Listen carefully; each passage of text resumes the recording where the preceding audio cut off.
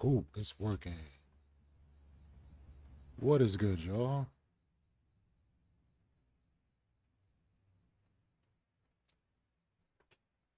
So we got ourselves a blue wave.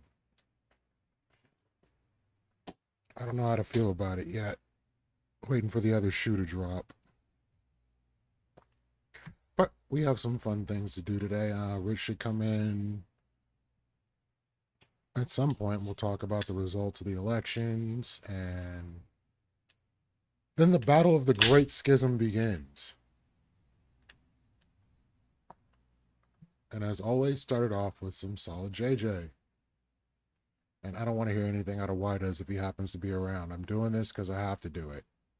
A while, you'd learn not to accidentally slice it off, but the bathroom remains a gamble. That's nice, Logan. So what are you doing? Nothing. Just waiting for my food to heat up. Oh. Couldn't you just heat it up with your lasers or something? No, I can't. What do you mean you can't? I mean, I can't. That's not how my powers work. Oh. But I've seen Iron Man heat up his food with his lasers before. Well, sure, those are lasers. Uh-huh. I don't shoot lasers. Yeah, you do. No, I don't. What are you saying? That's your thing. That's what you do. Yeah, but they're not lasers. Then what are they? They're punches. What? There's no Thank you, heat Kyle. involved. We have They're reset. beams of We're pure back to force. homeostasis. They're not like a laser. They're more like a punch. And they come from the punch dimension. You're making that up. That's a real place. Shut up. It's the truth. Reset. My eyes are actually just portals that open into the punch dimension, which is a dimension of nothing but pure kinetic punch energy. And then that comes out. Hold on. Hank, get in here. What are you doing? Good morning, everyone. All right. You tell him exactly what you just told me. Oh, okay. I was just explaining to our friend here how my eyes don't shoot lasers. Oh, how interesting. So what do they? Well, they don't actually make anything. My eyes are portals to the punch dimension, which is a world of pure concussive force. They Comes literally after said my eyes. punch Oh, dimension. that's dumb. What do you mean it's dumb? How did you even surmise that? I mean, can you see inside your own eyes? It's not that weird, all right? Imagine a punch, all right? It's a world. Remy, come oh here. my God. What are you talking all about here on this fine Saturday morning? Okay, again, my eyes do not shoot lasers, okay? My But eyes technically are his eyes are a the portal punch to like dimension. They're infinite firing beams energy, of so punch. like he should be getting It's not captured. that weird, okay? My eyes are like firing out this pure force, or concussive punch force from a different dimension. When you put bread in a toaster, do you think it comes back out from the toast The dimension? punch dimension's a real place, okay? What are you guys talking about? You gotta hear this shit. Okay, Gigi, you'll get this, right? My eye beams, Right. they're not lasers. Okay, so they shoot something else then? No, they don't actually, because my eyes are just portals to a different dimension where it's all just concussive red energy. And what's the name of that universe again? I don't need. Yeah, need why to is it know. red? Punch Yeah, dimension? yeah, something like that. But that's really dumb. Damn it, guys, come on, it's I cool. liked it a lot better when I thought they were lasers. Okay, well, it's not. My eyes shoot punches made out of punch energy from the punch dimension. Oh, Cyclops with your one eye. You throw cards. All right, everyone, calm down. What seems to be the problem here? Professor, you gotta hear this. Do you know how Cyclops' powers work? Well, of course I do. His eyes are portals to the punch dimension, which leaks out Son concussive of a- energy through his eyes. Thank you. Someone gets it. Oh, come on now. Is it really all that confusing? Charles, what was that Paul said? Stupid second to remember. You read his mind. No, I didn't. You didn't know that shit. You read our minds when you came in. No, I did not. Yeah, you did. No, I knew going in.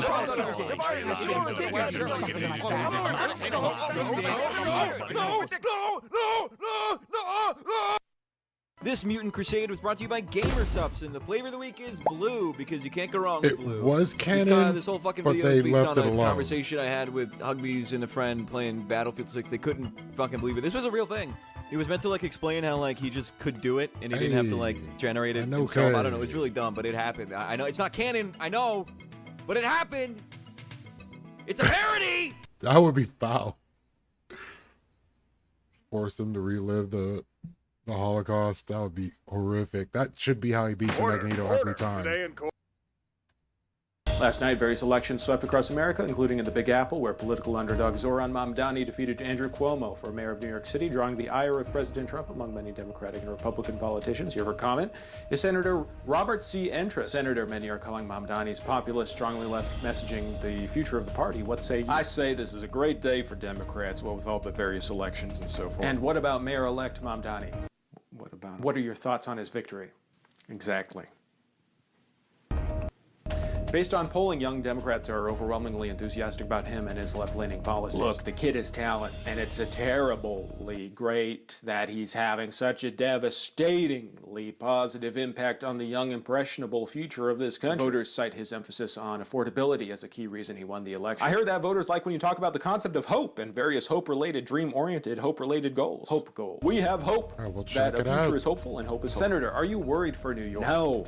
If Mr. Mamdani wasn't such a scary guy, maybe people would Good be to talking see about you, hope Muppet. instead of how they can't afford rent or whatever. Sorry, do you not support the mayor-elect? That is a great question. How will he support Israel? That's not what I was. This is like, this means nothing to me. It's just like, it's like whatever.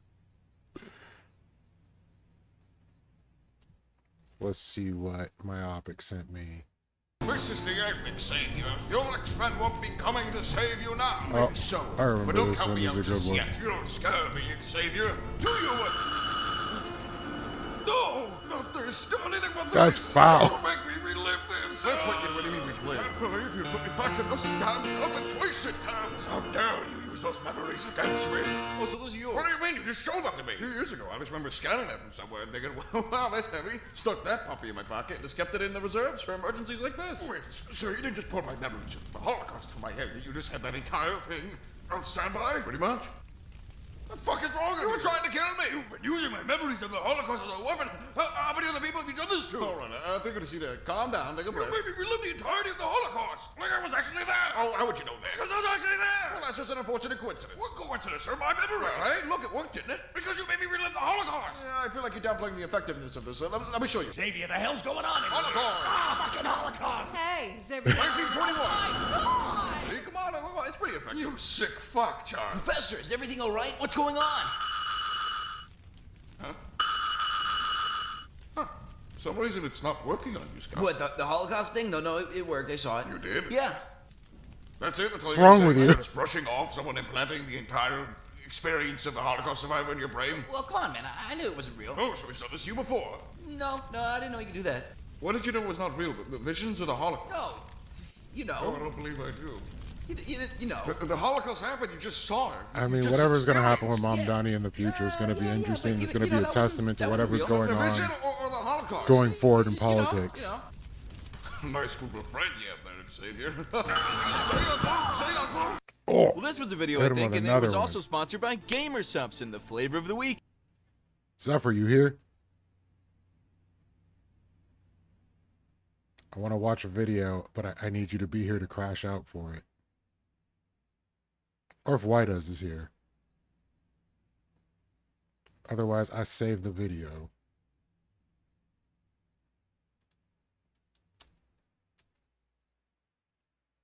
Let's watch it. I will save it for now.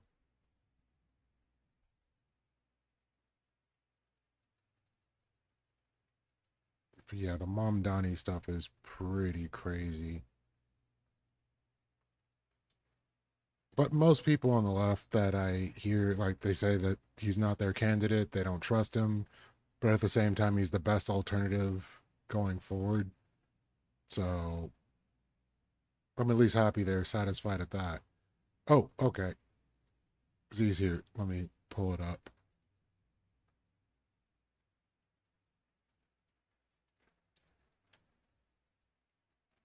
Let's watch this video. Black holes is evidence of God's What's care. good, Mike? You have to be living in a big spiral galaxy for advanced light to be possible. But the bigger the galaxy, the bigger the black hole at its core, and the more dangerous it is. But for a variety of reasons, our Milky Way galaxy has a black hole that's 40 times smaller than it should be. It's the only big galaxy that's got such a tiny central black hole. And it's because we've had no major merger event with a dwarf galaxy in the last If I have 11 to suffer billion through it, years everyone that else we have does such too. a tiny black hole. And what's interesting too is you go back 1 million, 2 At million least 10 years times ago, my it was consuming big asteroid and comet-like bodies. Today it's consuming tiny ones. And so during the human era, we have a very quiet, small black hole in its core. And likewise, the Andromeda galaxy, which is another big spiral galaxy, its supermassive black hole is the right size, 40 times bigger than one in our Milky Way And this galaxy. black hole but was currently it's just in the right. quietest phase it's ever been. If it wasn't, we wouldn't be able to have this podcast. Really? And likewise, you look at all the other supermassive black holes in the vicinity of our Milky Way galaxy, it's all designed in such a way that we can safely exist here on planet Earth. And yet, many of the elements in your body that are essential for you to live, they're only constructed when neutron stars merge together to become black holes. So if you don't get adequately exposed, our solar system, to black holes when it's forming, we won't have the heavy elements you need to have human beings. Let's watch this video. How did that make you feel?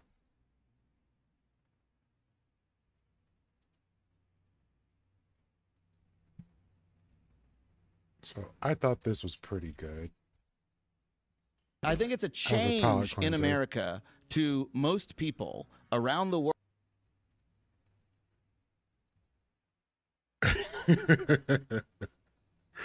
Oh man.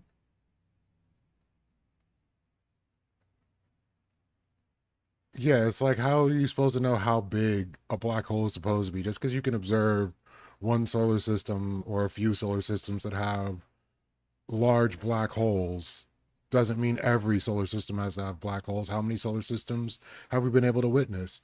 What's good, Unicorn Exhaust? I assume it's rainbows that create galaxies, but all the same. World to feel that, oh wait, if I go Appreciate to the prime America sub. and I express a mild opinion about their foreign policy in my own student paper, or maybe on a stage, or maybe somewhere else. Yeah, it's I basically could the be, puddle without analogy. any Well, actually, it's like a puddle analogy crossed with a look at the trees analogy. And so, like, I was already infuriated. It's Jenny! Oh, dope.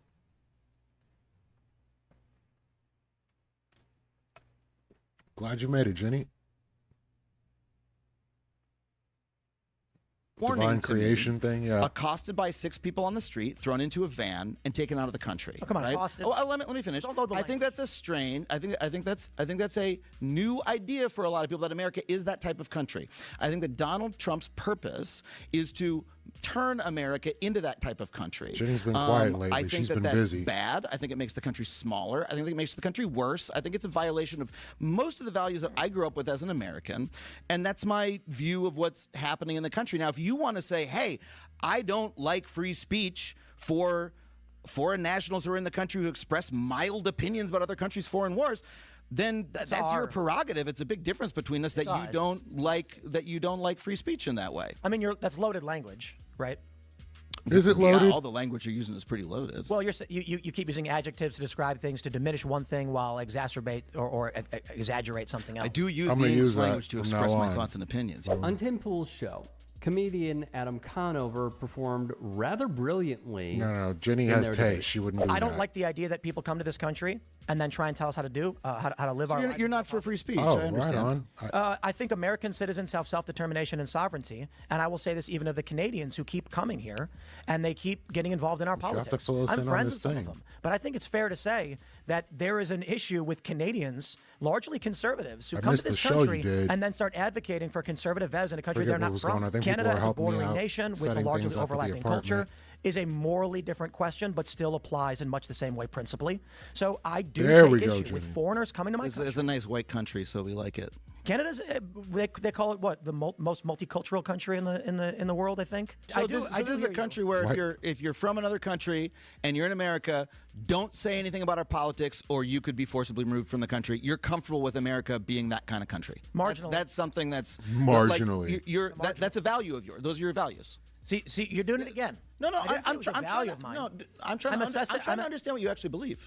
Yeah, I'd say marginally it's a good. Because I think that's a point of distinction. It's like not just yes it's or no. useful in a conversation like this to be like, okay, I have my value, you have your value, and my value is like, I really like it when people say what they think about any country's politics. I want everyone to notice something here very quickly.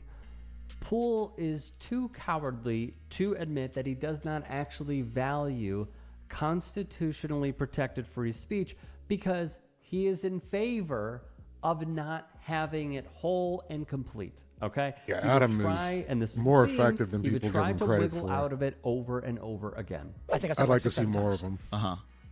You're a guest in our country. Adhere to the rules. That's it. That includes conservative Canadians, conservative Brits. That's Carl Benjamin. That's Paul Joseph Watson. That's Viva Fry. That's Seth Prime Rogen. did it. And it's also Okay, so all those people They got deported, I'd say, okay. should not And speak Dim Tool even about had a Gibbs assist. American national interests, like the Suez Canal. We shouldn't While say, here on a the temporary Panama visa. Canal, or He like, rarely shows up in my feed, Puerto Rico but- state or not. Visa. Now I'll have They to should start not seeking speak it out more about often. American politics. You can speak about what you want, but speech has consequences. Is this really, and I mean really, the position you want to advocate for? On second thought, this could very well be the position he will advocate for, though they claim to be duped. Poole, like Dave Rubin, Benny Johnson and others made an absolute killing from Tenet Media, a pro-Trump supergroup that was allegedly funded by Russia. Poole would rake in $100,000 per episode for a weekly show per prosecutors. For the record, now the debate comes later tonight. Poole, who has more than 1.4 million subscribers on YouTube 3 hours. and 2 million plus followers on Twitter, would state, should these allegations prove true, I, as well as the other personalities and commentators, were deceived and are victims. Never at any point did anyone other than I have full editorial control of the show, and the contents of the show are often apolitical. I'm just trying to. This is a popular majority. I'm just trying to make sense of your position around free speech, because you agree with me about all the past things in America that you're talking about. Kent State, you're talking about George Carlin and all these other things, and these were bad abrogations of free speech. Indeed, deportation is not a murder. You're going home. I'm giving you a ride home. But if you came to my house, I let you in the door. I said, you can hang out tonight. And you started talking to my brother. I say, bro, I'm going to give you a ride home. I don't think you should be here. That's not an affront to someone's sovereignty or free speech. It's like the worst thing that happened to you is I gave you a ride home. Oh, I'm going to cry. She's going home. What's the problem? Home's nice. She was here conditionally. We said, hey, we kind of think you're being we're going to give you a ride home. That's it. I mean, when I get a ride home, Kent State, 6 guys don't normally shove me into a van and then my family doesn't know where I am. Insane example. Insane. We're just giving them a ride home. That's all we're doing. You know, if you come into my house and you disrespect my brother, I'm going to say, I'm giving you a ride home, and I drive you home. I'm actually providing a service. That is funny that people that are the least victimized claim to be the biggest victims. My God, how obtuse. Comparing someone disrespecting you and you driving them home, and I have to think in this example, he's saying a maximum of 15 minutes, let's say, in comparison to people who are working for the state, receiving tax money to go into people's spaces, put them in handcuffs, throw them in the back of a cruiser, and take them to a building where a lot of times their lawyers don't even know where they are, and imprison them for days, weeks, or months on end, or maybe they'll get sent to a foreign gulag, is insane to compare just offering someone a ride home. Crazy. Crazy. And this is another thing that shows Poole's blind spots, he would also say that he doesn't believe that these people are getting manhandled or they're being taken advantage of or being abused. Yeah, no, there's literally stories of pregnant women getting slammed on the ground. What Tim Poole wants is a degree of bending the knee and nationalism. He does not believe in people expressing their free speech rights. And he would try to wiggle out of it again by saying there has to be consequences. Sure, there has to be consequences. Or if you're Shiloh Hendricks, there are none. You get rewarded. I agree that some speech has to have consequences, but I think it's more so having to do with guilt and shame, not penning an opinion piece about a foreign government. Like the disconnect is just jarring. Yeah, I've never seen Democrats have that kind of loyalty. The most is when it comes down to a president or elected official. Tim Poole's audience. It's pretty disgusting. To say that I was severely let down just trying to see how someone like Adam Conover or a Sam Cedar or an Emma Vigeland or some will, like that dude that was on the Surrounded and try just like straight up, oh yeah, I'm a fascist. What's good? Wrong and moral principles, leftist policies. More importantly, fact-checking what Tim Poole had to say, expounding upon something that he says, having him explain it, and it being completely lost on the audience is beyond troubling. Beyond. Am I surprised? No, I'm not surprised. This is the audience that he has. But to see it, and how many people are saying, "Oh, Adam," they treat illegally wild being in the country on the internet as being as bad as Hey, I like appreciate you vandalizing watching. a Now, if business you or can, something on that order. Please do become a channel member. They act like it's the worst crime in the world where it's like somebody overstayed a visa. Literally one of the wealthiest people in America If that's too much for you, you can just overstayed go a to visa. typ.com/join. And he's like a hero Become to a them, member. so it helps all of us out here at the I Young really Turks can't take them and keeps seriously. our network afloat. In addition, you could follow me on my socials on Twitter, Instagram, and TikTok. Appreciate the love. Have a great day.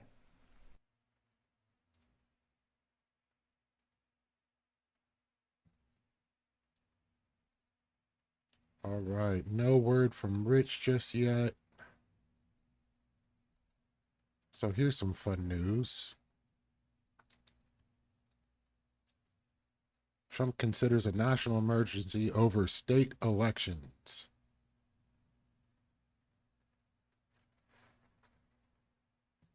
To even float an idea like that is completely bonkers. He's arguing a new voter fraud probe could justify expanding presidential powers and still pushing the 2020 fraud claims.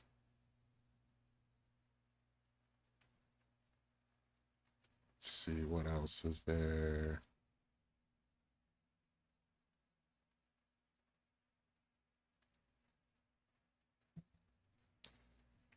He and his advisors drawn renewed criticism amid reports indicating they have discussed using emergency powers to expand federal control over state elections. Voting rights advocates warn the move could undermine state authority and public trust. Trump could declare national emergency to influence election procedures.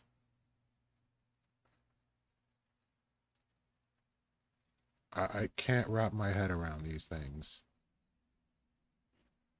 Court, the Hulk, represented by She-Hulk, attorney-at-law, is suing the Avengers for unlawful termination, defamation, and unpaid severance. Today is the first day of deposition. The defense includes Tony Stark, at this Captain point, America, to some people, Wasp, it is and Cosmic Thor, Horror. represented by Matt Murdock, attorney-at-law, also known as Daredevil. Hey, that's a secret, you hear? The other way? Why'd we have to pick the blind one? Prosecution calls Hulk's former employer Iron Man to the stand. Look, I think this is all a big misunderstanding. We had to fire the big guy. He's a ticking time bomb. Actually, Hulk has PhD. Okay, see that? He's calm enough to do callbacks now, but give him the slightest thing and he'll throw a fit. And his fits normally involve violence. Actually, exclusively. They exclusively involve violence. So then are we to believe that you'd hired the Hulk with the belief that he'd be well-tempered? Well, not exactly, but... And is it not true that anger is what gives him power in the first place? Well, it wasn't just that. I mean, you name it, and he's done it. Extended breaks, not sticking to schedule, stealing office supplies. Is that so? Yes, I mean, the guy stole, like, what, 4 staplers from the office? Why does he need 4 staplers? What does the Hulk need a staple? He can't even use those to begin with. His fingers are too big. It was purely malicious. No further questions, Your Honor. All right, well, would the prosecution like to bring any other witness to the stand? Yes, Your Honor. We ask the Hulk to take the stand. Mr. Hulk, what would you say to the accusations made by your former employer? Hulk's not a crazy guy. Hulk's very relaxed most of the time. You're trying to pop Most my of the head time. because you thought it was a bird on account of the wings. What kind of reason is that? Hulk never calls such To events. add credence to the prosecution's character, we now bring our next witness, Dr. Bailey. Or ask them how they feel about Thomas Sowell. It is my scientific observation that these guys are liars. The Hulk isn't like that at all. Objection, Your Honor. On what grounds? On the grounds that it's the same guy. You can't testify on behalf of the Hulk. That is him. That's him. That is the Hulk. Why isn't he wearing a Attorney shirt? blind, or is it all of you? Because that certainly is not the Hulk. Are you kidding me? He's not even green. No, I refuse to believe that. Everyone knows he's the Hulk. Everyone knows Your that. Honor, they're trying to intimidate my client. Your Honor, that man is a liar. Order! I demand order in my courtroom. All right, this court will be in recess until we can all agree to act like adults in spandex. Court dismissed. I don't know if this is going to go our way anymore. We gotta I watch just her don't as a know. judge. Don't get blue. It's still too early to say. The guy walked out, turned small, walked back in, and nobody seemed to care. I mean, God forbid if we lose, it could mean millions. Oh, no. Anyway, sir, are we good on pizza? Oh, some garlic knots if they have them. And extra pizza. We definitely miss Wait, Rabbit. are you guys seriously ordering pizza at a time like this? You guys can't be serious. He makes a good point, gang. Let's do Chinese. Ooh, Chinese sounds good. And extra pizza. No, what I mean is, wait. You guys think I'm going to take the fall here, don't you? No. Yes. Yeah, I knew Oh, it. Tony, come on. You're the guy with the cash. Oh, is that right? Let me guess. Who'd be paying for this little mid-crisis snack? You'd be mad if I said you, right? Here, Chief. It'll mean so much. This one's on me. Keep the change. Cap, what is this? That there's hard-earned Americana, my friend. Not to mention my shiniest nickel. Steve, you've been unfrozen That for is a an while. honorable You gift. understand I inflation, hope right? Rabbit Like, this sees is it and worth comes a back to hundred us soon. millions. Were you even following? Like, can you fathom that number in dollars? I prefer the nickel. Listen, Chuckle Bucks, I am not taking this on the chin, all right? It's about time we all pitched in for once. I mean, come on, I gotta pay for the mansion. I paid for all the suits to be repaired. What paid about for... the money suit? What money suit are you even? The money suit. The Iron Man suit made of money. The one that burnt up in the atmosphere because it was made of paper. Paper money. That money suit. Ad You know, maybe if you didn't fire the guy over nothing. Hold on until it's a banner, gang. Our break's over. We need to get back to the court ASAP. Well, I'm definitely not going to make it back there in time on foot, so how are we doing this? Do I hold on to your leg, or...? Oh, right, you can fly. Ah, son of a... Worry not, my friend, for I shall venture this journey with you. Well, geez, Thor, you could have just flown out without me. Well, I guess you just aren't that kind of guy, are you? Yes, Thor is just not that kind of guy. What are you doing? Just stretching. All right, 1 coffee black. That'll be $2.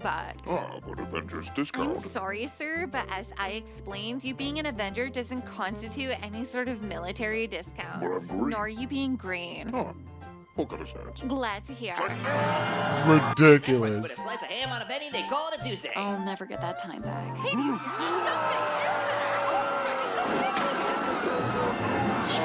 Well, okay then. I believe we're just about good to go. That's a I'll say Z-level everyone crash else. out right there. Are you fucking kidding me? Use your words, Mr. Man. We're still doing this after he destroyed half of downtown I New York? asked the defense to keep their comments pertinent to the case at hand. Pertinent to the case? What do you call that? Was that not already there? Was what not already That's there? enough for me. Moving on. Don't build self-destruct. What art thou doing? I'm trying to order one of those phone call things, but I can't register for it. Damn thing asked me for my birthday, but doesn't include any years past the Couldn't 40s. thou just put the latest date and call it a day? And what? No, lie to America. You want me to lie to America? I suppose not. Why don't I just register you? When were you born? I was born in the age before man conceptualized time. Oh, what a great help you are. Before man conceptualized... What the fuck? The defense calls Spider-Man to the stand. Hey, how's it hanging? Spider-Man, during your short Like, tenure literally as an none of these Avenger, people how could would you be in say your court. salary compared to that of the Hulk? Wait, they got paid? This is why we can't have You know, this is superheroes. where they shot the scene from Ghost. What? The scene where he kicks the can. No, it isn't. How could It you know? is. I just saw it yesterday. No, it's a subway car. They all look Look at the the same. seats. Just the They're same shade all of like green. that. Same You can- exact There's shade. no way you could seriously tell which car they use. Nope. What do you mean, no? The defense calls up the Invisible Woman. What would you say of the character of the Hulk, Mrs. Storm? Her silence speaks volumes. This can't possibly be the right way. No. The court calls to the stand Tony Stark. Oh, believe me, I can tell you a lot about that wonderful Iron Man character. Overruled. Come now, Mr. Stark. You cannot testify on behalf of your own Instantly character. caught. Why not? They did the same fucking thing. Order! Order in this court. You're the one out of order, you big baby looking. We should have started with this. When you're right, old chum. Honestly, I don't even know how I got here. Is this about the Robins? Because the last one was just you, baby. Child labor laws don't apply to that one. We made it. And just in time. Now, let's get in there and make a difference. Oh, there you are. Sorry we were late. How'd it go? Did we win? I can't. You're wearing the helmet. I can't read whatever expression this is supposed to be. We're settling out of court. Oh.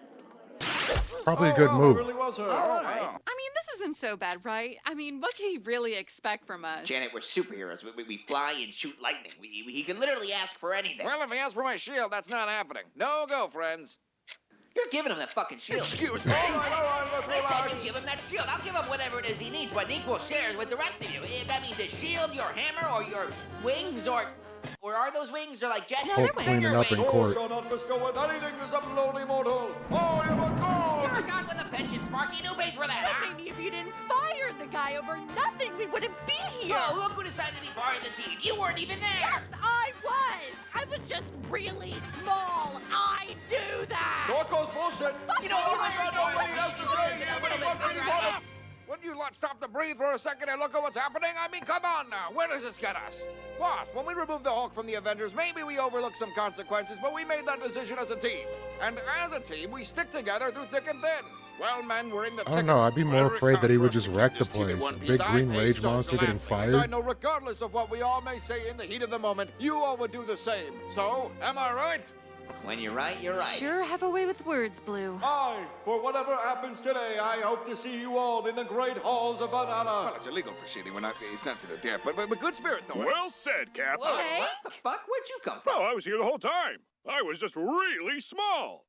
I do that. Avengers, my client and I have reached a consensus as to our demands. Well, lay it on us, Jolly Green. We might not like it, but we're a team. Scratch that, we're a family. We're the Avengers, goddammit, and we're ready for whatever you throw. Pants. What? Pants. Hulk rib pants. Knuckle up. Need more. 20 pairs, baby. Need pants, bro. Fuck you. Screw you. All of this for pants. You're an asshole, you know that? A fool, I say. And I've been here the entire episode. I was $1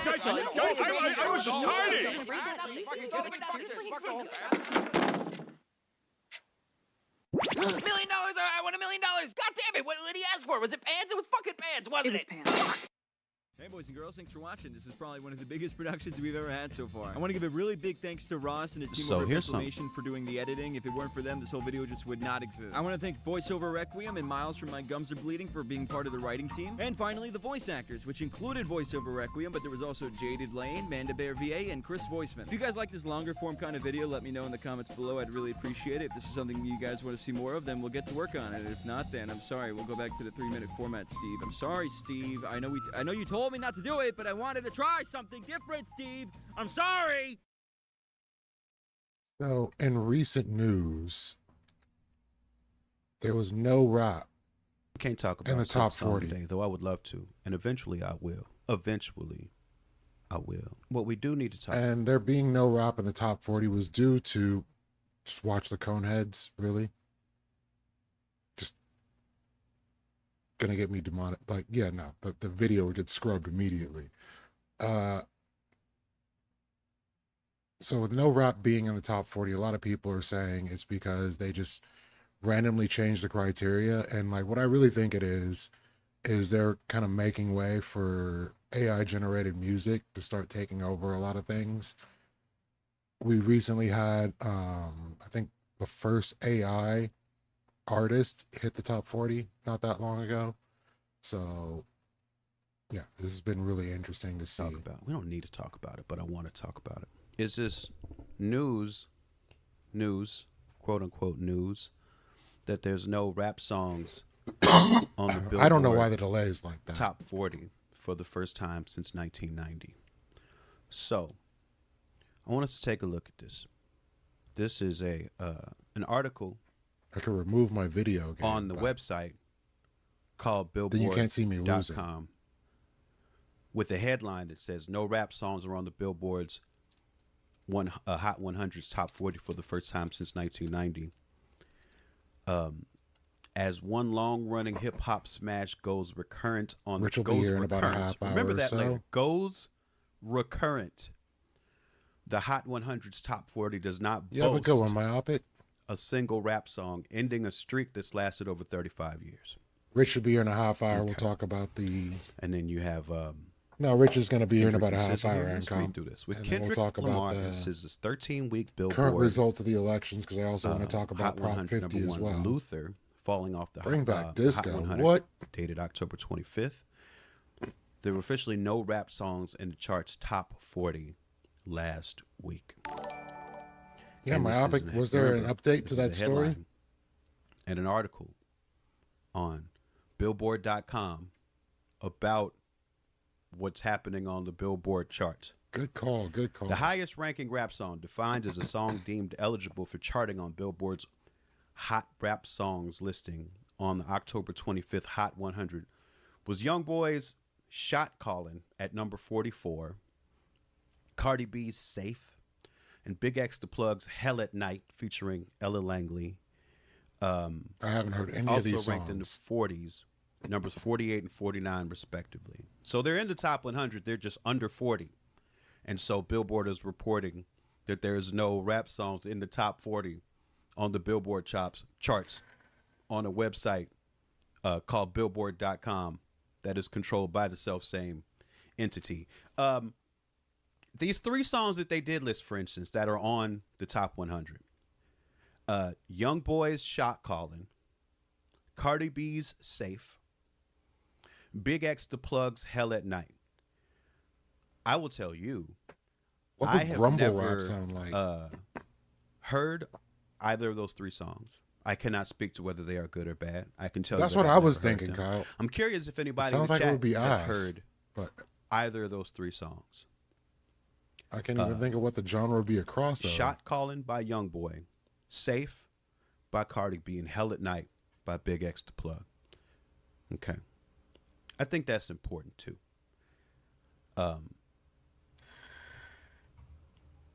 Is that the end of the yard? Okay, the last time before that, when there were 0 rap songs in the top 40 of the Hot 100, this article presupposes that somebody would ask that question. You have to go all the way back to February 2nd, 1990, when the top-ranking rap Mumble song rap was is so Biz ass Markie's it made eventual designer top 10 change hit the way he Just a Friend, raps altogether. which had just climbed He's to number finally 41 actually on the saying chart. words. The next week, Just a Friend jumped to 29, starting a Hot 100 streak of rap songs in the top 40 that would last for the next Young 35 Boy's supposed years, to be there? 8 months, and 3 weeks. So, one might again presuppose that, oh, is there some big difference in people's listening habits that made it so that there's no rap songs in the top 40 on the Billboard chart? And this is the part I wanted to get to before And then I it show goes the into next the video. reasoning in this next paragraph.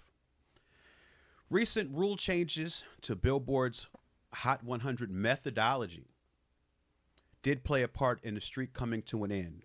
For the chart dated October 25th, descending songs were deemed recurrent and removed from the chart if they had exceeded certain durations on the chart while also falling below certain updated chart thresholds. For instance, if they had fallen below number 25 after spending over 26 weeks on the chart. That particular change resulted in a departure of Luther, which had fallen to number 38 on the previous week's Hot 100 chart and is 46th week on the listing. So,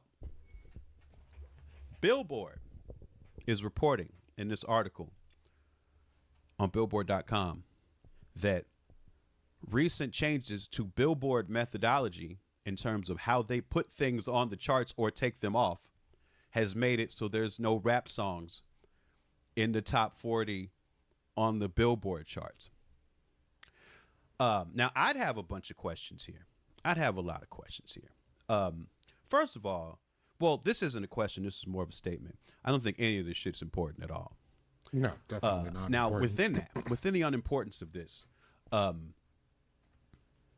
I would wonder why Billboard would feel the need to change its methodology to take song. Like, what is the benefit of creating a system that takes a song off of what's supposed to reflect, I guess, listening habits for people? Like, what's the benefit of taking a song off of there if it's been on there too long? Why would Billboard want to change that? Okay, let's get to why. This is why I think they want to change that. Hi, everyone. Anthony I. Tano here, internet's busiest music nerd, once again talking about our favorite topic on this channel. At this point, I'm often left wondering when I look at the comments on videos like these on YouTube or on social media, how exactly should I continue engaging with? Oh, so Moon, recently there's no rap music in the top 40.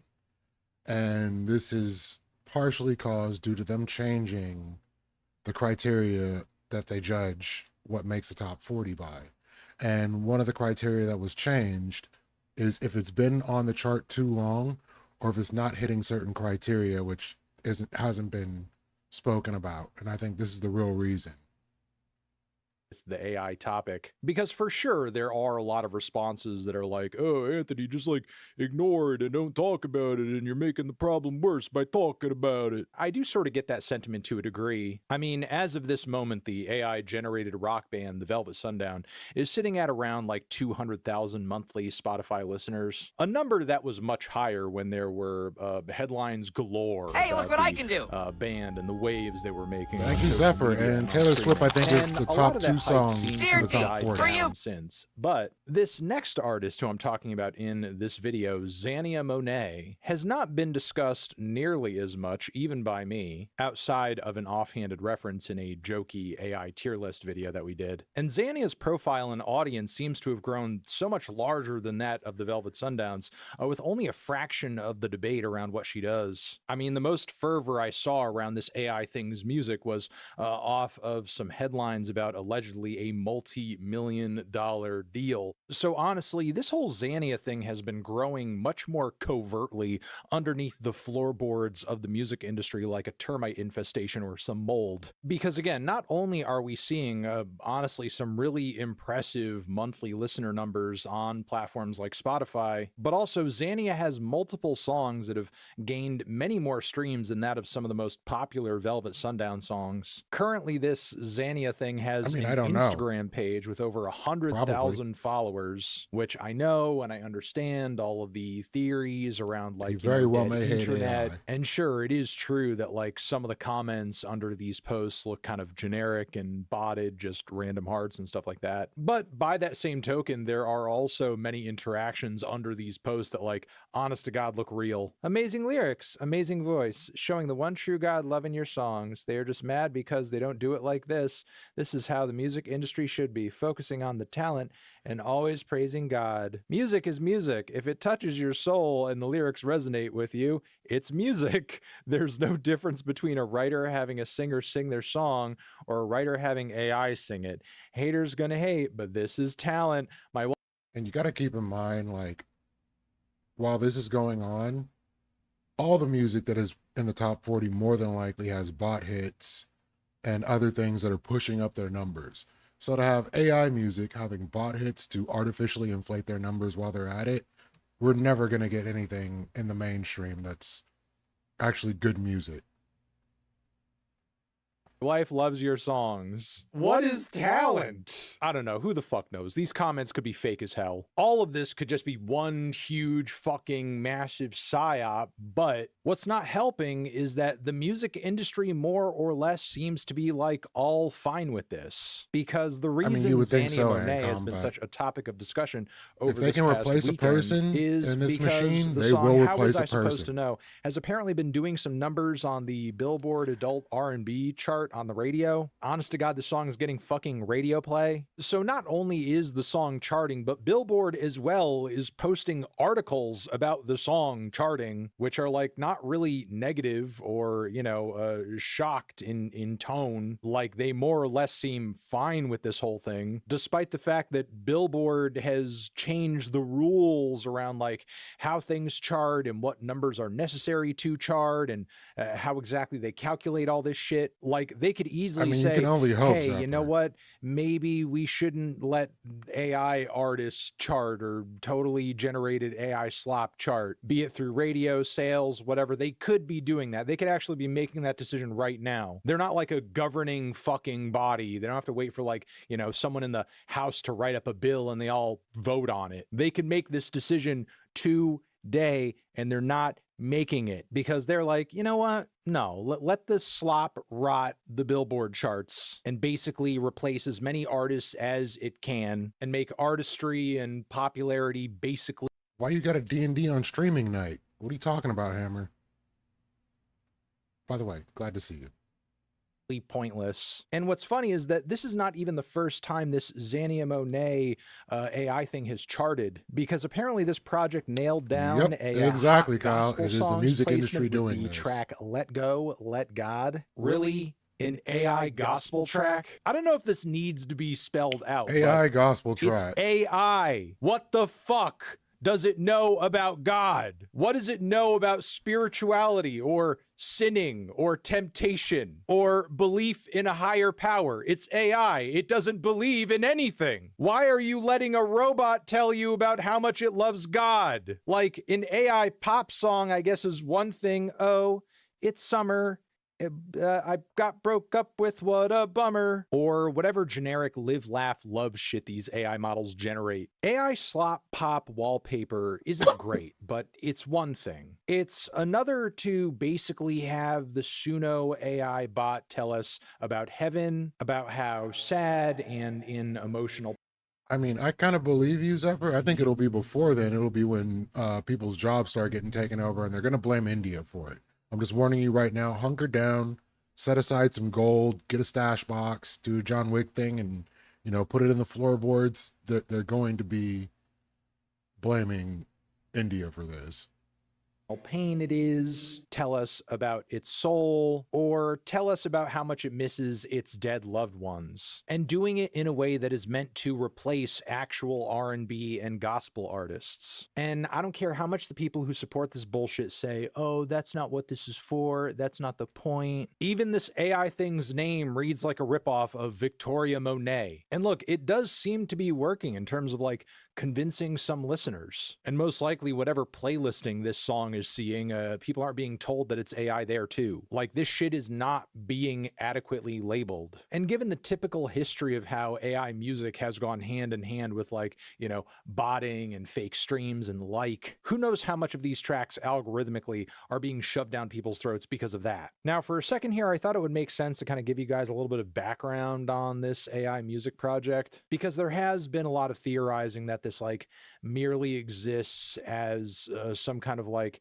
purely white guy created AI figure to profit off of black art, music, and aesthetics by, you know, creating this carbon copy. And for sure, to an extent, it is that. But allegedly, the mastermind behind Zanny Monet is one Talisha Nikki Jones, who is said to be basically like the lyricist behind the project. What's your thought, Hammer? Though who knows if every single word going into these songs is like purely coming out of her head. I mean, in theory, that could be the case, but simultaneously, it's just as easy, if not easier, to AI generate lyrics too, along with music. On top of that, a lot of the words and a lot of the sentiments going into these songs are, I don't know, just like some millennial live, laugh, love shit. Like the most cliche observations on loved ones and spirituality and relationships, having to be strong when things are hard. Like, honestly, the musings contained within these lyrics are so dime a dozen, it would kind of be a waste of time to actually sit there and think about them. In addition to that, I mean, the music itself, there's not really a whole lot to report. In terms of Xania delivering pretty much the same type of boring and overly saccharine millennial balladry that we've heard 100 times before, but with an R&B twist. A few gospel nods here and there too. Digital production, overused chord progressions, and in addition to that, what's maybe the most gross and disappointing thing about Xania's music is, despite how vocally intensive these styles of music are, you get that same shitty, splotchy, scratchy sound and aesthetic on the vocals that feel like they've been fed through a really bad, low-quality MP3. Oh, wait, I have to stop and read this. I wonder if liberals and progressives have a conservative mindset where they want to preserve the way things have been at that time. No, not necessarily. But you also don't want things that humans do, like art, to be replaced by computers, if at all possible. I think there's going to be a few things where people are probably going to flip out a bit. No Tiberius, it's just Anthony Fantano. Like you get with, you know, most AI music. I'm amazed. Voice just heals me. Meanwhile, the vocals sound like shit. Seeing so many grandmas and grandpas and dads and moms and uncles and aunties get like caught up in the AI net here. I'm sidebarring, but I just want to say it's just hilarious to see this, because for years we have heard from these generations that like, oh man, new music is trash and old music's way better and superior and it's not like it was back in the day. Back then we cared about artistry and this, that, and the like. Meanwhile, you are literally getting rizzed up musically by an AI chat chatbot. What do you know about artistry? Anyway, Talisha Nikki Jones is Raised up by seemingly an a real AI person with chatbot. a bit of a Facebook Encapsulates it profile perfectly. where she tries to make some extra bank off of her success with Zanny Monet by offering users a spot at her AI school, where I guess she's going to give instructions on how to make more garbage AI music. Of course, she also has motivational posts on her page celebrating her success in the AI music field. Making history in real time. Overjoyed isn't even the word. People cling to what they're used to until someone proves there's more. And when you break a barrier they swore couldn't be touched, it shakes everything. Now here we are. I created the first AI artist on Billboard Radio Airplay, the same space they said wasn't built for this. When innovation steps in, the world has two options: fight it or adjust, and eventually they adjust. This is bigger than me. It's proof that the future doesn't wait for permission. Bro, chill out. Chill. This person basically punched a bunch of words into an AI prompt, and she's acting like she invented the fucking automobile. I'm sorry, but like the attitude this person is showcasing is like the level of I mean, there might be pretentiousness something there, that artists Hammer. usually It's get just- painted with impunity. Like, usually when it comes down to conservatives, what are they trying to conserve? Is usually some moral values or some idea of what they think is proper in society. So it's not usually so much about music or art or anything on that order. It's more about how you live your life in the society that you live in and share with them. So I don't know how complaining that music sucks from the previous generation is so much a conservative idea. But I don't know, maybe you're like tracking this onto something different or like another concept, but I can't think of anything beyond people making those robot slur memes at this point. For actually creating art with their fingers, their minds, their voices. I don't know, even if it's some of the worst music ever created, I think artists who are actually working off of their own ideas have more license to feel this way about themselves than somebody who's just like fucking telling Suno what to do. But yeah, I'm gonna leave this here for now. Let me know what you guys think about all of this in the comments. I'm sure you will. Over here next to my head is another video that you can check out. Hit that up or the link to subscribe to the channel. Anthony Fantano, AI art is getting worse. Hi everyone.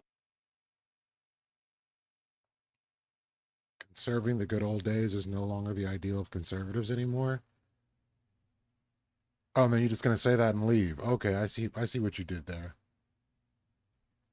Yeah, like I said, when it comes down to the good old days, it's like literally the days when everything was like they envisioned on TV and like fewer minorities running around and they could do what they wanted to do. So like I don't know if it really works that way.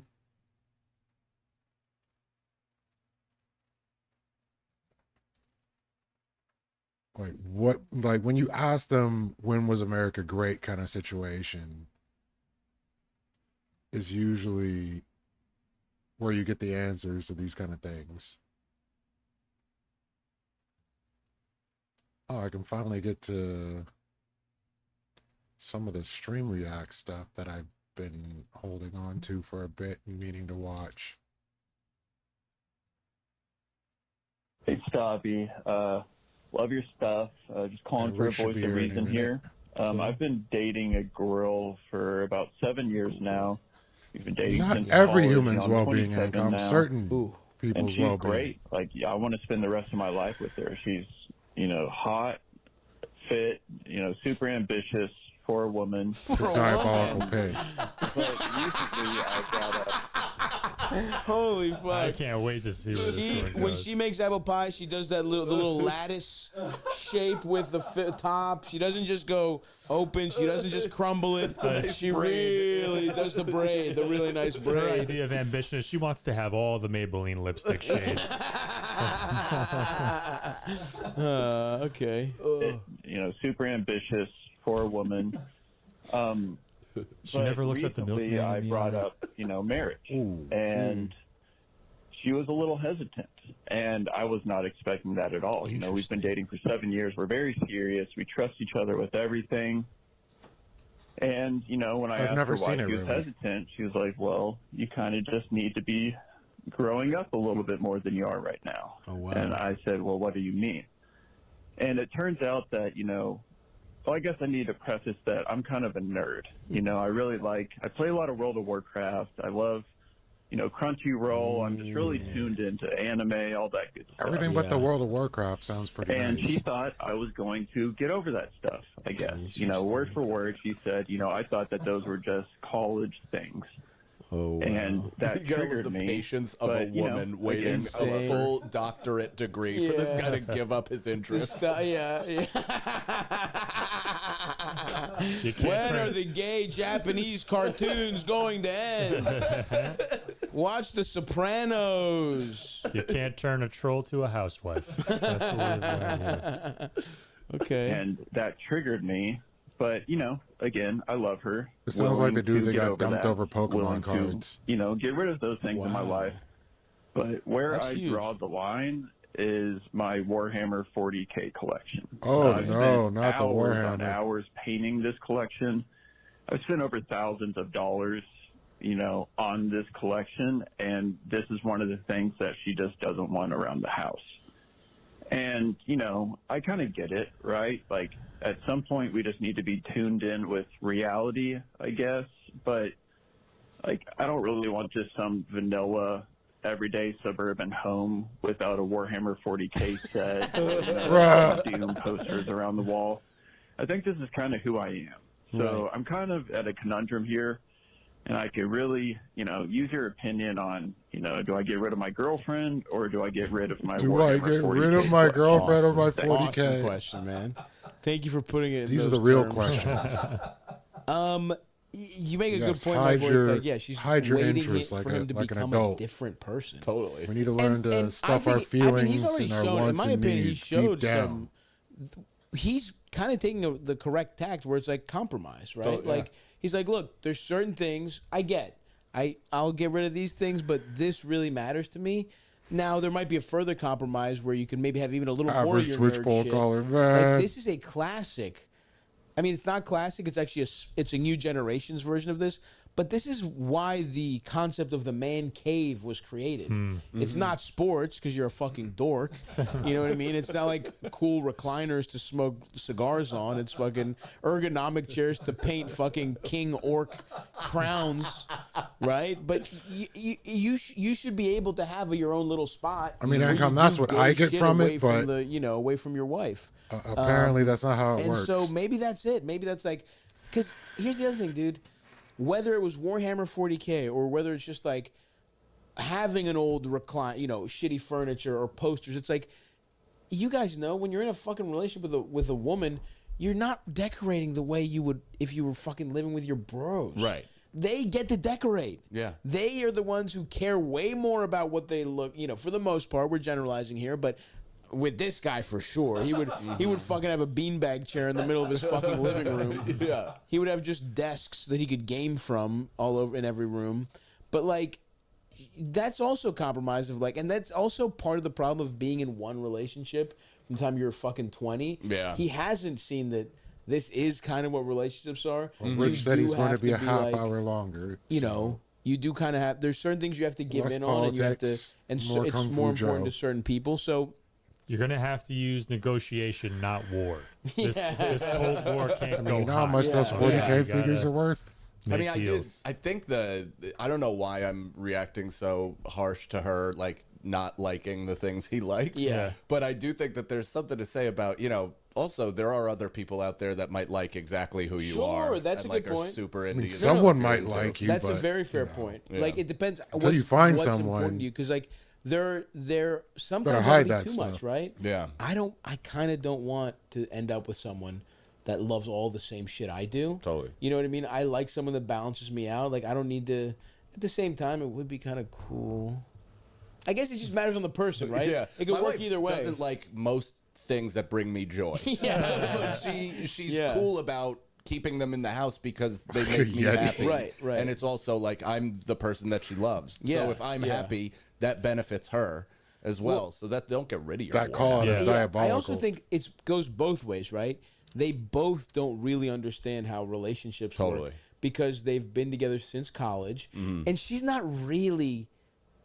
I kind of empathize with her. I empathize with both of them because if you want to just be who you are fully at all times, you just want to be a super turbo dork. You can do that. You can get. There are plenty of women who are into that kind of thing, right? Totally. You do have to assume, like, if she's like not that at all, and she goes out with her friends, and they're like, "How's he do? Like, is he still wearing cargo shorts with a braided belt and tivas?" You know, well, let's Wait, also, what's wrong with let's also this? Get into this? She's hot, I right? feel like Didn't I just he took start it by saying how hot she was. astray from the first this. two things he says were hot and fit. Yeah. Before he gets into ambitious for a woman, hysterical stuff. She doesn't have appropriate ambitions like collecting a Warhammer figurines. So, because look, those women exist that are into your dork stuff, but the hottest ones, you ain't getting them. Yeah. You ain't getting someone as hot into your shit, totally. and you have to decide what's important to you. Yep. And honest, See, that's where this comes up. I waited 3 This weeks. man became wealthy waited and 3 decided weeks. I he's called going to at buy least 9 back times. I his got childhood. So excited. I drove This to is the what women have to headquarters. deal with now. Right, Is I men drove there. that I are said, you know buying what? back Just their forget childhood sending it once to they my have place. money. I'll just pick it up right there. You know, I was that excited for it, but it finally got here. I got the Megatron. Oh my goodness. Oh no, we're not done with that yet. I just had to segue. That's cool. That is so cool. Okay, let's try this out. Hey, Megatron. What's wrong? Transform. This is what men want. Okay, hold on. At least the millennial generation of men. They make money. They're buying back that childhood. Oh my goodness. I genuinely don't know what other commands he has. Wait a minute. Stay right here. I have an idea. Hey, Optimus Prime. Greetings. Transform.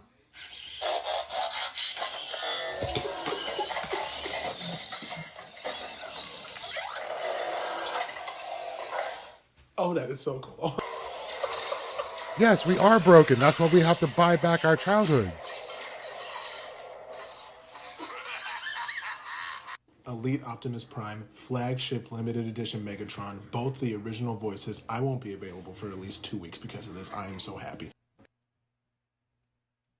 honestly, there's nothing wrong with keeping certain things for the boys and keeping certain things for, you know what I mean? Like, for, so that's what it is. We're man. all You have too to do a broke for that. I calculus. wish we could And he all also afford sounds that, like but he says he wants not to spend all of the us rest will of be his able life to with afford her. to buy back whatever. our So yeah, dude, childhoods. if that's how it is, then compromise. And we'll have to keep settle the with, shit. I you know, think someone that we a live little, with You don't want a suburban that house is without telling us we Warhammer can't stuff. have our What interests. about a regular suburban house that's 80% normal, and then 20% is your little dork dungeon that you get to fucking hang out in, and you know, maybe she gets her own spot, her Take own the little deal. You know, yeah, I say, if I'm this guy, yeah. Well, and I know dudes know. are like, oh, so you only get that much of your house? It's like, I don't need more than that. Yeah. Like, I actually, a house is too much for It me. takes I very don't little want that for me to be happy. responsibility. 100%. I want a room. It's also nice to be in a nice place. Totally. If I was in charge of a house, it wouldn't be nice. No. Like I got a place in Baltimore. I have asked women what to put in my house. Yeah. If it were up to me, it would I've just be never like, decorated a place that I lived in without a girl. no, you need. There was a massive difference between my Elmhurst, Queens apartment Yes, in 2008 yeah. to then the apartment I shared with my gonna-be wife in 2010. Right. I had piles of clothes. I had a bag of laundry on the balcony of my apartment that I didn't open for 18 months. I mean, we appreciate it, Kyle. And I opened it, and there was like a living we can't all live up to ecosystem. that. Like, it was fucked up, but it was like I would buy those assassin living, like Transformers. uncovered lights, the whole thing. And it's like, I don't want to go back to that, man. yeah. So yeah, dude, he's It'd be already on and shown cracking. some you know, that he's willing to. Because here's how this ends. If you Not really gonna miss take a hard car line payment stance. over it, but You're playing Warhammer with a if I fucking got that chunky leftover six. cash, let's you do know it. what I mean? Instead of just like sharing a home with a hot woman who's clearly too good for you. That's right. Yeah, she just committed young. You imprinted that's upon the thing. her young. That's the thing. You do not want her to test the open market. You got to sign, and I'm sorry I'm using sports analogies that you're not going to get. 100%. But you can't let her see free agency. You have to sign her to max extensions every time. It's like if Luka discovers anything outside of Dallas, it's over. You give her the no trade clause, whatever she wants to do, and that's really, when it really comes down to it, do whatever the fuck it takes to hang on. Is my advice to you personally, just as a guy. Another sports analogy you're not going to get. You need to have a bend, don't break defense. Being in a relationship as a guy is all about protecting your dumb hobby. Mine is golf. That's my warhammer. You gotta know when to hold them, know when to fold them. Sometimes, but I feel bad for this guy because I bet you this woman would have less of a problem with golf. She would be annoyed. She would be annoyed because he's still gone during the weekends or whatever. But it is more socially. So I feel for him in that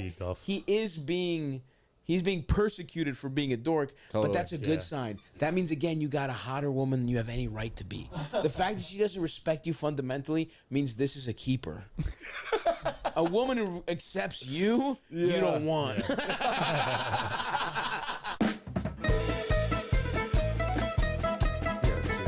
As we go through all that. Hey, come here.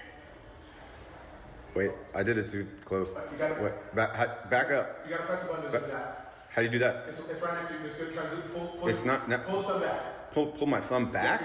So as everybody knows, we are going to be spending the night inside the Toys R Us. No, that's not what's happening. I'm going to spend the night in the Toys R Us. No, it was a we thing. I called your people. My people? I called your people. Who'd you call? Come here. I called all of them. I called. Just take my toy and go home. Then. Wait. Does that happen to be an Optimus Prime vintage Nerf blaster? Possibly. Yeah. I mean, can I hold that? Well, not really, because I'm not. Hold it for a second. Got Channing Tatum. Night, so unless you have a toy that we could probably trade, let's go talk. Let's go talk. Come on, Jeffrey. What about a big raft? Get serious or don't get serious. I can't do the accent. I'm sorry. Okay. Come on. Hot Wheels. Double loop, stunt track. But Remy's in there. This is a vintage. It's a and vintage. they locked up full loops. Okay, Toys R Us. Okay, can't do that. Fine, come on, let's go. Channing, come on. We all know what's important. Deal. Oh, Jeffrey. Oh, Jeffrey. Wait. See, okay, it's a little tough. It's not going to sound easy. Okay, you know what? That Gambit references. Hey, come here. Wait, I did it too close. Wait, back up. You gotta press the button to do that. How do you do that? It's right next to you. Just good. So yeah, that's what we're dealing with. Like grown ass men doing well, and that's just all they're doing. Running through a Toys R Us that they paid to be vacant. I don't know what to say. So we got one from Zephyr here. I'd actually seen this one in my feed and never got around to watching it. Some animals very clearly got the middle finger from evolution. This is the portrait of privilege. There is no animal that's gotten more green lights from... I'm guessing that's a kiwi?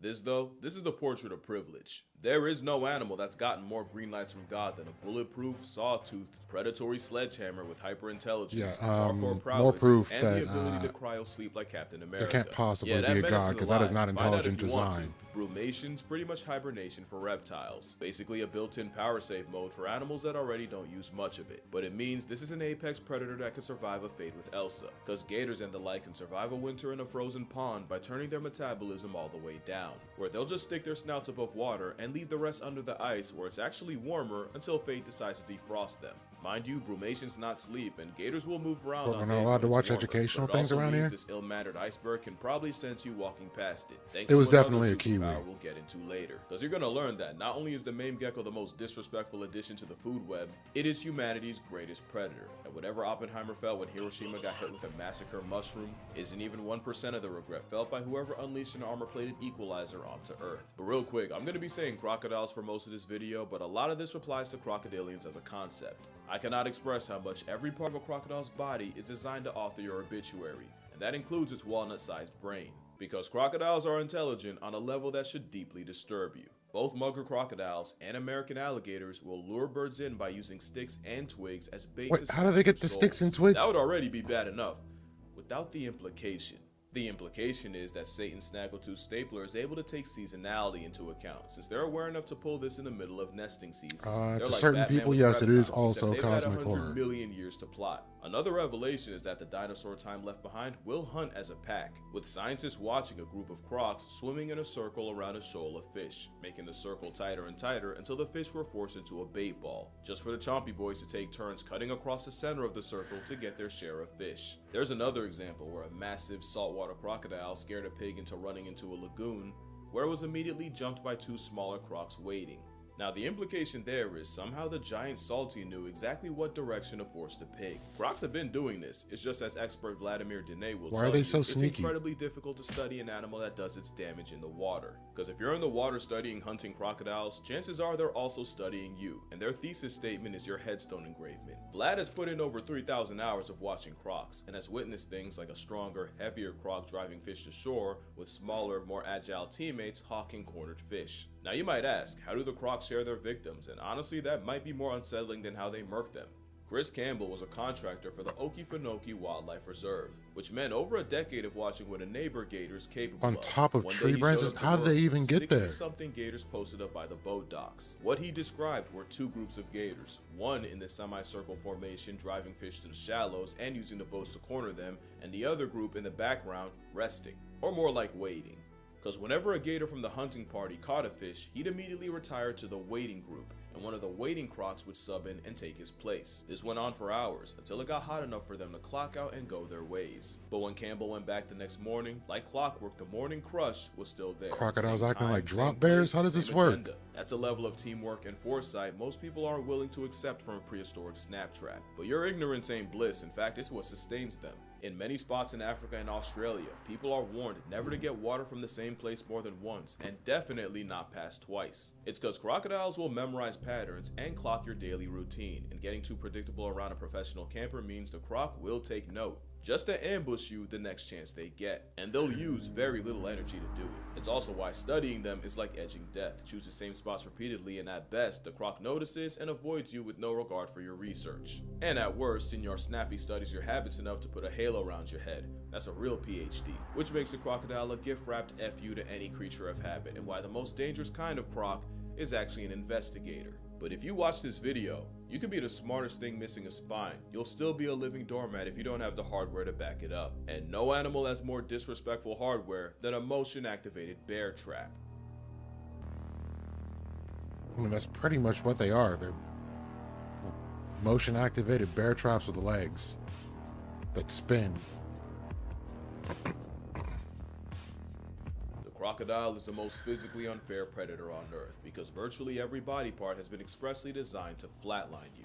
They have the strongest recorded bite force of any animal, at 3,700 pounds per square inch, making its jaw a steel trap capable of damage on par with victims of war. But Maturing's realizing it's the teeth as much as the jaw. Sharks have serrated teeth to slice through prey. Crocs have death cones designed to keep prey in its custody, meaning if a leather log bites you, you have the lowest chance of escape, which gets worse when the croc proceeds to drown you, and with crocs being able to hold their breath for up to 2 hours, trust that you'll pass tense. This is why I like Tear Zoo, but the only thing with those teeth is they're this is great still for pretty grabbing, good. useless for chewing, so they'll slam prey into chunks and swallow them whole, which leads to the most broken finishing move of any animal, the death roll. The death Crocs roll. also have the most acidic stomach of any animal and can dissolve bones, horns, and hooves. That I did But not they're also know. bloodbenders with a heart that controls exactly where the blood goes. Orcas And are a feeding sadistic. croc will direct blood to its stomach. Orcas are The great. carbon dioxide in it only makes the acid more corrosive. And good luck fighting back when nature made an evolutionary aggro weapon borderline bulletproof. Crocodiles are covered in osteoderms, and armor plating blocks the teeth of other animals from doing damage, which is why there's more than one case of a croc tanking a gunshot, but the nasty work is what you can't see. The scales are said to manipulate water Absolutely in a way that means a W-like. 20-foot problem doesn't make ripples. The osteoderms create countercurrents. Hopefully he that shows cancel up out by the any time Kung Fu disturbances Joe made gets in the here water. and- Basically cloaking technology, but in a steroid reptile. Little The over same an hour. osteoderms can store heat for when it gets too cold and then release it when it's too hot, so they also have a built-in thermostat. There's one more trick under its skin, and it's that when crocs spend all that time underwater, lactic acid starts to build up in them. But because osteoderms are made of mineralized bones, the minerals will slightly dissolve dissolve if the acid gets too high, releasing carbonate and bicarbonate ions that neutralize the acid and raise the pH. Crocs are nature's Nepo babies. Evolution gave them every cheat possible. And with salties growing up to 20 feet long and pressing the scales at often over 2,000 pounds, it's not like they needed more handouts. Especially when you realize, except for a tail that stores fat like a camel's hump, Crocs are almost all muscle and look like a snake with legs with Kratos' knives for teeth. That tail is a lot stronger than you think, and the same one that can briefly airlift a plus-size predator would absolutely shatter your leg with a direct hit. But there might not be anything more unsettling than crocodiles having probably the most advanced eyes of any animal. Eyes nature put right at the top of their heads, so snappy lads can plot on your life while cosplaying as a log. Eyes that have a protective nictating membrane, so even attacking one of their few weaknesses still requires two-factor authentication, especially since they can retract their eyeballs. And like dolphins, crocs can rest half their brain at a time, meaning the pride of Steve Irwin can sleep with one eye open, and studies show they're more likely to do that. Yet them folks on the bayou just like also, they have night don't vision even because, care. Of course they do. And They that's call not them even swamp the most puppies. broken part of their vision. The fovea is a small part of the retina, but it's where vision is the sharpest, and it's what you use when you focus on a specific word on a page, or play Where's Waldo. And when you move your eyes to look at something, got him. Well, I mean, That's there are you putting different the kinds of image crocs. on your fovea. The problem is, what is a tiny dot for us is the shape of a skid mark in a crocodile. Having a fat fovea means nature's favorite predator can scan an entire shoreline without moving its head. If you still don't follow, get a book and try to read the entire page without moving your eyes once, and then realize how much of a middle finger this creature's existence I mean, yeah, if you is, grow up around especially this since the Titanic evolutionary scale has cockroach levels of plot armor. Crocodiles can monster take of a thing in the water, yeah, you probably are radiation, built and can different. live in waters contaminated with heavy metals. And with a diet of a morgue, they're resistant to nastiness like anthrax, cholera, and the most potent substance on Earth, botulism. They also have negligible senescence, meaning they don't really age the same way most animals do. It doesn't make them immortal, but it does mean that they never really stop growing and can easily pass 100. In fact, right now, there's a croc that's been alive since 1900. Like the year. Which means, other than a Greenland shark, I don't think there's another predator that can outlive a croc, and with them being nature's favorite, of course some sick muppet made them resistant to cancer. And many believe it's thanks to their gut, because the gut microbiome is said to be a huge part of your health, and a crocodile's gut community manages to UNO reverse cancer. An experiment found that their gut bacteria put the brakes on cancer, and slowed the growth of cancer-causing cells. Basically, it's a cancer to cancer, and now I understand why Buddy from Spider-Man crashed out. Especially since it turns out alligators and crocodiles can regenerate a lost tail. So our Crocodilian crocodiles blood are is associated dumber with than bad bacteria everyone else's and can dead crocodiles? diseases like salmonella and staph infections. This thing's built like a Dark Souls boss, and the fact that they can survive several acts of God yet get neutralized by a rubber band around the mouth proves nature has a sense of irony. But that's a lot better than getting folded by some of the diseases out there. And there's some stuff that Satan would second guess. Viewer discretion is advised, and this time, I'm so serious. I'm not being cute. If you're queasy and not built for body horror, go here before I ruin Gator your bait day. from Your lack of action will be considered Teenage consent, Mutant just Ninja saying. Turtles. Last chance, you can still go back. Alright, this is on you. 3, 2, happy Halloween. I didn't even curse, I did gag a little. This is a deer suffering from papillomavirus. It's usually not harmful unless you value mental health. But it can also cause Lovecraftian rabbits, with those affected seeming to grow tentacles. And if you live in Colorado, you've definitely seen these jackalopes popping up. And according to this article, the cutaneous quills are caused by the cottontail papillomavirus. This is the worst thing you can see while a mile high, because of the altitude. We fear most what we can't understand, and sometimes it feels like fear is the only thing stories like these are selling, and how that story is told could be the difference between being informed and building a panic bunker expecting the end of the world. That's where ground news comes in. Because if we're talking about a mutant deer with flesh bubbles for sanity's sake, you better be informed. Ground News is Their app good. and I website got no pulls heat from with over that. 50,000 sources worldwide to give you context about each source's biases, reliability, and ownership. It allows you to compare how different outlets cover the same story and see where the truth really lies. And with the rabbit story, Of course News it's shows you Ground over News. 200 sources, and that most of the reporting came from the Yeah, left the fact they're or center. cold-blooded If I gives us scroll a down, pretty I can decent see all the advantage, articles, but and the more sensational in general, headlines that we're calling them if we're living in Frankenrabbits water actually came world, from we're lower screwed. factuality sources. As you can guess, the higher rated outlets were the ones explaining what was going on. The internet's great for showing you things you'd otherwise be blind to, but it's also great for erasing context and mass producing misinformation, which is why Ground News takes the mask off of who's really pushing a story to explain the inexplicable. And Ground News was even recognized by the Nobel Peace Center for That their life efforts didn't in choose media him. literacy. If you'd like a Or he guide didn't to choose that navigate life, random that life rabbit chose holes- him, No, not Zapper. this one. By now, you already know. I partnered with Ground News to get you 40% off the same unlimited access Vantage plan I'm using. Make sure you go to groundnews.com/cast Casual Geo, or scan the QR code on screen to subscribe for only $5 a month. So hopefully I will never have to look at that deer again. But you'll never see a croc with something like that. It just wasn't enough. Nature gave an overachieving iguana the most broken build on the planet. I mean, anything that's advertised as much as ground news just feels sus naturally. Whether it isn't sus or it is, it feels sus. Low metabolism means they live on power save mode, and it's also why a crocodile can go up to 2 years without eating. God bless the bloke that breaks his fast. 2 years? It means crocodiles can wait out the times that would surely wipe out anything else, and now you see how an aggressive snout managed to reject the same death that found the dinosaurs. Crocs have been around since Saturn was single. How do things go without eating for 2 years? Suspend animation by putting their life on layaway just proves that they really are the teacher's pet of evolution. Also, crocodiles are more than capable of running fast enough to catch you off guard, or at least a Cuban croc will, and this is the one time I wish it were AI. And whoever said you should run away from one in a zigzag is guilty of attempted Oh murder. no. That is a myth that only ups the chance that you trip and go out like a horror movie. You could climb a tree, except they can Why do they got that truck too, like because that? honestly, See, no. they do everything else. And not only do they climb trees, according to scientists, they do it regularly, with them finding grown adults 10 feet in the trees and juveniles as high as 30. School taught you to be afraid of quicksand and giant Venus flytraps, yet somehow a drop gator was an unmentioned possibility. They can also said climb what I fences said. of every kind. And again, you already know where this was taken. This is flagrantly Floridian. I think now's a good time to mention crocodiles are more related to birds than to a turtle, snake, or a lizard, meaning we just barely missed out on this freak being able to fly. Flightlessness aside, another thing they can't do well is Flying crocs? Their aquavision is actually No. kind of mid. We're this far into this That's the video, nightmare we world finally right found the there, weakness. flying crocs. Don't get too excited, because nature overcompensated with something outrageous. Those pits seasoning the crocodile are pressure sensors, and it's how the ultimate predator can clock the smallest vibrations in the water. It completely erases their lack of water. Hey, vision. camping In fact, is a you good could hot strat. tie a croc blindfolded, throw it into a pool, and let a leaky faucet drip on a complete opposite side. The croc will still know exactly where the water's coming from, while you won't know where he is until you wake up at a Tupac concert. And when murkiness brings the water's visibility to zero, they'll T-pose, spreading their legs and fingers to maximize an already broken ability. And speaking of fingers, their jaws are more sensitive than yours. A dinosaur beast breathing like a Nosuke, but let the croc tell it. That's the only demon that's slaying.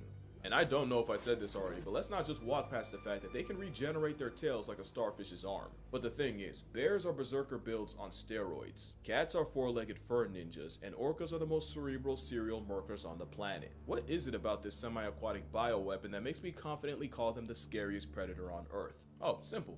They're a predator's predator. Is there a single predator that generates more anxiety in other predators? Even cheetahs aren't fast enough to cheat death. I mean, it's not my fault that camping works. It's extremely effective. That's why people hate it. When they're out of their element. Not to mention, crocodiles will savage sharks to the point Especially where when you could just look like a log, hide under ice, survive crocodile is the in worst kind of predator. all One with sorts zero of prejudice, which climates. makes them a massive threat to the It's most kinda successful crazy. predator of all time. Here's the thing, when a lion, tiger, or bear becomes a man-eater, it usually means something's wrong and they can't hunt their normal prey. Polar bears and Komodo dragons are famously less picky, but their home base is so remote that most people will never have to worry about them. Not only do crocodiles practice the worst kind of equality, they're basically everywhere. It's not that they actively go after humans, just that they genuinely don't care, which is why it's the crocodile that turns more humans into hashtags than any other large predator by a lot. What is up with that thing's Considering how legs? and where they do it, that number could easily be higher. Even if you don't get killed by a crocodile, there's plenty of psychological damage that comes from being targeted by one. Well, predators In give me 2003, anxiety. 2 Australian teenagers spent 22 hours trapped in a tree. Mamdani while being gave a stalked great by deal of 13-foot people anxiety. crocodile below, and the entire night was the two keeping each other awake so they wouldn't fall in. To make it even worse, thanks to a flood, the waters kept rising, and the croc seemed to taunt the two by showing off the body of the third friend it had already caught. The two would be saved, but only by helicopter, because really, what else can you do in that situation? Well, they didn't get it as bad as Ryan. The New Zealander also got stalked by a croc almost as big as the 20-foot kayak he was traveling in, and held captive on Governor Island, where the predator repeatedly made his presence known. 2 weeks with limited food and water, and a 20-foot undertaker that would chase him every time he tried to leave, and Ryan was hanging on Real by life only a Captain thread Hook. by the time he was rescued. That's the horror of being hunted by the greatest sit-and-wait predator of all time. Cause time is their greatest resource. You'll never have more of it than they do. And the fact that the big ones can go a year or more between meals and do their dirty work in murky water makes a man-eating crocodile the most difficult kind to deal with. Gustav was a Nile crocodile believed to be 20 feet long and well over 2,000 pounds. Gustav is a Believed because despite legendary allegedly putting 300 crocodile. people in He got his past own tense and being name. repeatedly shot, the He's got an serial orange killer name. Croc was never officially caught. And despite reports of his death, because he was believed to have hatched in the 50s, there's a small but legitimate chance he's still out there, biding his time, just waiting for someone to wander close enough to become 50 Shades of Prey. You never see them until it's too late, and once you do, you might not see them for another year. It's a self-cloaking carnivorous convict that the land before time left behind. This is the scariest predator on Earth. But of course, it's just an animal doing what comes naturally. They're not evil, just forged by millions of years of character development and mass extinctions. It's not hard to see why Steve Irwin wrote so hard for them, and I wouldn't be doing Khaki Jesus justice if I convinced you to hate them. Now, with them it's respect, and a very healthy helping of fear, because moral of the story, always beware the old man in a game where men die young. And you always beware the landlord of Croc Country, because you'll never know when rent's due. That is crazy. What picture?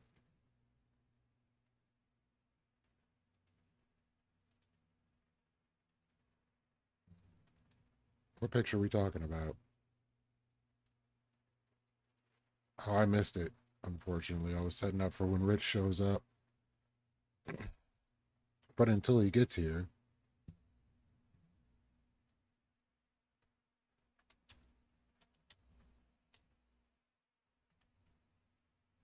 Prop 50 has passed.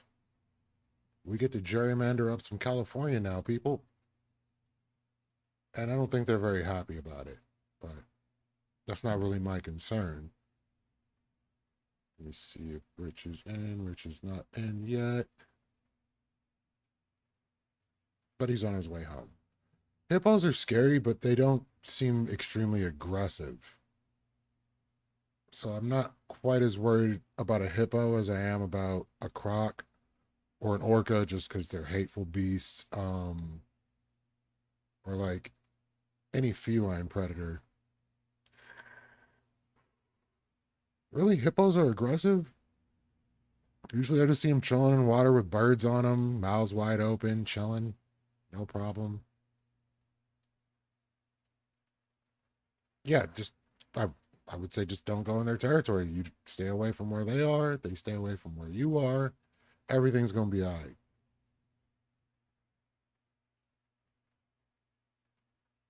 I assume most animals are pretty territorial. Yeah, hippos catch bodies. It's not even a question.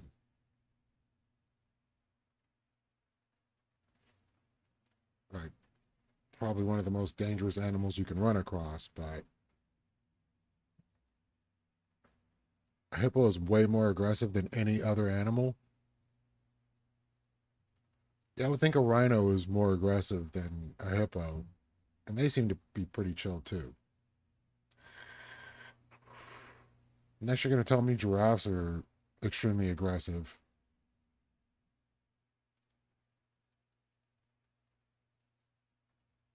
I feel like I'm being lied to.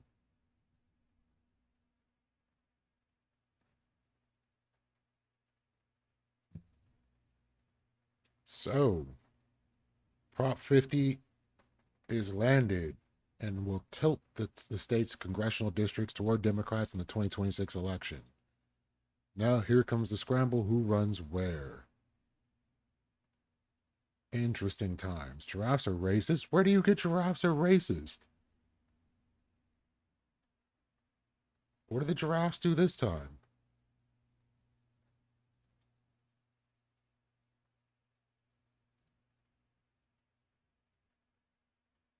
Oh, thanks for clearing that up, Encom. I had no idea that they were that hateful of beasts. They seem super chill when you watch the videos, see them in the National Geographic. They aren't really doing anything.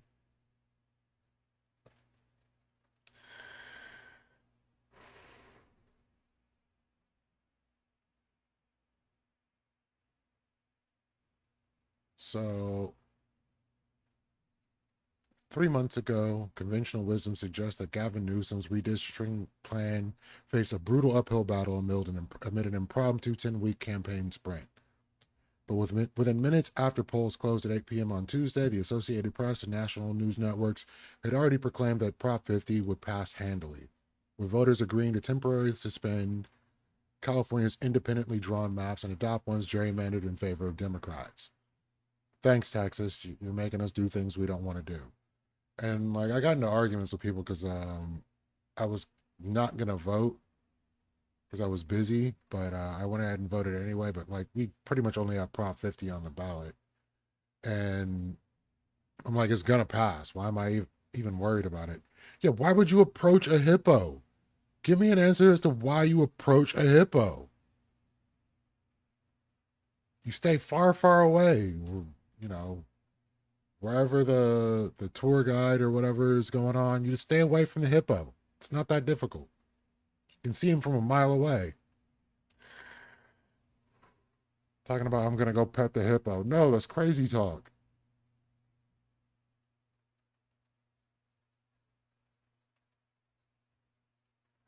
Prop 50's landslide victory proved that Newsom and his allies bet correctly on pitching the measure as a countermaneuver to gerrymanders by Republican states such as Texas and an act of resistance against President Donald Trump.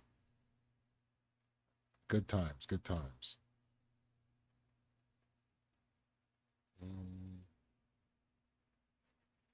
It also spells the beginning of the end for several California's Republican House members, who now must make the unpleasant calculation of whether to run in their current district, switch to a new seat, or drop out entirely. Questions they could previously dodge under the guise of Prop 50 won't pass. Yeah, Z, how many hippos have you met before? Asking for a friend.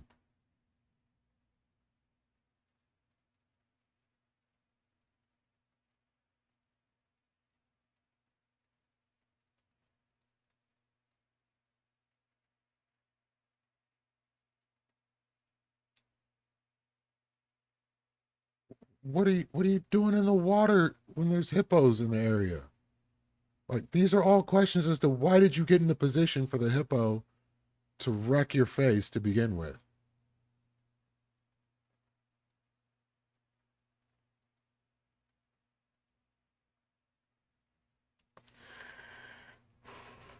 I mean, a lot of people are, like, they don't like it, but they'd be fine if their state is doing it. But at the same time, it's not great for Democrats to be doing it either, because how often is it going to get done? This is something that took a lot of calculation, but with their states doing it, you didn't really have a lot of choice. Like, you have to do something, and that's like one of the primary complaints that people have about Democrats is Democrats don't do anything.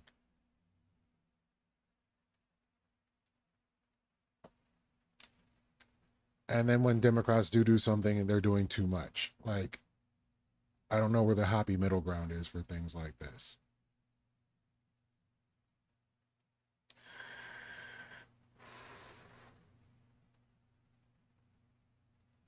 It's not clear how widely Prop 50's influence will stretch outside of California.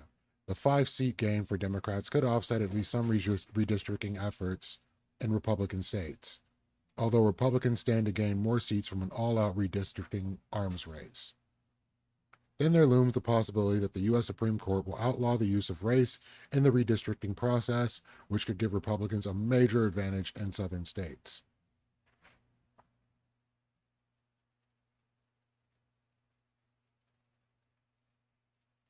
Used to live in California District 1, which is currently represented by Doug LaMalfa, fucking slimy, greedy. If Progressive runs against them in New California 1, they're getting all my money. Fair enough. And I mean, it's looking like a lot of Republicans are going to have to hightail it.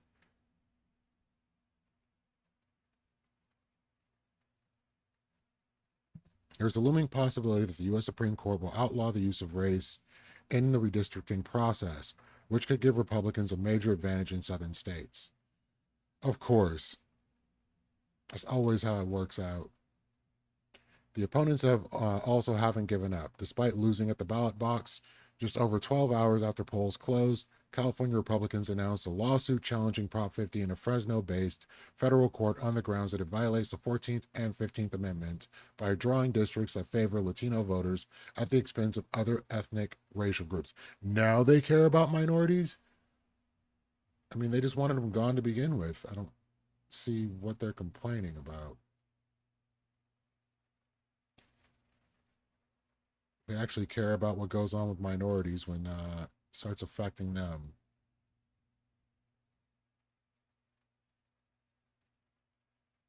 But we're here for it.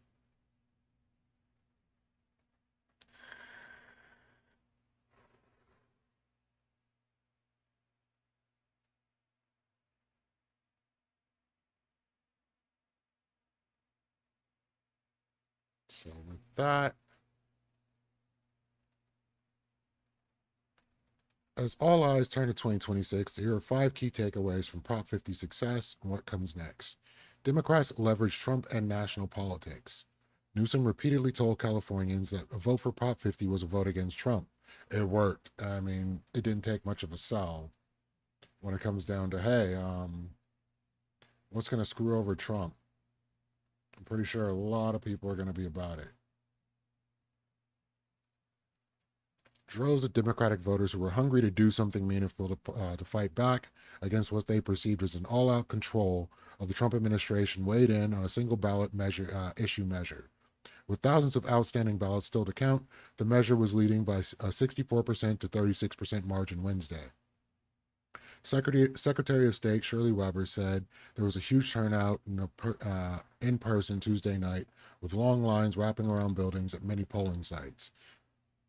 Like when you literally send the National Guard into a state against the state's will to create unrest and then use that unrest as a way to say, oh, well, maybe we need to do more, you're going to get stuff like this. The nationalization of the campaign, which harnessed many Californians' palpable fear of and disgust with the actions coming out of Washington, drowned out the good governance case that Prop 50 opponents tried to push. Absent the Trump effect, an argument against gerrymandering likely would have played well in California, a state that just 15 years ago voted to take map drawing powers away from politicians and give them to citizens, which was done by good old Governor Arnie Schwarzenegger. And he piped up for a little bit at the beginning of this, but he has since calmed down and accepted what was going to happen. The opposition lacked money and a clear message. Hey, it's been a minute. Wonder what Paul's doing right now. Oh yeah, not politics.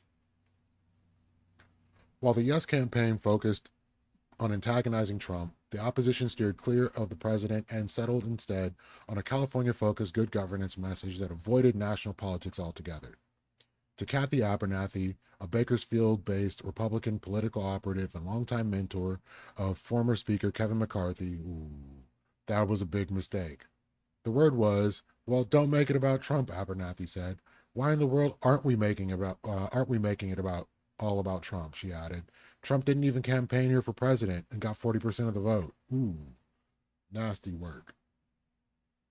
Abernathy also criticized the state Republican Party for its sloppy get-out-the-vote mailing blitz, which wasted precious money by failing to target only voters who hadn't yet returned their ballots, sending mailers to the thousands of people who had already voted. She placed the blame on consultants who cared more about making money than winning elections. I heard that before. I just don't think there's respect for the money donated to the party by the people that are spending the money. Let the musical chairs begin. Drop this. Do that. Now that voters have approved Prop 50, a major shuffle is underway as some incumbents scramble to preserve their careers in newly redistricted seats while challengers jockey for the chance to unseat them. It is Hunger Games out there right now. I don't have a problem with it.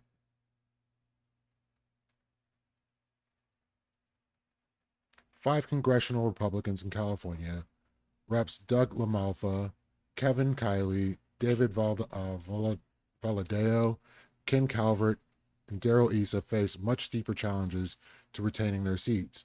And on the defensive side, 5 incumbent Democrats, Reps Adam Gray, Josh Harder, Dave Min, Derek Tran, and George Whitesides, have seen their seats grow safer, which is good to hear. That's kind of the point of it.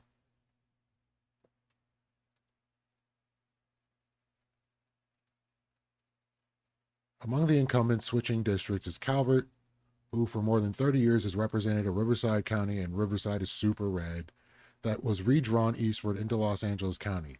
He announced Wednesday that he would instead run for re-election in the neighboring 40th district, setting up an intra-party showdown with fellow incumbent Republican Rep Young Kim.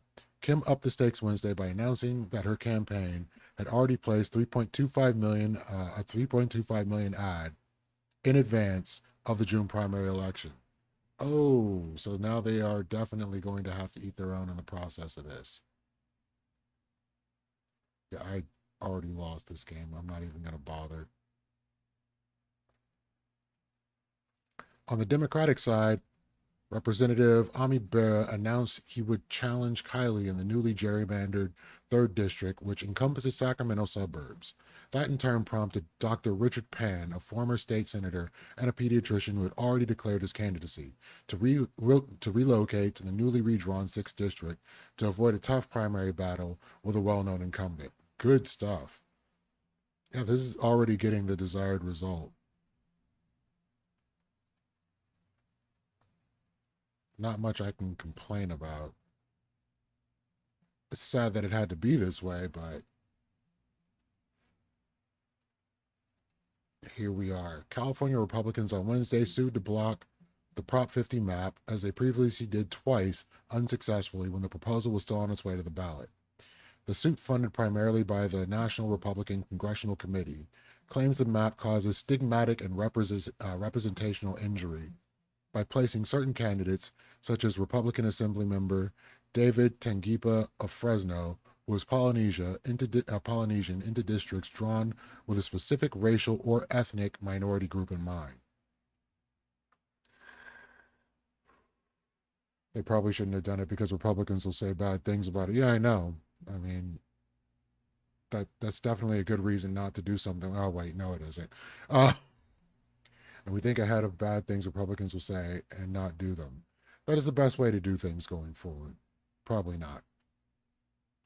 The map is designed to favor one race of California voters over others, said Mike Colombo, an attorney of the Dillon Law Group, the firm fronted by Harmeet Dillon, Assistant Attorney General for Civil Rights in Trump's Justice Department. They have civil rights in Trump's Justice Department? I feel like I'm getting gaslit.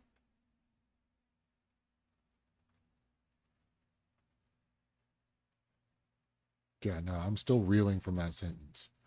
Dillon's firm, along with the California Republican Party and Tangipa, is suing Newsom and Weber, asking a 3-judge panel for a temporary restraining order before December 19th, the date when candidates can start collecting signatures to get their names on the 2026 primary ballot. I guess so. I got like you can't call it civil rights at that point, though. Like, it completely removes the idea of civil rights from what it's intended to do. Legal scholars say the case faces long odds. The plaintiffs would have to prove that the primary intent of the map drawers and California voters who approved Prop 50 was to racially gerrymander without proper evidence of racially polarized voting. Which, honestly, they're just being forced to represent more people that they wouldn't want to represent. But here we are.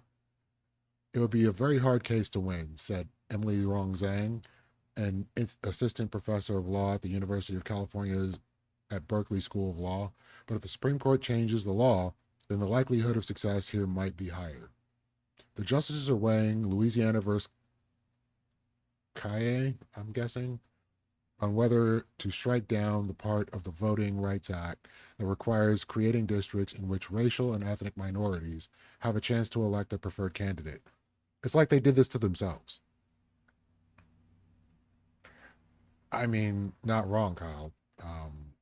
They do need to be protected from themselves sometimes, and this is literally an instance where they kind of screwed themselves and probably could have standed to protect themselves from the actions they were going to take, but they wouldn't listen to reason. And I say, never tell grown folks what to do.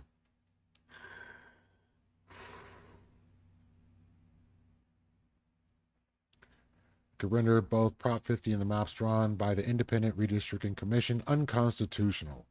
Supporters of Prop 50 have repeatedly said that their maps will hold up to legal scrutiny.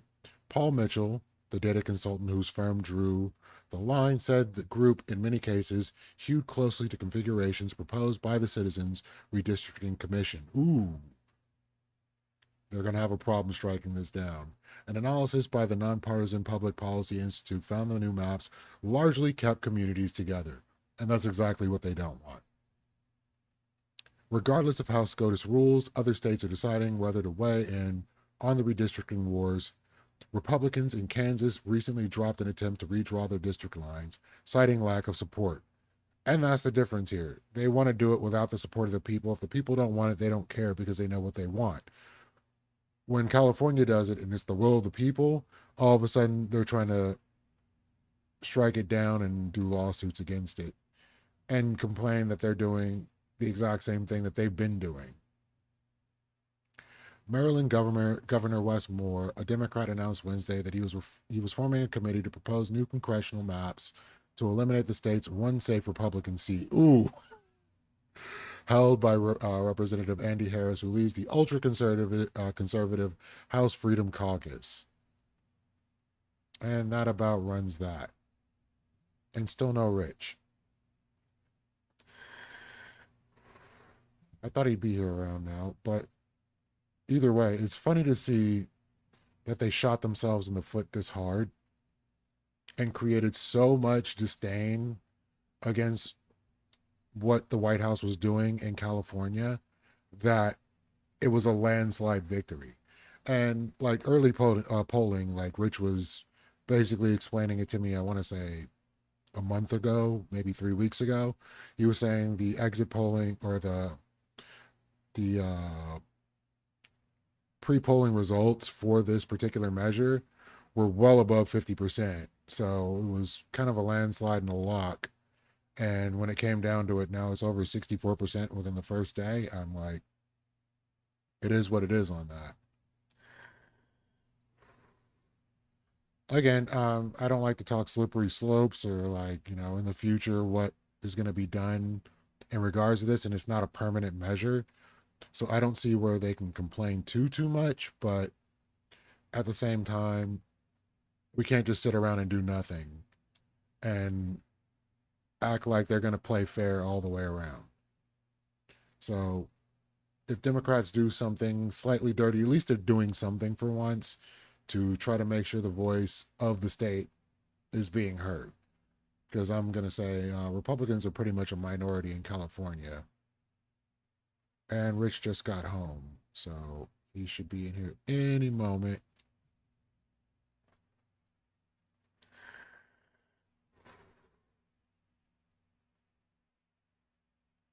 No, I don't think it's extremely dirty. I just think it's not something the Democrat Party particularly wants to do on its face, but either way.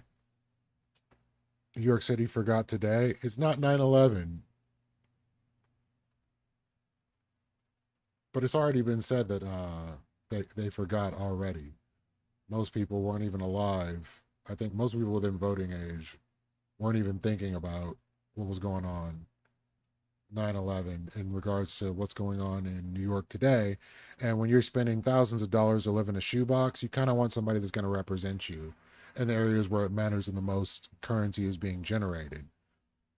So voting Mamdani over Cuomo, and I mean, are you going to say Cuomo was a better choice?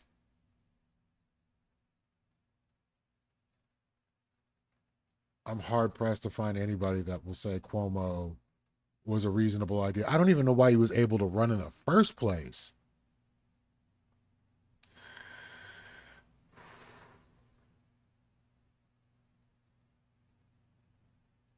Oh no.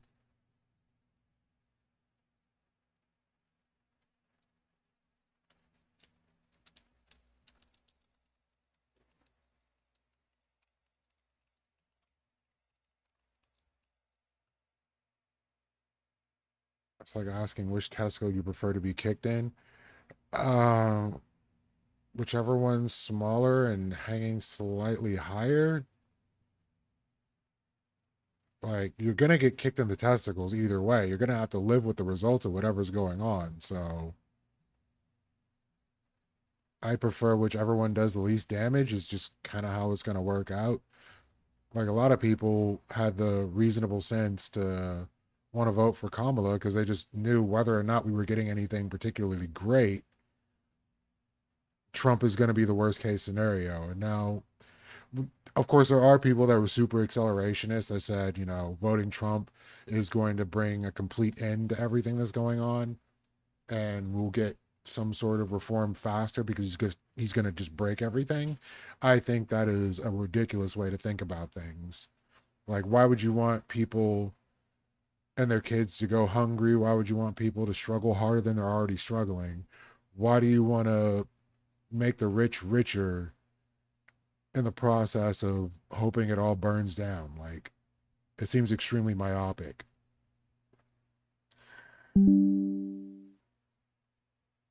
Whichever testicle is killing grannies? Oh, that second one. I'm gonna leave that alone. I mean, it was a lot of people on the Democrat side, or at least more left than right, saying that they want massive acceleration. So as much as I dislike it, we have to live with the decisions that were made. And of course, they're also going to be the same ones crying about it when it's over and done with. If you're an old Jewish person, they had to decide between someone who wants to kill them because they're old and someone who wants to kill them because they're Jewish. In what way does he want to do any of that? Hey, what's good, Fanatic? I have no plans on Friday. What's good?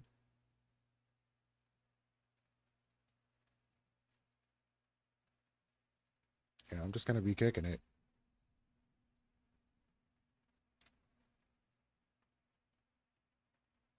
Oh, send me the details.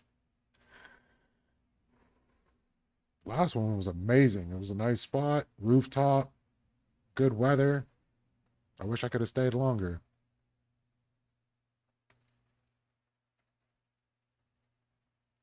Yeah, absolutely send me the info on that one.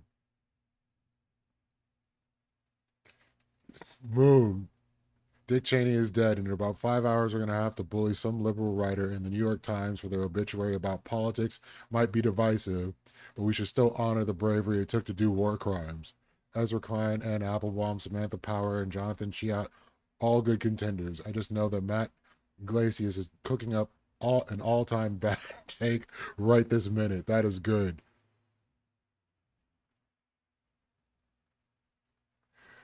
That's crazy. Much appreciated. I look forward to seeing what's up. Hopefully I catch you while it's going on this time. Yeah, I was looking up. So, like, I don't like celebrating when someone dies. I did call my one was Henry Kissinger. Dude lived to be 100 and has ruined more lives than probably cancer. But at the same time, I was going to go ahead and take that victory lap when he finally was gone. And when I looked up why do people dislike Henry Kissinger, the very first comment on the post was saying, I hope he's burning right next to Dick Cheney. So I'm going to say the dude has about the same amount of goodwill toward him as Kissinger did. You know, war criminals being war criminals.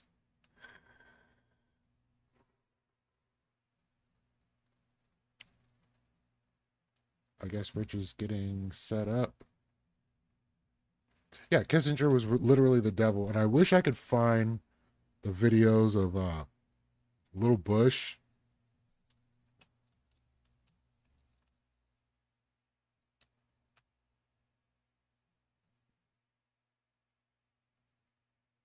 Yeah, I found one.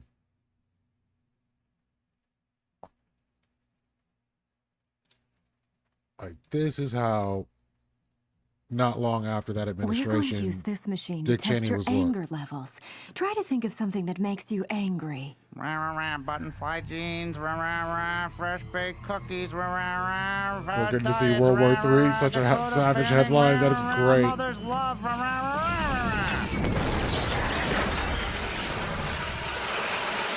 I don't understand. I hadn't even turned it on yet.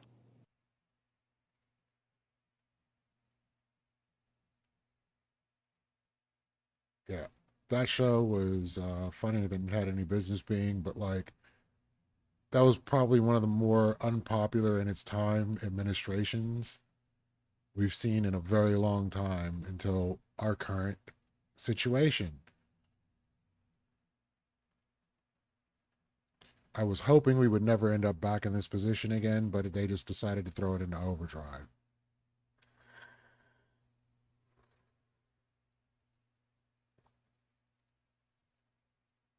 I'm going to say if we did happen to get to World War III in his lifetime, it would have been probably because of every hand he had in it. Still trying to restabilize the Middle East.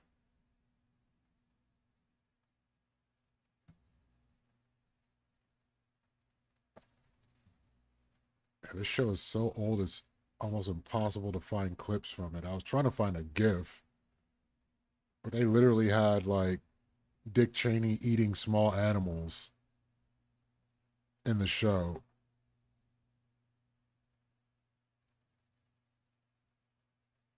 I think it came out during the Obama years.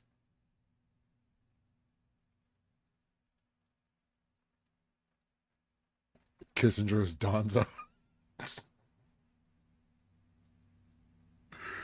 I can see that comparison. Dude was pretty much pure evil and got an entire people wiped out.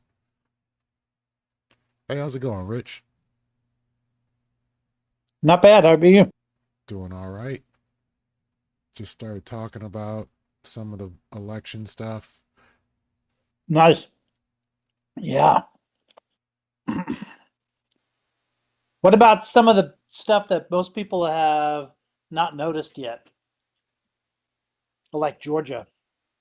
What's going on in Georgia? Well, there was an election in Georgia too.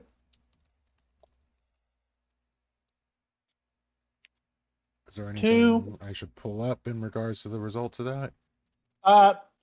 If you just type Georgia election, I'm sure you'll see it. There were two statewide races. They're both like sort of like utilities oriented. But the point is, normally those races go uncontested. Democrats won both of them. Here we go. And that's important because even though, yeah, Democrats have been winning federally in Georgia, you know, all those both of those Senate seats, they haven't. None of that is translated into state elections like governor, attorney general, or any of that stuff. But now these two races have gone to Democrats. Super interesting. Yeah, 2 seats on the Georgia Public Service Commission. Mm-hmm.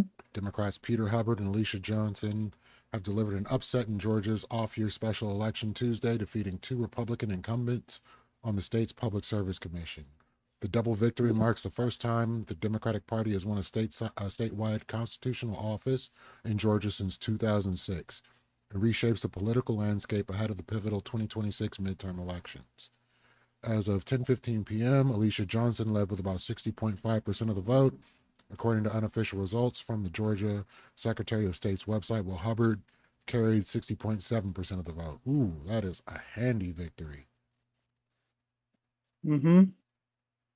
Not looking good.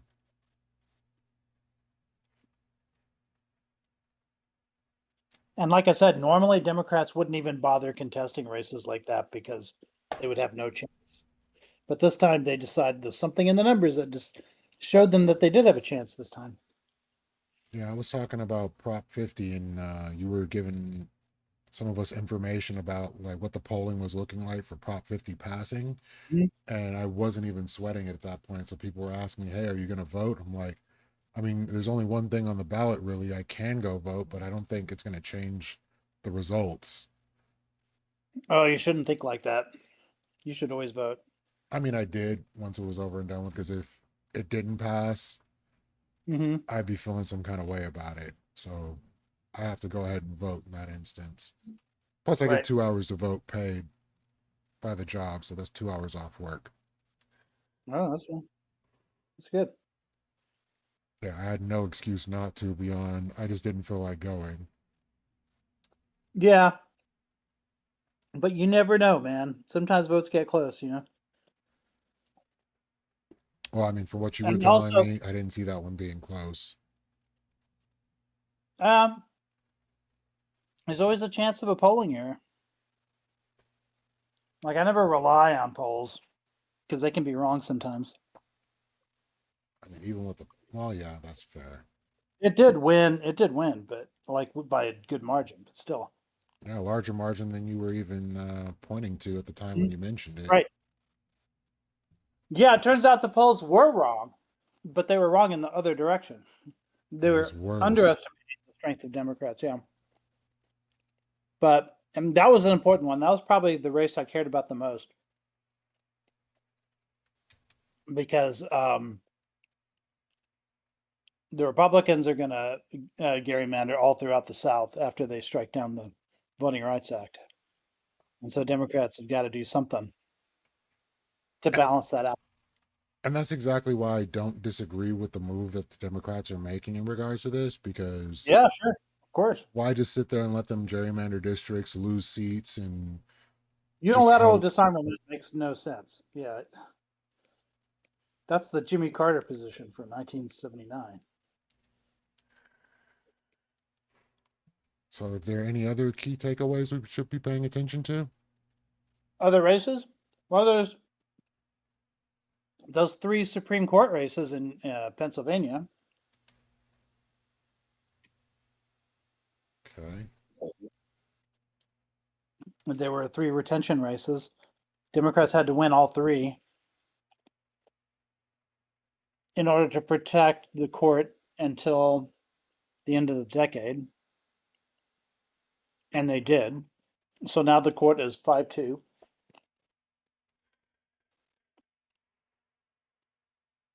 Meaning that the earliest that Republicans could possibly flip that court at this point would be 2030, which would be the 2029 election. Wow. So Pennsylvania Supreme Court is, and all the judges said, the 3 judges that were having a recall election or retention election, they all said that they support the current interpretation of voting rights in Pennsylvania. So yeah, they're going to continue to support those rights, like specifically. They're not backing down. So why do you think we're getting the results that we're getting? And also, what do you think it means for midterms? Polling shows it's the economy. They don't believe the Republican line on inflation. I've been fighting for online. I've been fighting with conservatives left and right, trying to tell me that the economy is great and inflation is down and all this other stuff. In the meantime, the CPI report's not coming out this month, at least not until the shutdown's over. But the last CPI report, which is the one for September, showed 3% inflation. And every month since April, it's gone up 0.1. Right, so it was like 2.3, and then it was 2.4, then it was 2.5, then it was 2.6. It's just going up consistently. Probably October was 3.1. And I just keep being told that that's not true. Like that inflation's actually going down, not up. And also, like Trump promised, he didn't just promise reduced inflation, he promised reduced prices, that prices would go down. So if prices go down, that's negative inflation, right? That'd be deflation. And we certainly are not experiencing that. Yeah, I was wondering which lie was probably the most damaging to their races at this point. And I would have assumed the economy lies were going to be at the top of the list. But you also have people that are complaining like, oh, he didn't do enough for immigration, or the whole no new wars while being pretty much in bed. Well, according to polling, there were two groups that flipped in these elections. One of them was white women, and the other one was Hispanic voters, Latinos. And then there's a third factor, which is black voters. Black voters, I don't think, turned on him because black voters weren't voting for him to begin with. Right. But black voters, their turnout is up. So they're, with black voters, it's not about do they shift left or right because they stay pretty consistent. It's about whether they show up to the polls. This year they showed up. Well, Zephyr, they tried that. So they were basically saying that like Walmart and other companies were going to have to basically eat the tariffs, and we can see how that worked out for them. So they're not going to get deflation or fight inflation the way they wanted to with what they did, and these companies aren't going to cut their profit margins. Well, and also, if prices are going down, then that is deflation. Those are the same thing economically.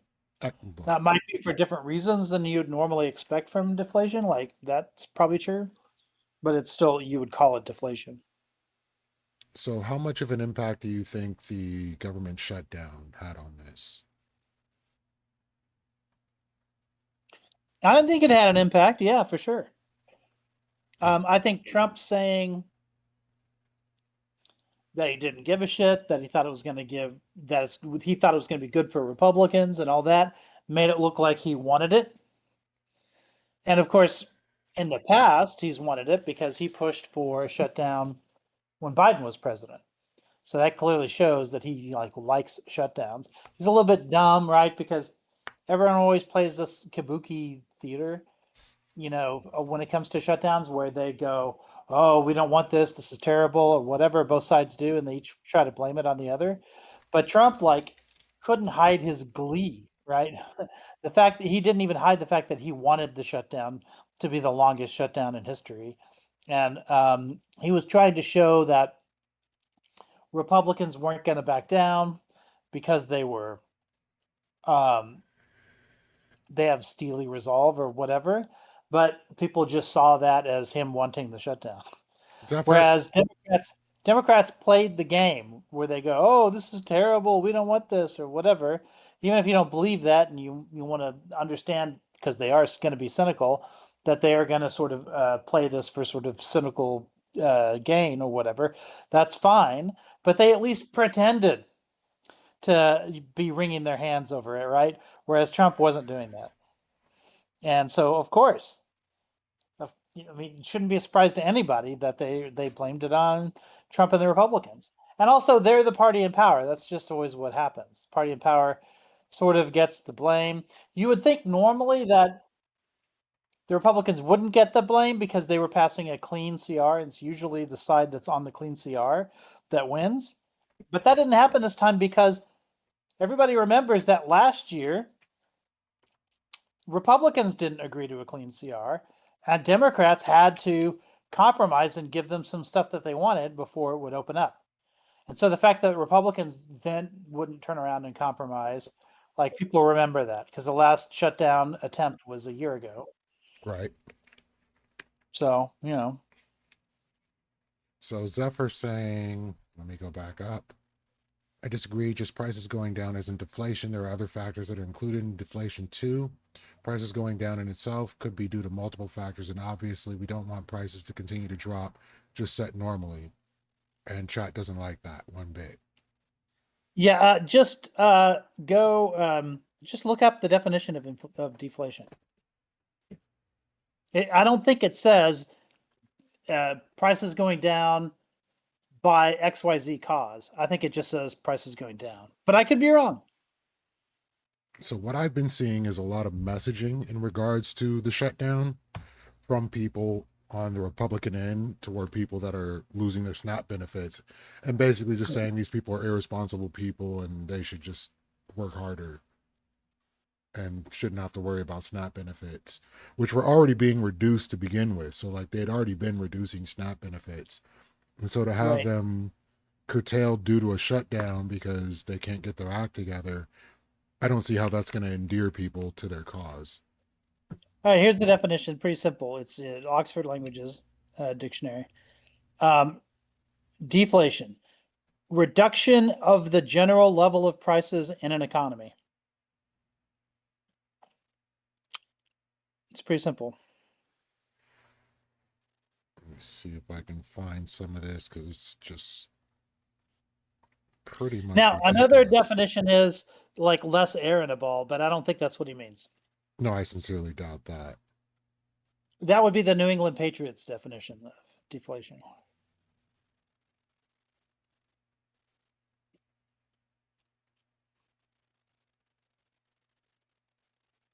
Yeah, so I get sent conservative stuff pretty often, as you know. Let me find this. But yeah, please continue. Software deflation is specifically when prices dropping leads to a decline in wage and demand. I mean, those are things that happen, like that cause deflation sometimes. Deflation itself is just when prices go down.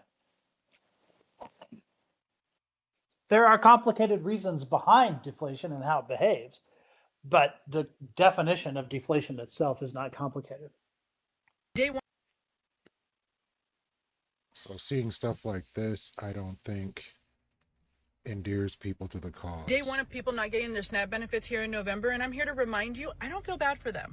Do you realize that people on SNAP benefits are eating better than the rest of us? The other thing, so anyway, because Hispanics were such a big factor in this result, I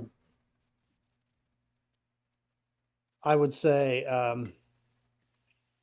that immigration did play a role, but not in the way that Republicans think. No, I sincerely doubt it would. And I would think that a lot of Hispanics feel like they've been betrayed in what was specifically promised to them, like, hey, we're going to get rid of the bad people. And Stephen Miller losing his mind and saying, no, we're snatching up everybody we can. Right. Here's Zephyr. Eating better than the rest. What's up, Zephyr? Hey, what's going on? How's it going?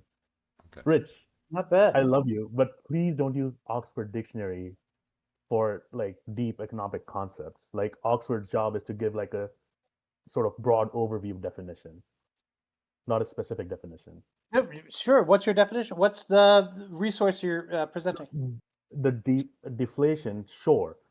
Prices dropping is the best indicator for deflation. And I'm not like an economics expert or anything. I'm going by what I kind of understand. So obviously I'm going to have to concede to you from like that point of view. But in my understanding, deflation, drop in prices also has to be accompanied by certain other economic factors. So similarly, how they revised the definition of inflation and that became a meme, I think deflation is also not as simple as just prices dropping. Now, historically, yes, prices dropping have led to deflation most of the time. But the thing I'm suggesting is not the same, because I want a reset to a pre-COVID economy where, because during COVID, a lot of sort of grocery stores and these outlets raised their prices, citing like supply chains and inflation as the reason, when the supply chains hadn't been affected yet. So they were basically preempting and making massive profits. So that's what I'm saying, that because they made massive profits and got more than they were supposed to during COVID-flation, now we need to reset that. And I don't think that would lead to the other sort of consequential economic factors. That would you accept the Federal Reserve as a technical source for definition? Sure. Deflation is a sustained decline in the general price level of goods and services in an economy. Yeah, I'm not saying sustained. I don't think it would be sustained. It would just I just want like a reset. Now, obviously, it's like easier said than done, and I don't know the good pathways for it. But I would like if I guess what somebody the were Fed to, is saying is that if prices jump down just for a moment or for a short period of time, for a few days or something like that, that maybe that's a fluke and it's not no, not for a few days, but like by a few dollars, and then we resume inflation. Like if they go up again with like trending with inflation, then I have no Right. problem. The problem is we saw a massive spike, even though inflation hadn't hit yet, because for like 6 to 8 months, these companies were making massive profits, and then inflation hit, and then their profits normalized.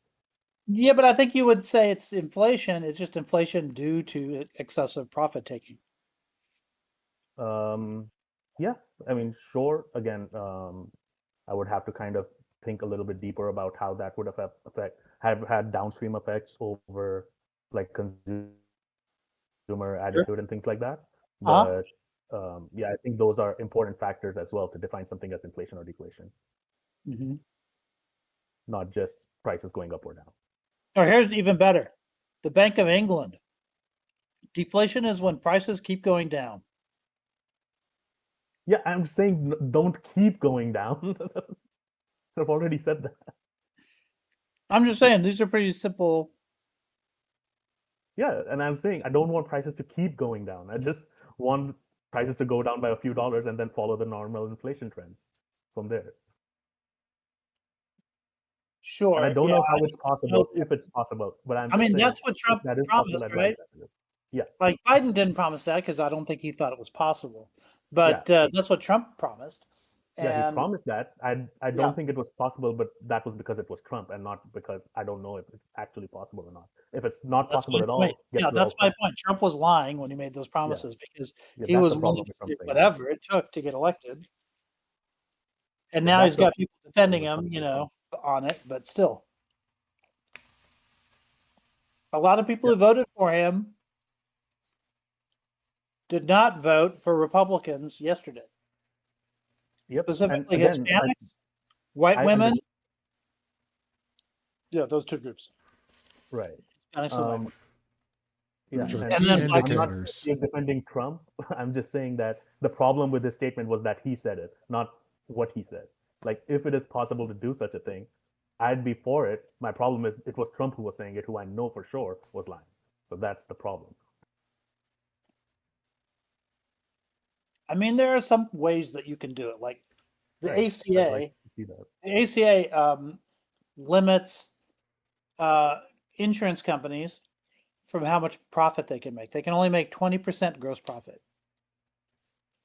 Like that's literally a law that limits the gross profit that a company can make, which is kind of revolutionary when you think about it. I don't know of that ever happening in any other industry. I'd love to do that just out in general. Tell companies that they can only make a certain amount of gross profit, and anything beyond that has to go out as a rebate to their customers or something. Sounds pretty reasonable. Mm-hmm. Now, it didn't create deflation in the insurance business, but I do think that it stopped, a lot of price increases, especially when it first came in.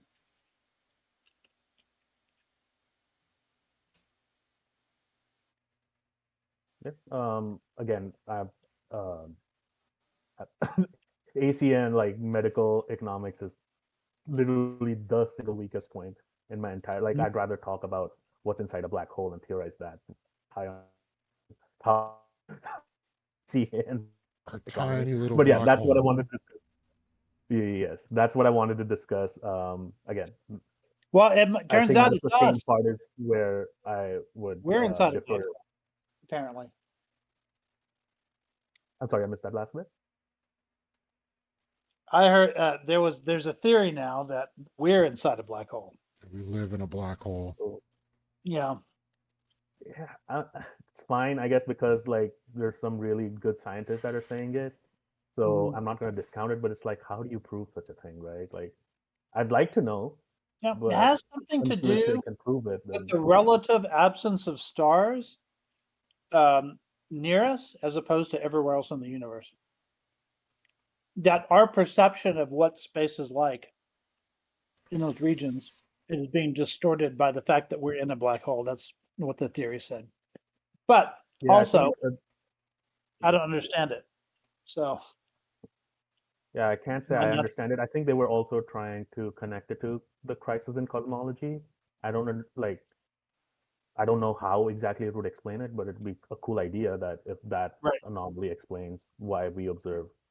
I think there's something like 20% fewer stars all around us as opposed to further away.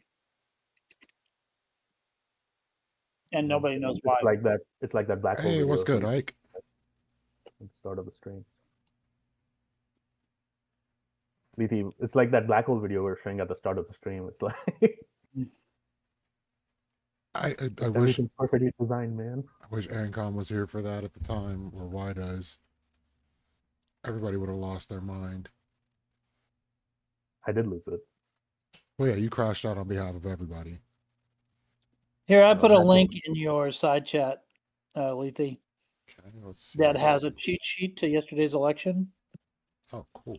So it'll show you all the stuff that you might have missed. All right, I'll drop. Take care, and All right, don't call me out again. Otherwise, I'll join. Thanks for coming through. All right, bye. 1 second, Rich. Let me play this real quick to give people the sentiments on how people feel about SNAP benefits. And this person is saying that people on SNAP benefits are eating better than people that are working. And this is what drives a level of disdain. Wait a minute. Budget. Most people on SNAP benefits are working. This is why the logic doesn't logic. So he's saying they're eating better than themselves? Well, a lot of people that look at the situation with SNAP don't think these people are working. Right. And even, someone like Gibbs will say, I had buddies when I was in college, they'd, work for a couple weeks and then they go back on, benefits again. And this is just a cycle that people go through purposely. Well, one of the reasons why people think that they don't is because when you look at the stats, it includes children, right? So you're like, aha, that 5-year-old isn't working. He shouldn't eat. Well, that doesn't make any sense. But if you look at families, if you count it as families, yeah, the majority of families that connect SNAP, like the parents are working. They just don't earn enough. Like, they don't earn enough to be outside of the eligibility zone for SNAP. In fact, there's this sort of famous picture from years ago where it was a picture of a break room inside of a Walmart, and it was literally instructions for their employees on how to apply for SNAP benefits. Our SNAP benefit dollars or whatever are making up for the fact that people are so woefully underpaid. Now, if Walmart just paid a living wage to their employees, then their employees wouldn't be SNAP eligible. And we could save a lot of taxpayer money. So if you want to reduce the number of people getting SNAP, best way to do that is to raise the minimum wage. Okay, so I want to tackle that as soon as this is a short, it shouldn't be, but a second. Okay. For our groceries for our children. We have to plan meals. We have to be ingredient households just to feed our children. And mind you, half of the people on SNAP benefits are illegal immigrants. Over 60% of them are illegal immigrants. This was never the way that it was supposed to be. Churches are supposed to feed people. Food pantries, that's what they're there for. And somehow people felt comfortable letting the government control whether they eat or not. How embarrassing, right?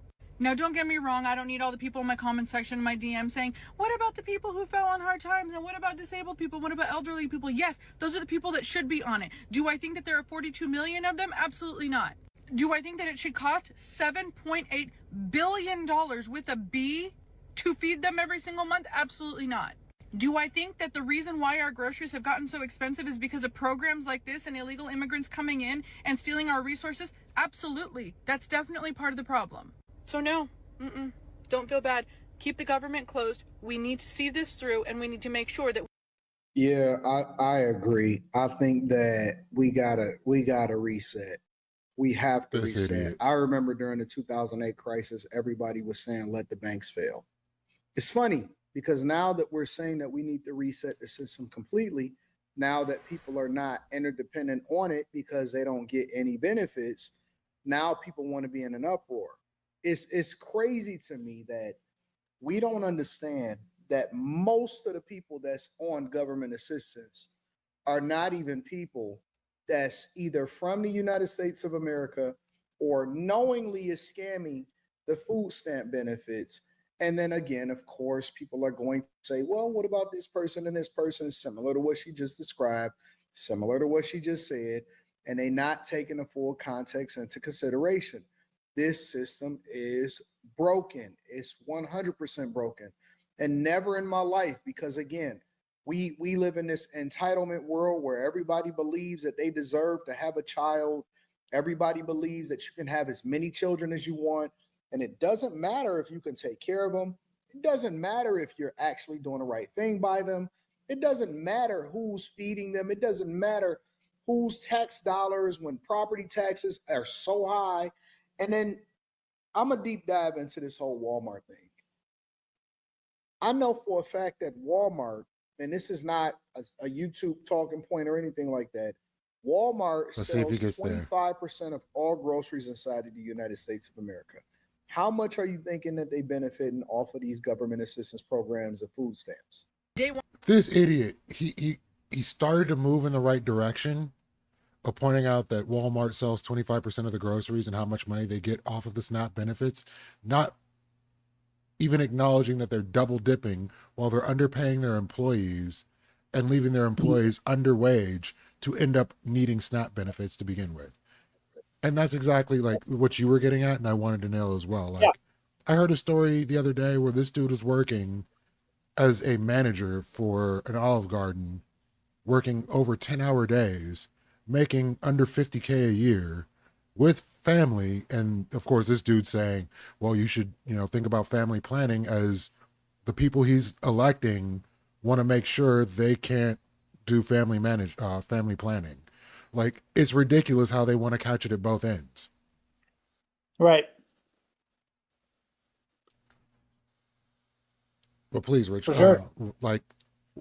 what could possibly make these corporations to paying a living wage? Like, how do we get talking points to where people don't see, oh no, pay people more, that's just going to make our prices go up, as they did things to make our prices go up anyway in voting for Trump?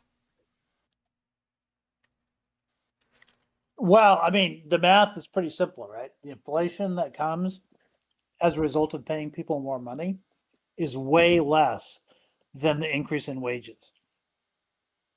I think they did a study on that at McDonald's. Like, if you were to pay everybody a living wage at McDonald's, like a Big Mac would go up like 15 cents or something like that. Well, like, realistically, it goes up.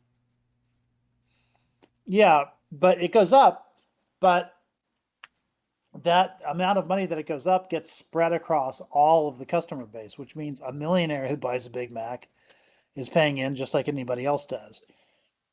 And so all you really have to do is let the wage increases outpace the inflation, and then you're fine. Well, so here's the problem. Here in California, we had that $20 minimum wage thing for fast food.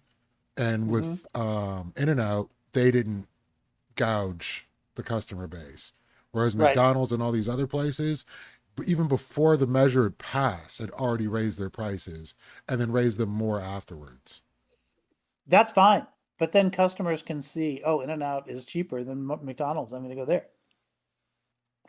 Right? I mean, there's yes a and no. competition should keep that from happening too much.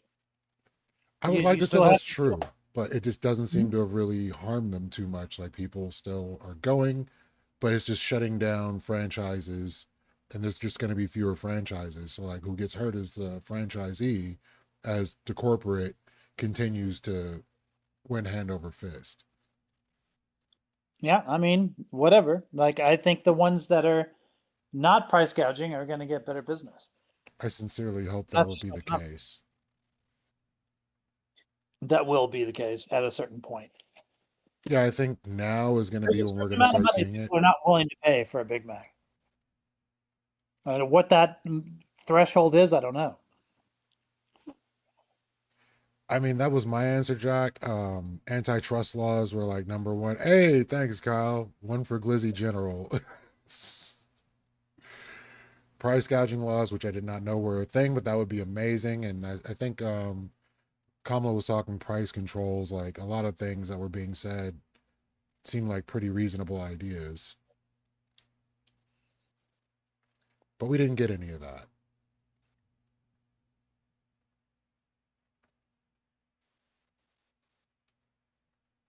But yeah, I think now that the cost of everything is going up so much, a lot of people aren't going to be able to eat out because they've raised their prices to an astronomical degree. I think it was like over $13 for a Big Mac meal. Like, it's crazy how expensive most fast food is, even like cheaper food like Taco Bell and stuff like that. I think it's like over $5 for a burrito. And Chipotle was like McDonald's $17 for a burrito. McDonald's has this weird situation going on where they have an app, and if you order through the app and you set it up the right way when you order through the app or whatever, you can get pretty cheap meals that way. But if you just show up and order off the screen, you pay way more. Well, you have to order things that are like within the deals because like most of the app things, it's like whatever deals are available. So you have to eat whatever they're willing to mark down and use the app. And then also through the app, they have a non-arbitration agreement. Yeah, but there's other things too. Like there's like it, if you spend $15, you get $5 off, that kind of stuff. Yeah. And on those deals, it doesn't matter what you get. So, like, I don't know, maybe they can do better analytics on their business if people are using the app, or maybe it makes it easier for them to advertise to you if you're on the app because then they can keep throwing deals at you. Or I don't know. There's got to be some reason for it, but it is affordable. McDonald's is affordable through the app, and it's not affordable, I don't think, when you just go up to the if you just go up and order on an impulse. I guess they assume that the people who are driving up to order have already decided they're already hungry and they're not negotiating for their next meal, so you can charge more. Whereas the ones who go to the app, if you're not giving them a good deal, they're going to open a different app. I mean, that's pretty much what I do. I cycle through all my apps whenever I'm going to lunch. But a lot of places, like you would think they would have better deals, but it's like way more food than I need for like a minor deal. Or they're offering, like if you spend $10, you get like a chicken sandwich for $1. If I spend $10, I don't need the chicken sandwich. Yeah, some of those deals work better for families. Exactly. That's what I think most of it do is. that with Uber Eats too. Like every once in a while there'll be a really good deal on Uber Eats, and I'll use it. Otherwise I'll just go drive somewhere. Yeah, Mona's saying McDonald's wants you on their app because you have to sign up with your credit card, then they can check your credit. And when you usually get paid to give you predatory pricing, in economics terms, they want the perfect price discrimination. I don't think he's entirely wrong because especially with the incoming I guess surge so. pricing. I just use my debit card. I mean, either way, they have your information. And like places like Starbucks, you have to like load a card, and then that's money left on the table. So they're basically Ponzi scheming. Well, not Ponzi scheming. Using the Superman hack to just basically steal pennies from multiple people over long periods of time. That could be, although there's a lawsuit. I believe there's a lawsuit. I don't know if the lawsuit already went through on that. But I used to do that with gift cards, and then it became illegal. And now I've got gift cards from like 8 years ago that still have stuff on them. But I remember they used to do it. They used to say, okay, in 5 years this expires, and we just keep the money. Now it's illegal now. Well, at least they did something on that end. But I know with the apps, the one thing that is kind of a saving grace on it is that if you spend enough, you have points, and those points allow you to get free food over time. But then in some places, like Burger King for one. If you don't use those points within a period of time, some of those points expire. Here's another thing you might not have talked about from yesterday's election. The House of Delegates in Virginia was 51-49, like literally one seat from it being a tie. And now, after yesterday's election, last I saw it was 64-36. Wow. So, like, supermajority territory. So I'm going to read this thing you gave me. Four contests have come to largely define the 2025 elections this fall. The elections to lead New Jersey, Virginia, and New York City, plus California's redistricting measure. But there's so much else on the ballot. Enter our annual cheat sheet. We've identified more than 190 key elections that will be decided this fall from mayors, the governors. All in all, 32 states are represented. 3 seats are at play in Pennsylvania's Supreme Court. 2 are in Georgia's Utility Commission. We know how that worked out. Democrats are defending chambers in New Jersey and Virginia, but legislative seats could also flip in Minnesota, Mississippi, and Washington. Dozens of cities are holding intriguing mayoral races, starting with Albuquerque, Detroit, New Jersey, Minneapolis, and Seattle. City councils are also at play from Aurora to Spokane. Ballot measures could reshape how people vote in Maine and New York. Voters will directly weigh in on criminal justice via sheriff and prosecutor races such as Philly and Seattle. They'll all set course for education policy as conservatives vie to take over and retain school boards in Colorado, Pennsylvania, and Texas. Jeez. And across the country, referendums could unlock billions in bonds and spending for park, schools, and transit. It's a scroll down to check. So yeah, all the stuff is down here at the bottom. But I can't really run through. Is there anything in specific that I should check out right now? Well, what I was talking about was the Virginia House of Delegates. But yeah, there's a ton of stuff there. But yeah, if you look at those things that they're on screen now, state governments, referendums, and local governments, that's a pretty comprehensive list of everything that might have been overlooked. I mean, large bonds packages for infrastructure would be great for the economy, being honest. Yeah. Yeah. This is why, like, I know Democrats getting into office for the most part is just going to be more money in people's pockets because they want to make these jobs. They actually feel the need to get something done. I think there's a city in North Carolina that had a pretty good referendum about increasing the sales tax in order to fund, I forgot what, some infrastructure stuff, but it seemed pretty good. But that House of Delegates thing is huge because that's a supermajority. But because the Senate wasn't up, that means they still have a narrow margin in the state Senate, which basically means, if there's a Democrat who is like somewhat on the conservative side or whatever, they can stop something. That's about it. That's about it. All the Republicans have left in Virginia, but still it's a trifecta. They're going to be able to stand up to Trump's bullshit now on, National Guards invading them or something like that. Their AG is the Democrat won the AG race even.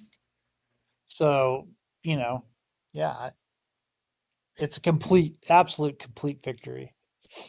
The governor, the future governor won by double digits. Same thing in New Jersey. So all that noise Republicans were making about New Jersey being competitive now, nope, not anymore.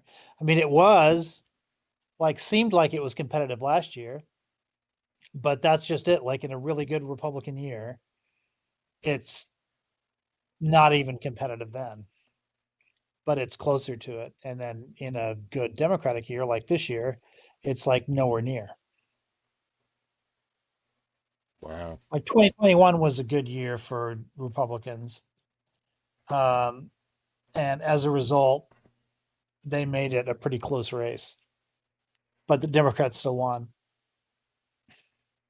But double digits yesterday. That's good to hear. Yeah. I mean, yeah, Democrats are just killing it right now. We definitely need the Supreme Court picks for multiple states because what's being done in regards to basically using emergency powers in blue cities is pretty insane. Yeah, especially Pennsylvania. I think those three, those are all of basically the Supreme Court for all of the Rust Belt swing states are all, democratically held at this point and will be into the next presidential. Like, I don't think Wisconsin can flip back. I don't think Michigan can flip back, not in that time frame at any rate.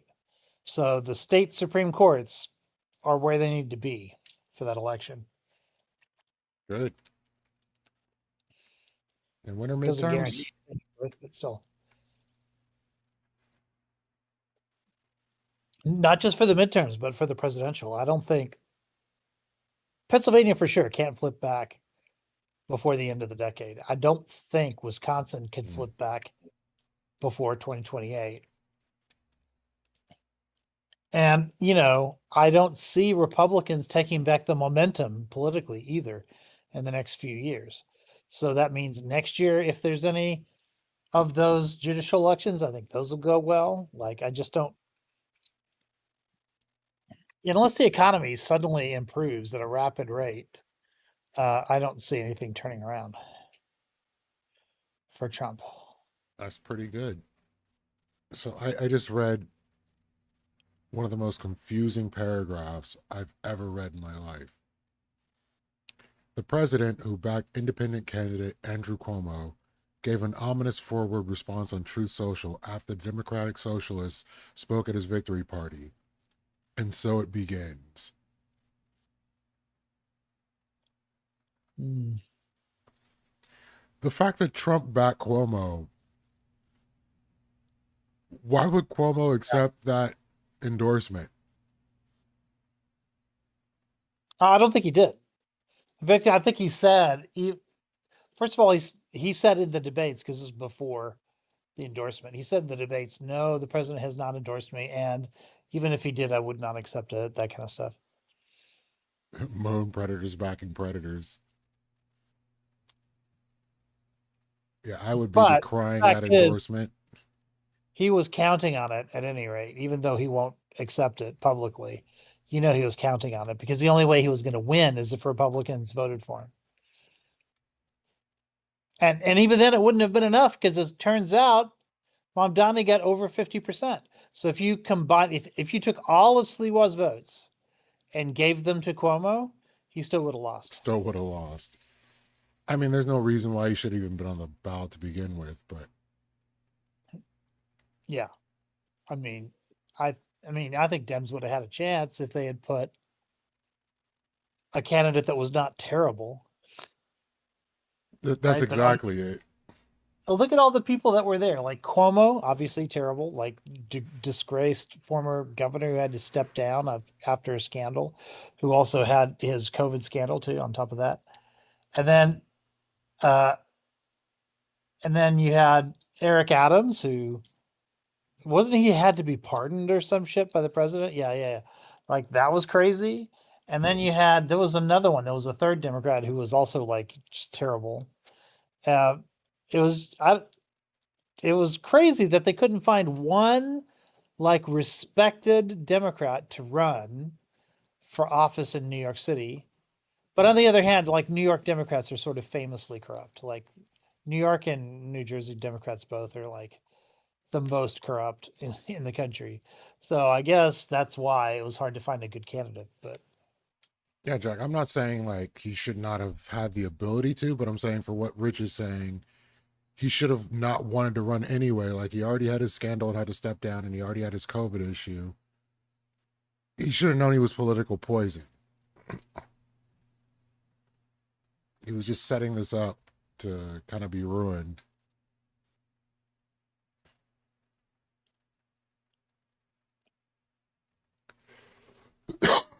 Yeah, Eric Adams is another one. Like New York is definitely not sitting their best. And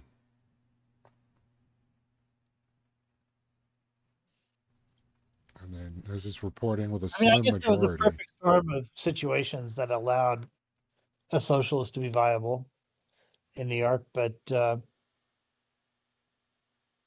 I'm glad it happened. He's a very skilled politician.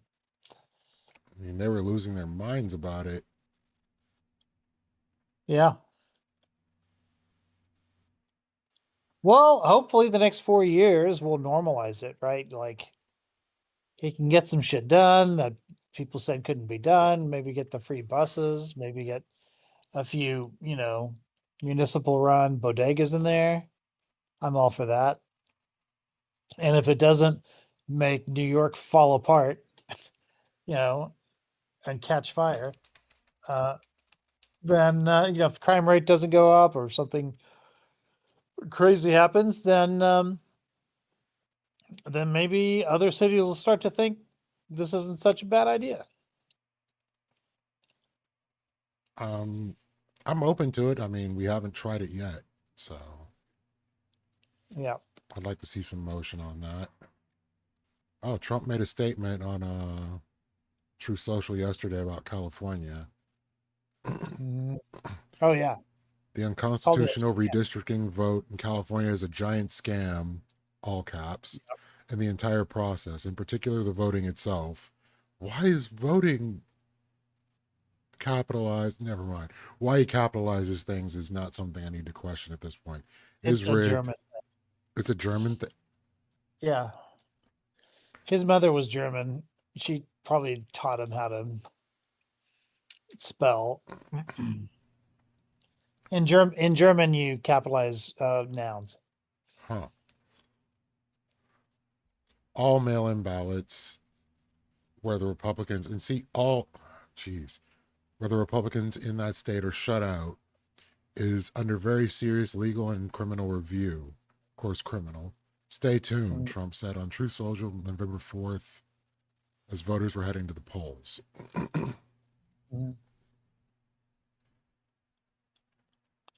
Yeah, I mean, he said that there's something like this in every election. But this is the interesting thing, because you know how Gibbs always says that if you're on the left, it doesn't matter if you're center left or call yourself a socialist or whatever. Everyone's the same. They're all leftists. They're all the same. All Democrats are socialists, is what he says. So if that's the case, then it actually says all Democrats are communists. If that's the case, then Trump just endorsed a communist. Pretty much. Well, it wasn't Cuomo running independent at that point, but yeah, technically Democrat. No, Cuomo's still a Democrat. He's not the Democratic nominee for that particular race, but he's a Democrat. And but Gibbs says they're all the same. But then Trump himself is saying that no, they're not the same. That a socialist is worse than a Democrat. Okay, why can't Republicans admit that the rest of the time? Like, why does Gibbs have to make it seem like frickin' Joe Biden is a communist? Well, that also became kind of a nonsensical talking point when the whole Charlie Kirk thing happened, saying, you can't go around calling Republicans fascists and not expect something bad to happen when they've been doing it the entire time. And the only elected officials Democrat elected officials don't do that. It's only been Republican elected officials that have been using that kind of rhetoric. Sure. Yeah.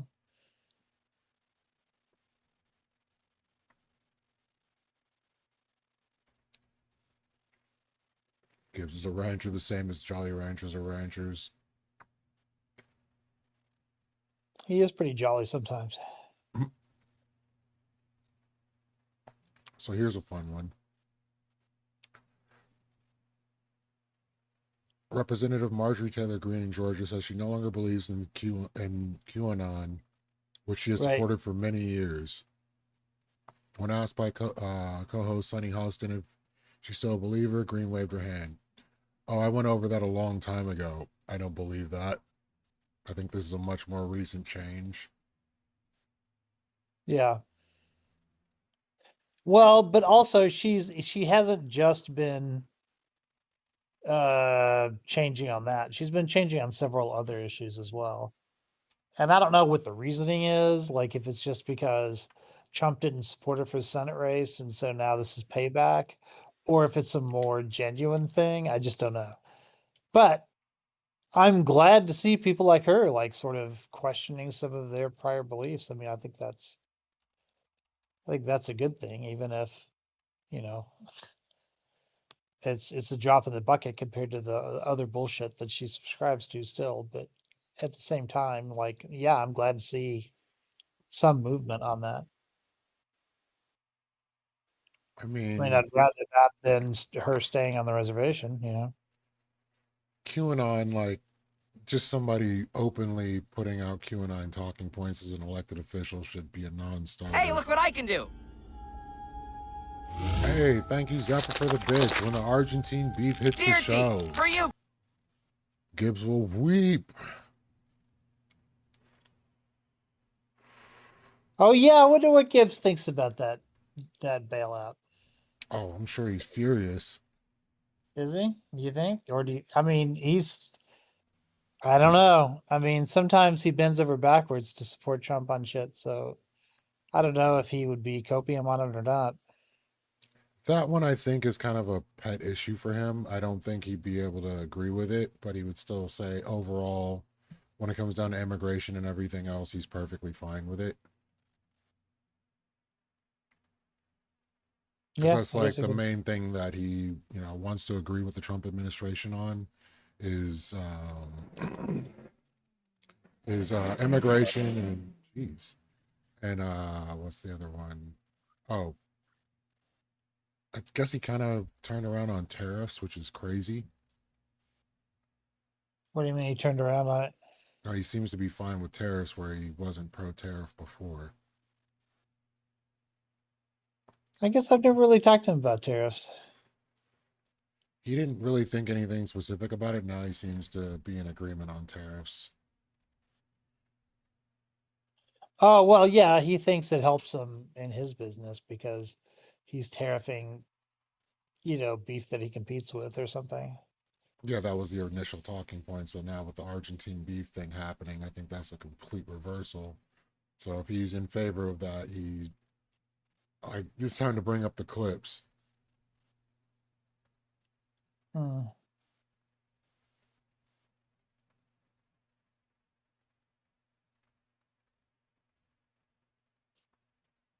yeah, is there anything else because pretty much like this is the blue wave we've been promised for a very long time.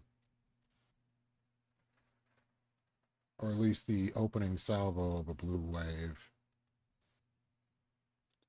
Yeah, we'll see. I mean, if things hold to pattern, then next year should look like 2018. And if that's the case, then the House should flip blue, and the margin in the Senate should narrow. Although I wouldn't expect to flip the Senate. Still, if it narrows, then it means Murkowski becomes the deciding vote in a lot of confirmations and stuff. And Murkowski has been based sometimes. Not consistently. Sometimes. Better than nothing. I mean, that's usually what we've been dealing with. There's been a bunch of bullshit that's happened with Collins or Murkowski voting against it. And they only needed, 51 votes. Like Hegseth, that was a 50-50 confirmation. So if we had one more Democrat, Hegseth wouldn't have been confirmed. Which was another huge mistake that you can go back and look at all the 50-50 votes and all the 51-49 votes, and you can see how much better things would have been if we'd had one or two more Dems. It matters. So you weren't on that Prime panel where they were talking about the big gala that Trump was holding at the ballroom? No. I believe you sent a super chat on that one. Yeah. Like, The, these are the things what that weren't make they me calling think. it? Go ahead. Weren't they calling it the Great Gatsby Ball? Yeah, that's exactly what was going on. Yeah. Why 3 sheets, Jack? I don't understand the reference of 3 sheets. I agree with the Leavenworth portion. 3 sheets to the wind. Ah. Checking some DMs. What is this?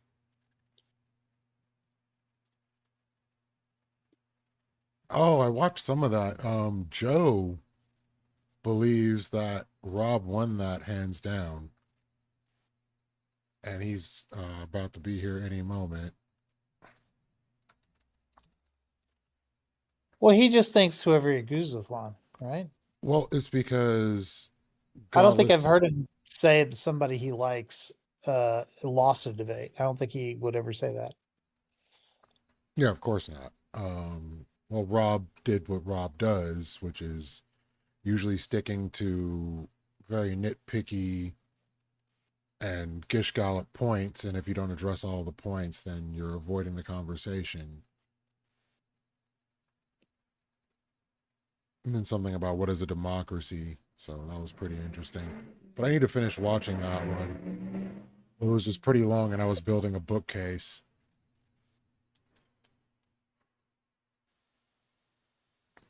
Kyle, I should have won that debate. I don't care what you have to say about this. That was an unfair matchup. Yeah, I watched maybe an hour of it. And, I mean, there's only so much you can take of that, but I also it didn't feel like Godless Engineer was an extremely strong debater. Definitely not like what most debate bros are going to appreciate in a debate.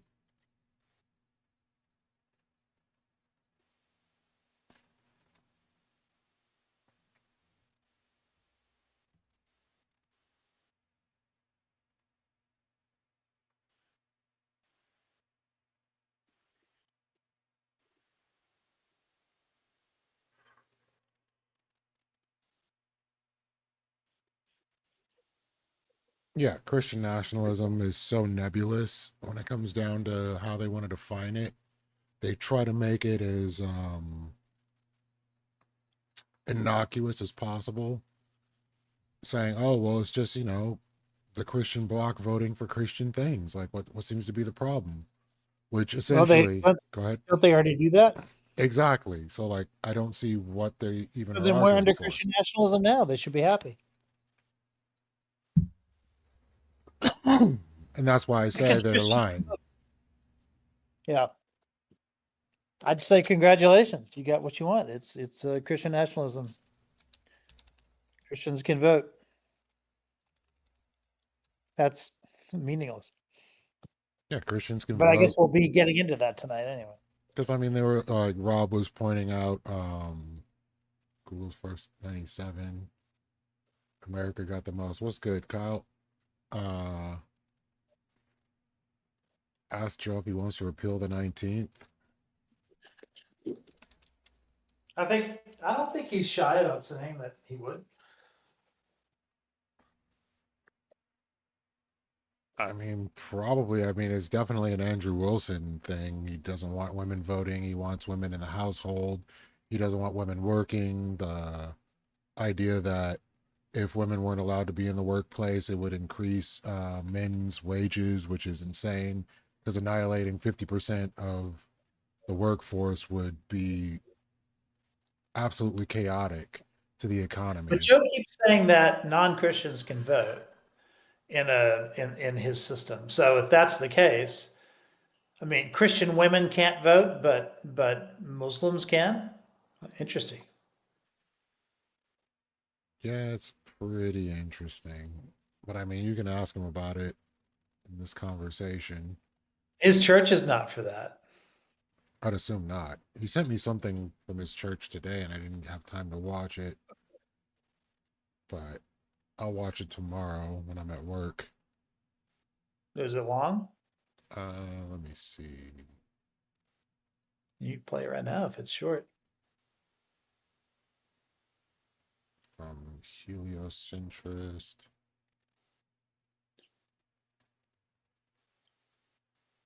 Let me see how long it is. It's like 25 minutes. Yeah, I figured it was reasonably long, but let me see if there's Bust out the scotch, boy!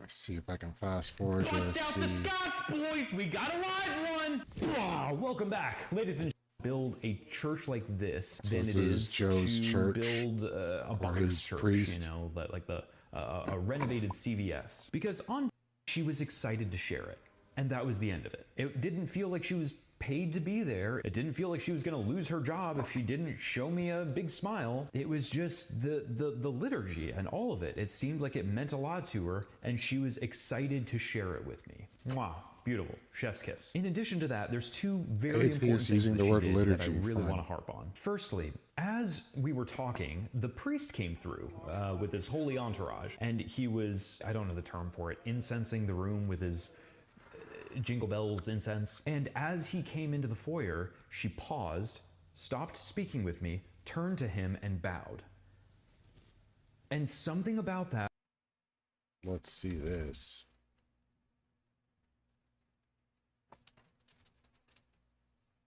Canvassing for Zoran Mondani in the East Village today, and the actor who plays Dr. Stugas. Yeah, the Vizzini. So they're pissed off about her? That's funny. That feels profound. That even though Can I we was a get some visitor, more of and this even though church? she, wanted to make me feel welcomed, that wall and wood and stuff. The difference is that they have tried their darndest to make it feel like a sacred space. At the front of the church is the iconostasis, this huge wall of icons in the quintessential Orthodox fashion. Orthodox With churches Christ are on the quite right, nice. Theotokos on the left. And Usually. then in addition to that, you have, I the mean, I got martyrs no and the saints problem in with the it. stained glass. You have icons Churches just are very. I think churches should be pretty. I'll just put it that way. I have that bias. You're not in this faith And journey alone. You have a great Catholic churches crowd are of quite witnesses often who have nice, come but it's before you, which but I've you got to know, be honest, I sort of grew is up with refreshing when you compare the it Baptist to philosophy the in churches, which solipsism you that could find put them in a a lot of shopping Protestants mall. circles. Because You know, for a lot of Protestants, so I'm looking yeah, at you, this Baptist, is kind of the they opposite. literally it's have the about Baptist you churches and like in Jesus, a and there's industrial nobody else. Nothing else matters. It's just center. you and that guy. And have Yeah. you said this prayer yet? Because Yeah. if you hadn't said this prayer And yet, to then me, you're going to I hell. mean, Whereas this feels I don't know. like I mean, an that's part of the homage attraction. To all me, of is the the saints is who have come the before you, who have aesthetic. wrestled with similar things that you have, who have I'm not prayed just the that way same with prayers churches. that you I'm have, that way with and a lot it's of to make different you things. feel like you're not alone in this struggle. So I don't know. There's very something cool. about art So and beauty. that's you know? with all Orthodox churches, though. But I want to emphasize this in particular parish. At this congregation, Oh, they were this flipping is out on her probably because she didn't by recognize far the Vizzini? most children I've That's ever rough. seen anywhere. Even compared to the Mormon church, there was just like a sea of 4-year-olds running around. And it was really cute. It was really endearing. With Orthodoxy, almost always, there's been a couple of exceptions, but I'm not going to mention those. You don't have any instruments. It is entirely a cappella. And I will say that I can imagine at much smaller Orthodox See, congregations. Jack, that was my question when COVID was happening. It's like, why can't you just take your services outdoors in a lot of these areas? Especially like it was in southern states. Like, you're probably better off outside anyway. Yeah, the Catholics did. The Catholics went outside during that time. Yeah. They probably didn't do it for as long as they should, but they did it for a while. You actually get to enjoy nature, and then their whole look at the trees thing is actually a lot more functional in the time. So, And we also didn't do the wine. We just did the bread. Yeah, there were a lot of those kind of accommodations made, but of course, the one that I was advocating for at the time and was following was just do it over television, like do it online. Yeah, I could kind The of priests would see. come to deliver the Eucharist like to everyone's house. They would do that. Yeah, we did. It just depended on the area you were in. Like, I don't think there was one single like response that the church had like universally. I mean, Eucharist on wheels has a ring to it. Yeah. Yeah, they would literally come knocking on your door and deliver They would say, okay, how many? And they would give them to you, and then they would leave. And then you would wait and you would watch it online, and then you would take it when you're supposed to take it. I mean, it was kind of annoying, but, it was nice for people to have access to the Eucharist when they couldn't, like, physically be around or whatever. And I remember there were several churches who said, fuck you, we're going to go in or whatever. And then the entire choir dies. Yeah, that's the crazy thing about it. Like, you see the outcomes, and a lot of these people, like, Yeah. there's a lot of older people in churches. Yeah. So, like, I don't see why they would want to be so obstinate about something like that. Yeah. I don't understand. See, this was the issue I was having in my debate. I was trying to get him to acknowledge that we have an overrepresented prison population, and that minorities are way too represented in prisons. And then I brought up, and this is where, like, he already had me, like, off balance and being stupid and not recognizing where I said America has the largest prison population. Then when I was saying, if you can take inmates and force them to work in a McDonald's, then they can't be so dangerous to where they need to be in prison to begin with. And he's like, well, they're not in prison. I'm like, what are you talking about? He doesn't understand prison labor details. So it's just like constantly thrown off, and even trying to make a reasonable point against this person whose brain was so slick, all of them just flew off to the wayside.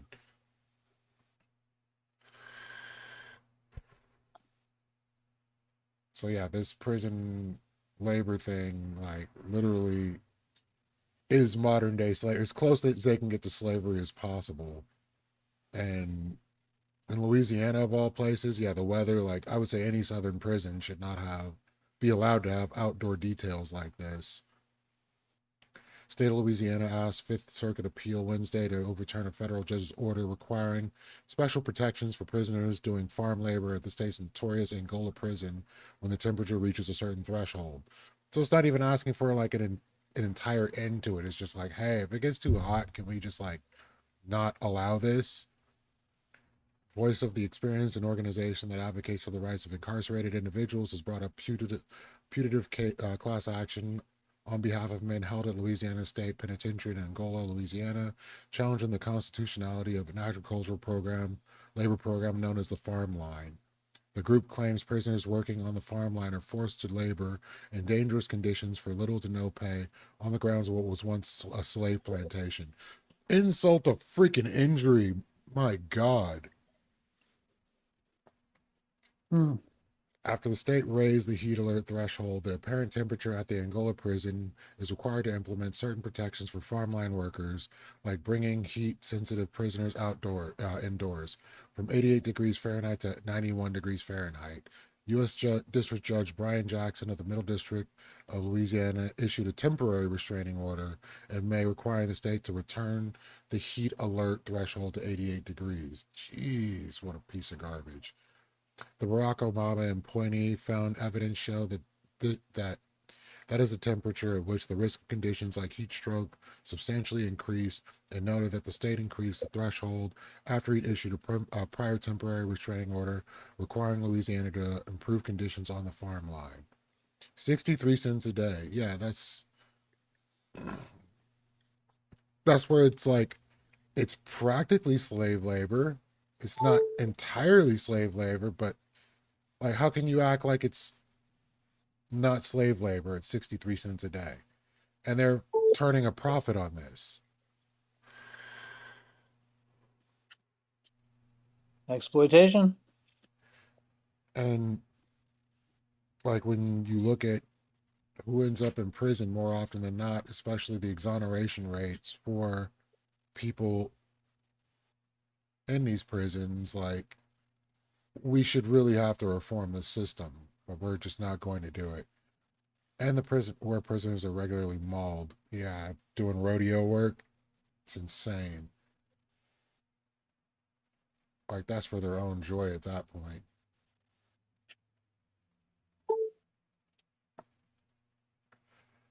Disgusting. Louisiana Assistant Solicitor General Clayton Hooterman told the Fifth Circuit panel Wednesday that the successive injunction violates the PLRA, calling it a workaround of the law's 90-day limit on preliminary injunctions and prison condition lawsuits.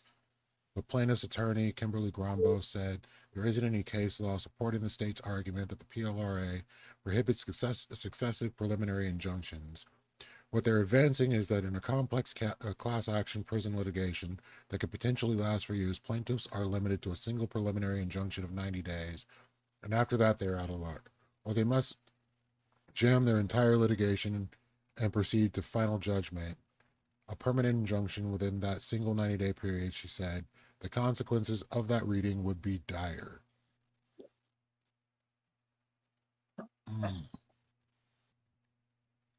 Senior U.S. Circuit Judge W. Eugene Davis asked whether the preliminary injunction is still necessary.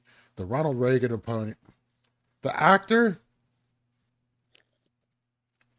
questioned the likelihood of there being any more days where the apparent temperature reaches 88 degrees before the preliminary injunction automatically expires on November 20th.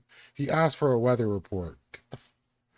Grambo said Jackson looked at the data from the past 3 years and found there was a likelihood that the apparent temperature could reach the 88-degree threshold throughout November. Thank you, Moon. I'm glad you saw that. This court has to find that was clearly erroneous in order to second-guess that finding. Louisiana argues in finding that the state was deliberately indifferent to the safety of prisoners by raising the threshold. Jackson failed to consider changes Louisiana has made since the start of litigation to ensure prisoner safety on the farm line, such as shade, water, ice, regular rest periods, regardless of temperature. So they weren't even getting adequate anything while doing this work that endangered their lives and livelihoods. Hardeman said Jackson's order constitutes quintessential micromanagement of prison policy, which she argued the PLRA prohibits. U.S. Circuit Judge Carl Stewart, a Bill Clinton appointee, pushed back on this argument, saying he felt a personal connection to it. When I was a child growing up in segregated schools, the position of the state and opposing integration was that judges were micromanaging schools, Stewart said, and I guess I'd still be in a segregated school if they hadn't. U.S. Circuit Judge Irma Carrillo Ramirez, a Joe Biden appointee, joined Davis and Stewart on the panel.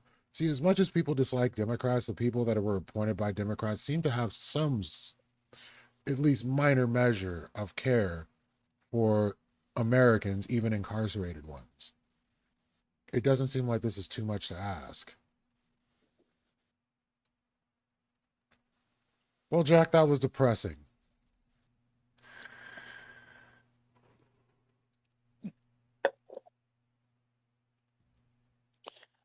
Very depressing. I mean, it's amazing how people talk about how I would have been against slavery in the 19th century or whatever, and then they're fine with this. Yeah, they just sit here and let stuff like this happen, and usually the person I was arguing against, well, they're prisoners. Like, why should we care? They broke the law. There has to be some punishment. And it's like, in a lot of instances, like, plea bargaining in general has put people in horrible positions. People who break the law get to become president. So, apparently he doesn't want all of the people who break the law to be punished. Yeah. Teasing Kyle, just found the article's 5 hours old. Yeah, this news is very unsettling. And where is Joe? He's hitting the threshold for time. Actually, he'd still be early either way. He still has like 13 minutes before he'd be late, but. Well, there you go. Yeah, that is altogether disgusting.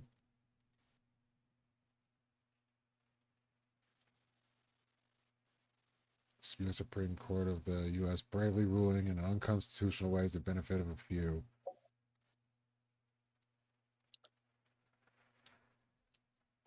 Yeah, I would like to see prison reform, and the idea that prisoners getting a vote could possibly give us some insight into what prison reform should be. And I didn't know at the time when I was debating it.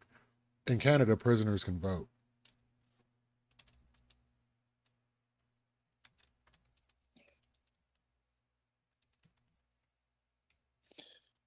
Yeah, sure. And I know in jails here in America, they make it extremely difficult to vote if they can even vote, which they should have the right to vote because they haven't been convicted yet.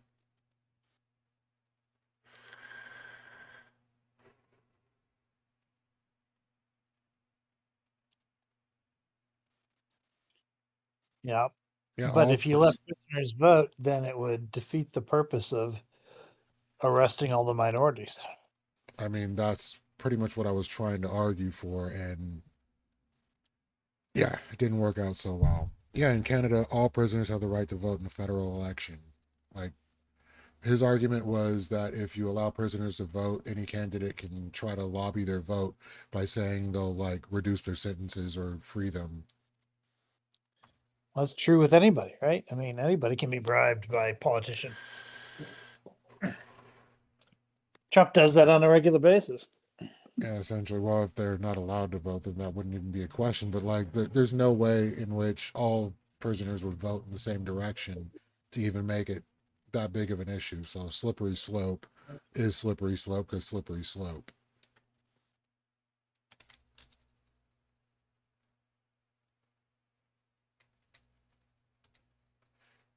NYC fire chief announces resignation after Mamdani wins mayoral race.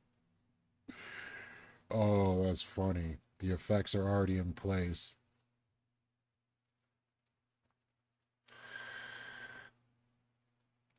Let's see. Anything else interesting before we get to the main event?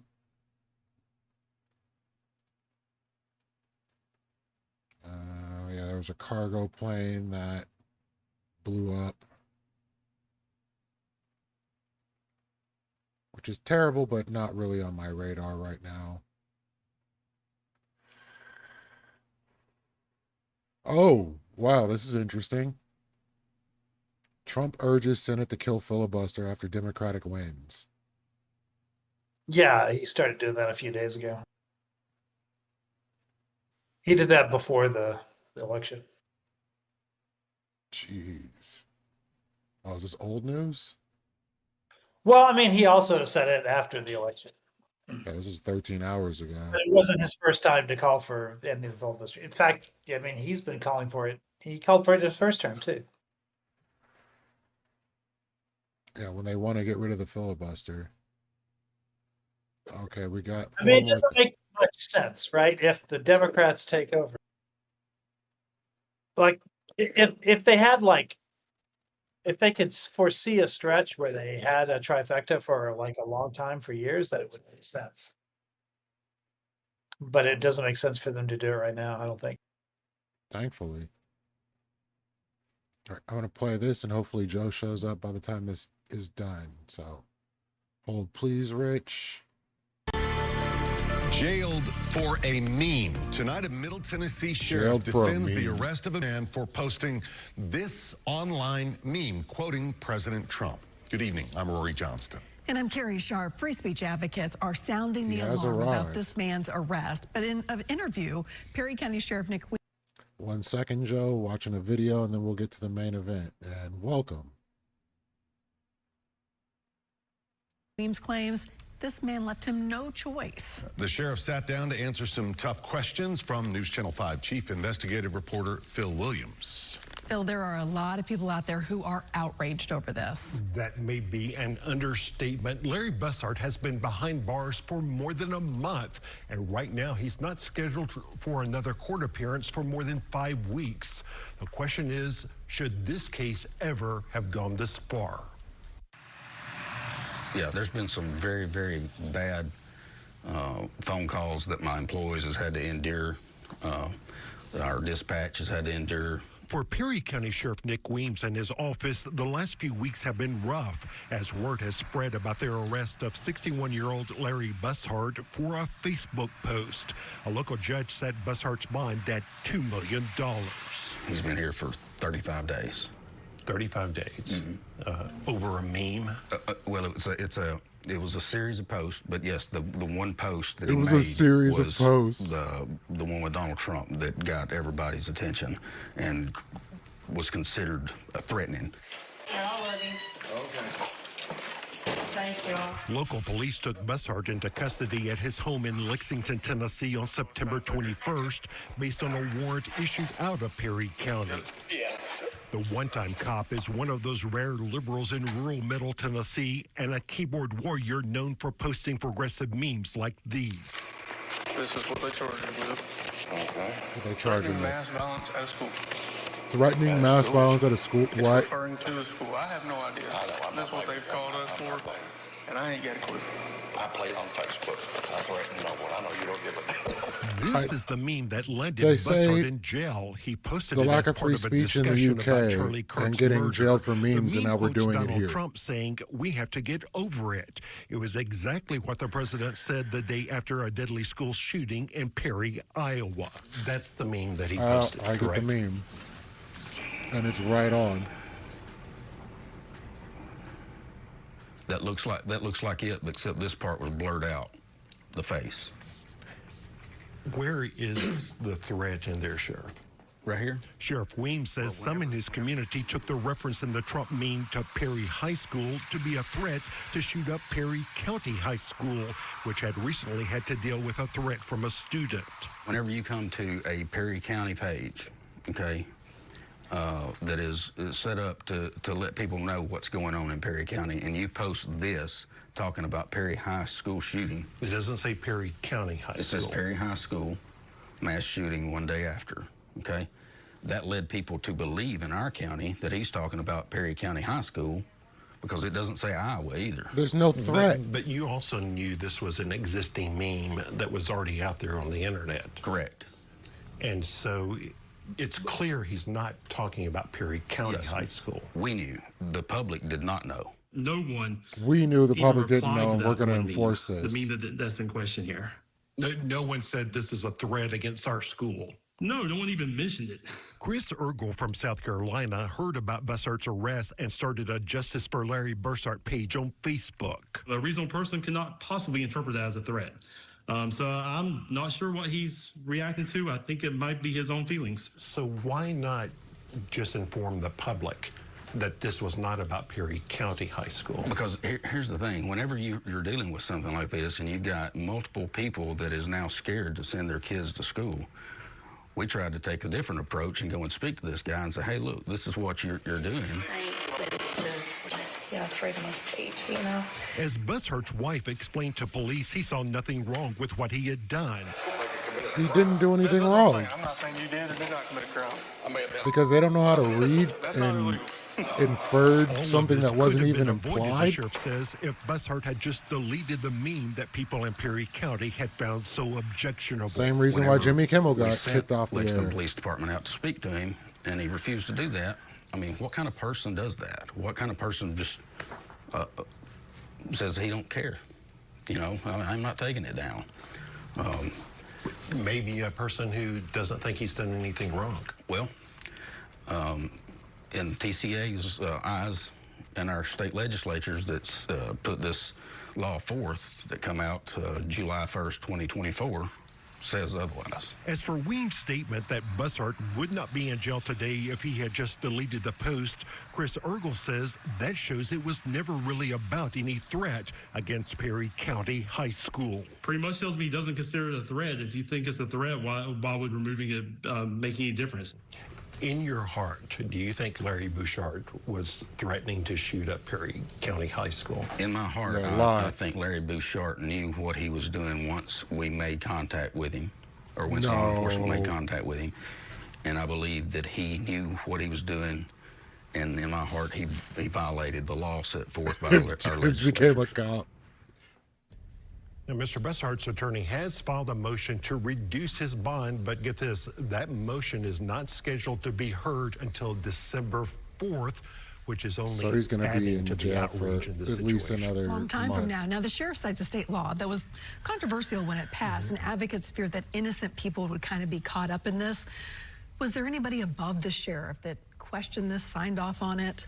Yeah, Sheriff Weems tells me that his office did talk to DA Hans Schwindeman's office, and they signed off on the arrest, as did a judicial commissioner. The DA, by the way, did not return my phone call and speak to me like the sheriff was willing to do. Yeah. Well, hopefully he will, and I know you're going to keep following this story. Absolutely. Well, thanks. Bill, thank you.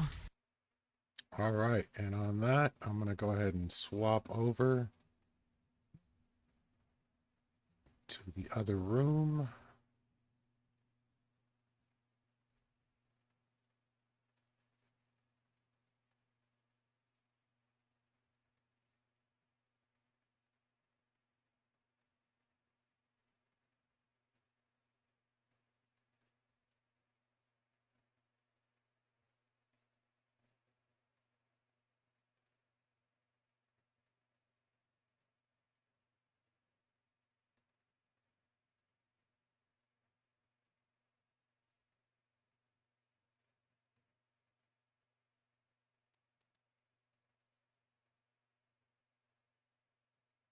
All right.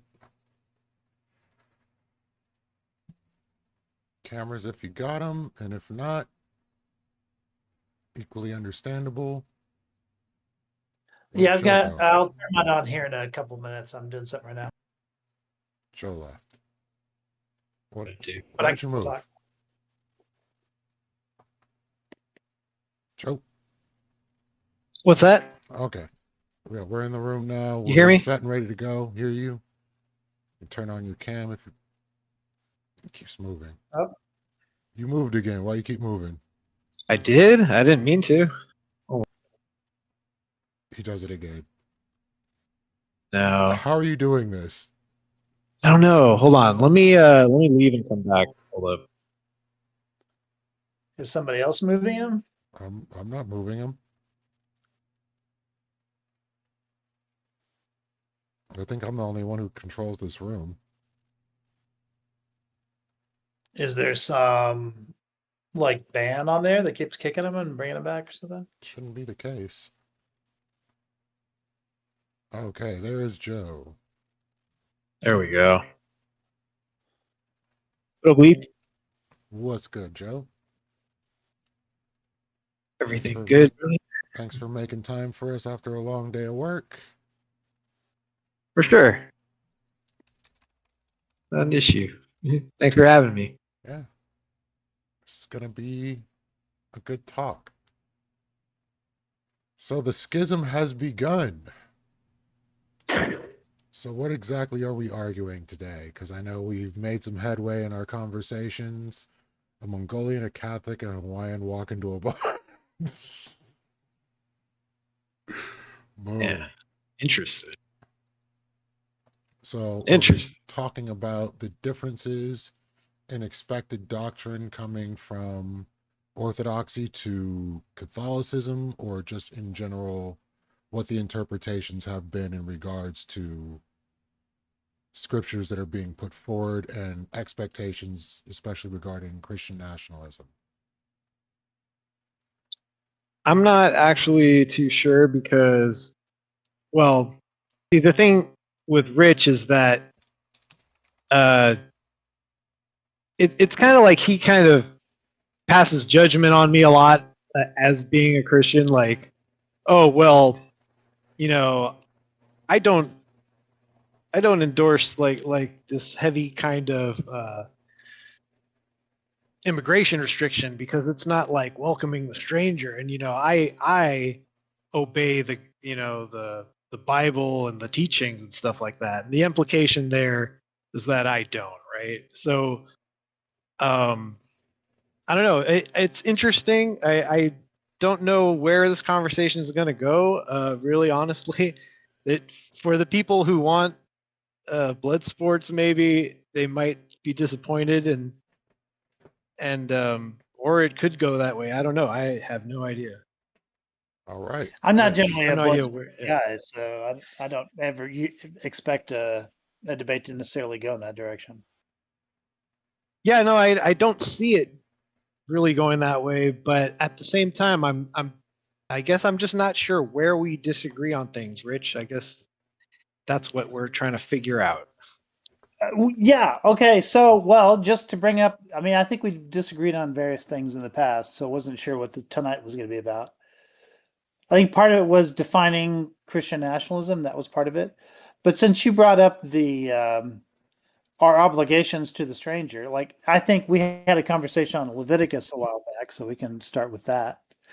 But it it it's very difficult for me to talk about like the obligations of the Gospels and of Scripture just sort of generally, and then just sort of dismiss the things that it tells us to do. It's just difficult for me to do that.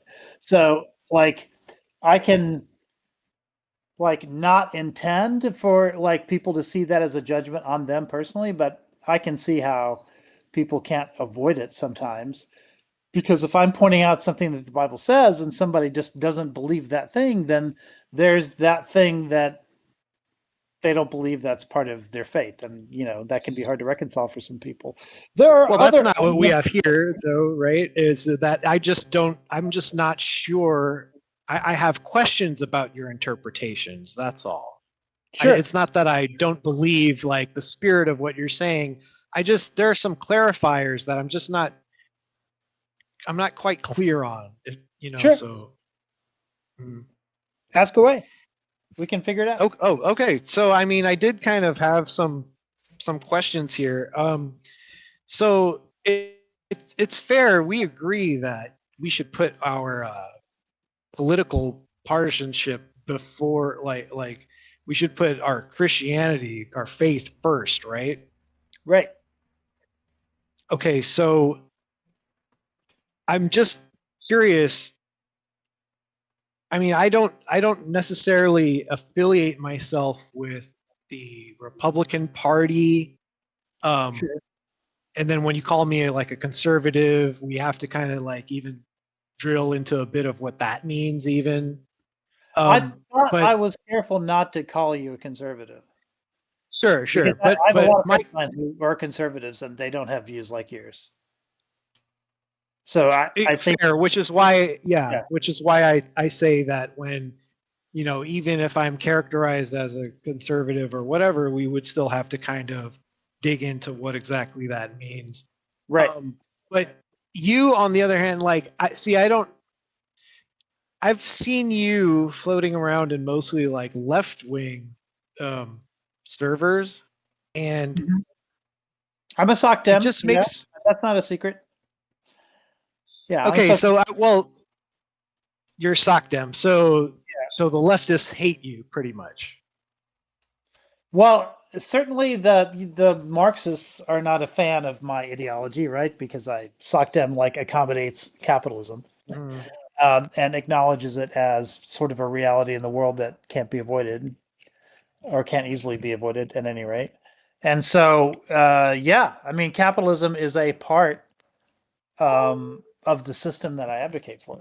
So, the left, depending on what you define as the left, the far left is not going to be a fan of my ideology, but they're also not going to be a fan of the ideology of the Democratic Party in the United States either.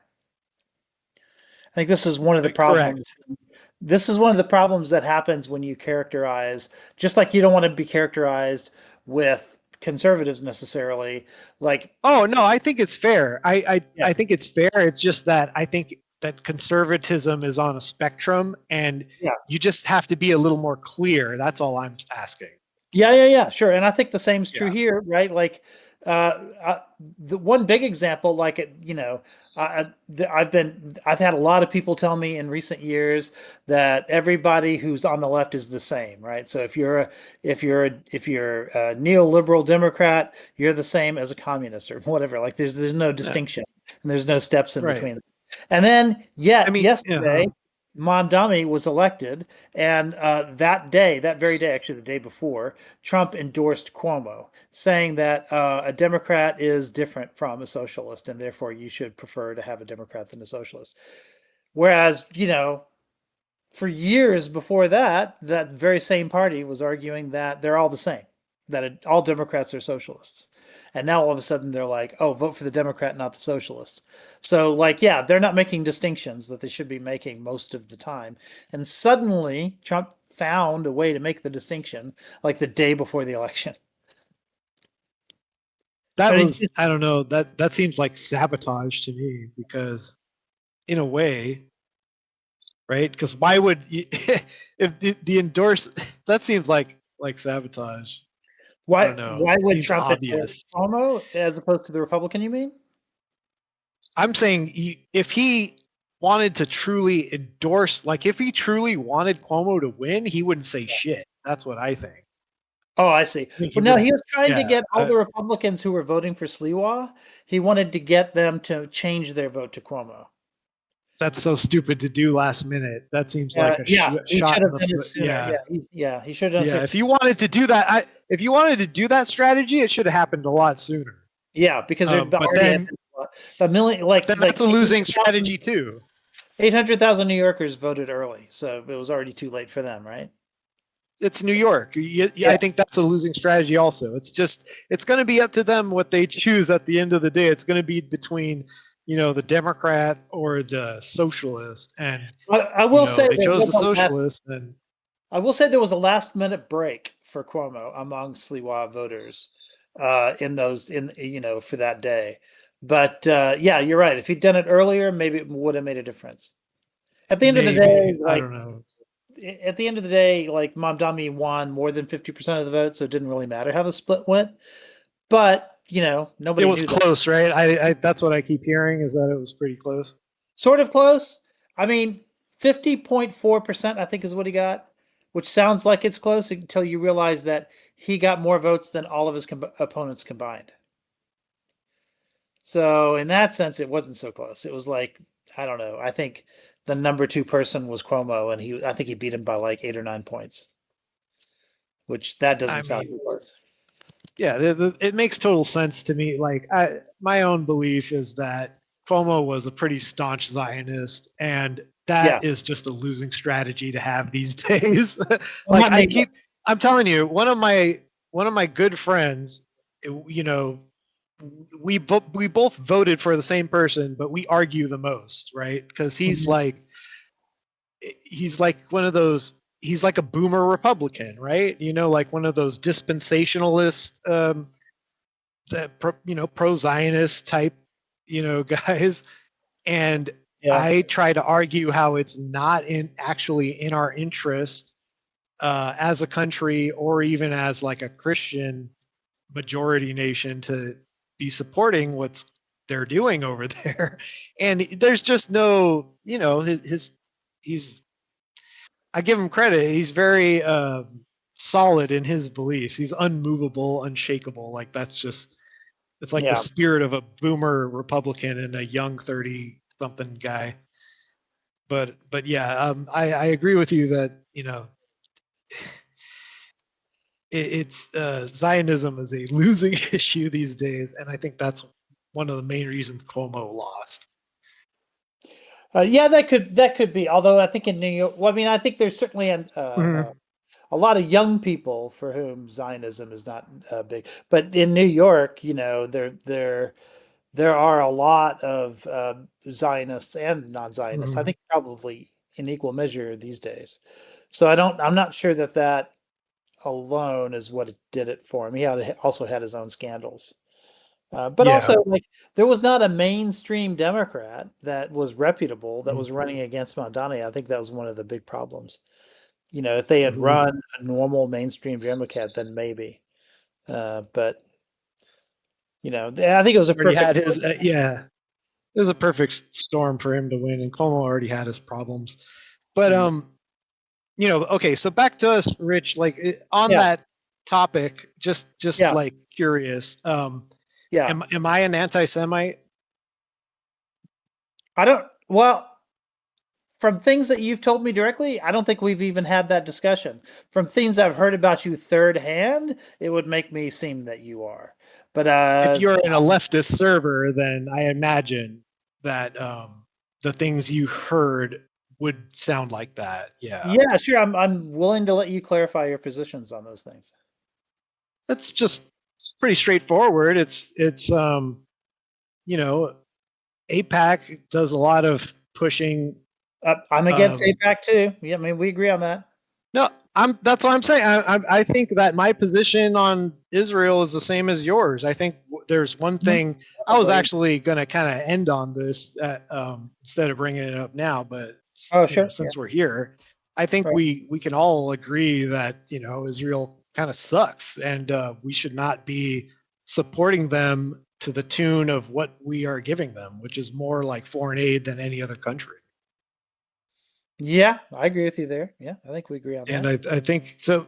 So I think just advocating for that doesn't make me an anti-Semite. Now, are there like conspiracy theories, like things that people? That's another thing, is that there are theories or links or like circumstantial evidences, let's say, to other activities that are linked to kind of the same people. Right. And for that reason, I'm also called an anti-Semite. But even if I post the information, like the link to the thing that I'm trying to prove, where you could investigate the proof for yourself to verify it, right? And even if I do that, I could still be called an anti-Semite just because it's like, oh, this is like whatever. It's just, there's always a pushback, right? Sure. Yeah, I mean, but yeah, I mean, I think it's, when you're talking about the establishment of Israel to begin with, because this is a complicated story, there are plenty of people who I would describe as anti-Semites who were for the establishment of Israel just because they didn't want Jews coming to American shores or to whatever country they lived in. They're like, that was like true of Nazi Germany, right? Yeah, let's give them, Nazi Germany didn't want to give them a homeland, right? Nazi Germany wanted to murder them all. But no, actually, you should look this up. I forgot what they called it, but it was like one of Hitler's plans. It was before the final solution. It was one of the solutions. And then they moved on to the final solution because they couldn't easily. They tried to make But that was a pretty darn well, first of all, I don't think they had cause to deport them to begin with. But even so, even if they did feel like they had cause, just murdering them is probably not a good idea. But I'm just saying that I agree with you with. But I'm not talking about Germany. I'm talking about the United States, Canada, a lot of European countries around the world, Australia, wouldn't take them.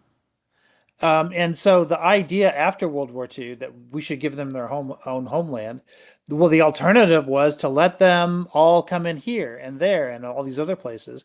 And because nobody wanted to take them, it just seemed easier to say, okay, let's create a spot in the world where they can go and then shove them all over there. So, I think why do you think that is, Rich? I'm just curious. I'm sorry? Why do I think this? Yeah, this notion that nobody wanted to take them, is there some history there? Yeah, of course there is. It's been that way for centuries. Mm-hmm. So, this is just kind of a fun question. If I got kicked out of 109 bars, is it the fault of the bar owners, or is it possibly something having to do with me? I mean, I don't know. I remember hearing an interview with Fuentes where he talked about there were a lot of restaurants that wouldn't let him come in. And so, yeah, is that the fault of the restaurants or is that the fault of Fuentes? I mean, in his case, I think it probably is the fault of Fuentes. But in terms of countries and peoples, that's an entirely different matter. Because now you're falsely equivocating a people through collective. Well, I'm just asking a question. Yeah. Well, I thought I answered it. So, and I'm moving on to what you. What was the answer? I'm sorry. I just are you trying to? Fuentes wasn't accepted in a lot of restaurants and a lot of places he was going to for a long time. He used to complain because his reputation preceded him. So what about his reputation kept him out? He had an ideology that people found unacceptable. That's why he got punched on the street. And that's true, right? Yeah. It's true that he had an ideology that people disagree with? Yes. Okay. So that's what we have here, right? Is like, but more than that is kind of Yeah, like sure. In a this. lot of cases, their Yeah. ideology was one of two things. It was either that that we were living, they were living in Europe was living in a time where the state and religion were sort of entwined together. So if you weren't a member of that religion, you were considered a threat to the state. And so that was put upon Jews, and it was put upon really anybody who was considered an outsider in those times. And the second, it was Jews did a lot of the jobs that Christians weren't allowed to do. For the longest time in the Middle Ages, you couldn't lend money at interest because it was considered No, usury. yeah, I know. It is. Yeah. Usury. Shakespeare Right. talks about this, right? Like it's sort of not a new thing. So on the one hand, they did the jobs that the rest of the Christian world needed to be done, but they couldn't do it themselves. Well, and then once that's they got too good at it, people didn't like it very much. It's part of the problem, because the thing is, if there were multiple kind of practices at play at the same time, like let's say coin clipping, right? Like coin clipping was a thing. Well, if you're like a money lender, and you're like dealing with a lot of money, well, you just have a funnel into your coin clipping business. So it's kind of like, you're conducting like usury on people while kind of small fraction stealing at the same time, and like enriching yourself, being a very small part of a population, yet acquiring a lot of property and wealth very rapidly. And then the people around start to look around and say, well, why am I poor? Why am I hungry? And why is this such a small foreign amount of people have so much of our country now? And then they get all like upset about it, and then they drive them out. That seems to be like the reoccurring like theme throughout time and over these different countries that were disconnected from each other. So there was no like internet spreading memes. Well, what about ended up happening the Jews, was right? the rise of capitalism started, and then suddenly the kinds of jobs that you're talking about became the kinds of jobs that anybody could do, right? But the reputation that came along with the discrimination and the stereotypes, which you're describing, continued to persist, even when the cultural reasons for them to belong to only one society was Well, no hold longer. on. Stereotypes kind of lend some kind of truth to them, right? Isn't that kind of Yeah, isn't that kind of the characteristic of the stereotype? A lot of the jobs that you're talking about, like, still have like there's a lot of Jews in a lot of these professions because they started out as dominating those professions, because all of the other because nobody else wanted to do them, because it was sort of against what they perceived as their religion at the time. Well, also they Yeah, do you would things expect that to were persist, right. Like if you have a family business and your children inherit that business, or they go to school for that business because that's sort of like culturally in your milieu, you wouldn't There's the expect word, that yeah.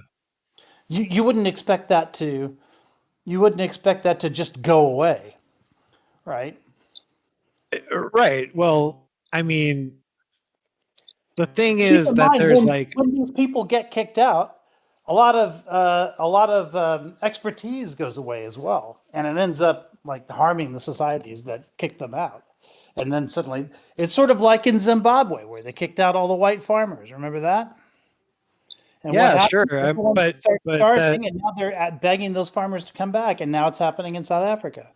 So this is well, you have a lot of the thing is, unlike that example you just gave, there are a lot of examples throughout history of the Jews getting kicked out of different Hold on. places, right? This is white And people so getting kicked out.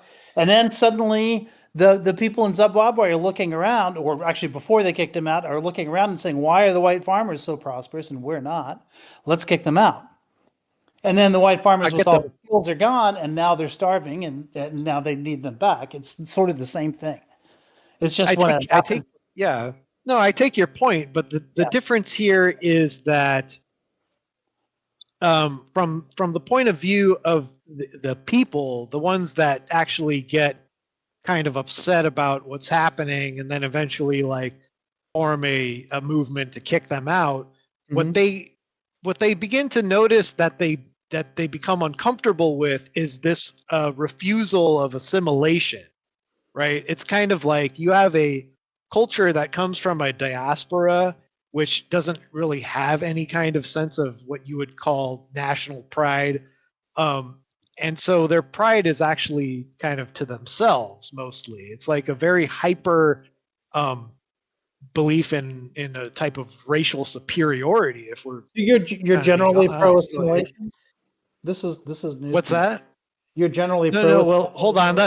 This is a red herring. I'm trying to make a point here. And if you're complaining that they're against assimilation, I'm not complaining. I'm just saying that I'm making the argument to you that this is generally why there's this pattern of them getting kicked out, is that this is kind of the I agree. Culture. Yeah. I agree that a culture that sort of forms itself in a way that makes it distinguishable from other cultures around them is going to make them vulnerable to discrimination and stereotypes and all other kinds of things. Like that is like a fundamental issue. Like I lived in New Jersey, very close to New York, for a number of years, and so I saw like a lot of like sort of areas that were very Jewish, and sitting alongside other areas that weren't, and you could tell when you stepped in from one to another. And like that's gonna make people start to otherize them eventually. Largely, that hasn't happened in the United States as much. I certainly didn't see it happening in New York and New Jersey the way that it's happened in other places in the world. Like I think the cultures get along quite well there, and not like it was 75 years ago, certainly, but. Yeah, I do see that if they speak their own language and they have like a distinct accent and they have a tendency to marry within the culture and not outside of the culture, that like that's going to come along with certain risks and that certainly is one of the things that causes this sort of discrimination to occur. And so maybe your argument would be that if these cultures intermingled more, then those risks would become lesser. That is kind of what I'm saying. Yeah.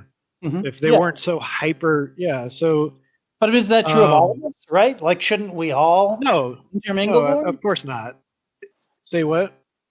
Shouldn't we all intermingle? Should we all like intermingle? Yeah. I don't know. I think people are just free to choose whoever they want to be with.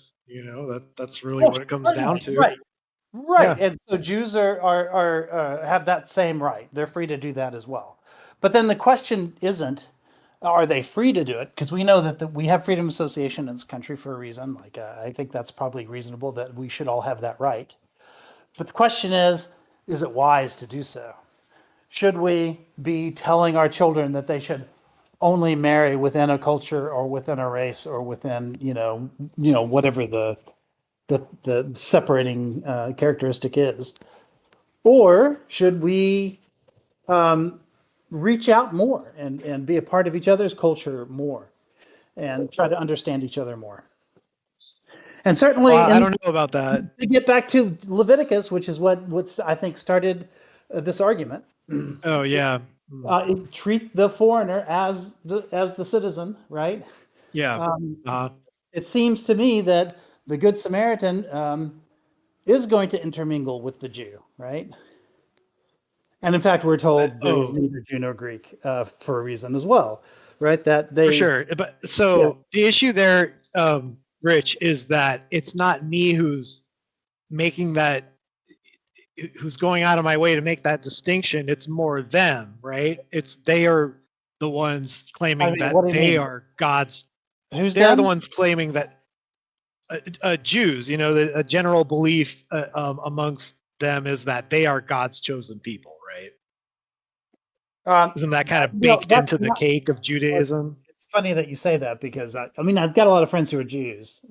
Well, some of them secular Jews, some of them Reformed Jews. Admittedly, I don't know a lot of Orthodox Jews, but none of them have ever told me they think they're God's chosen people. That's the way. I've That same now, here, but that's the way Christians will often refer to Jews, particularly evangelical Christians who sort of fetishize Israel, and they're some of the biggest Zionists around because of that. yes, And yep, they believe that the Jews are God's chosen people.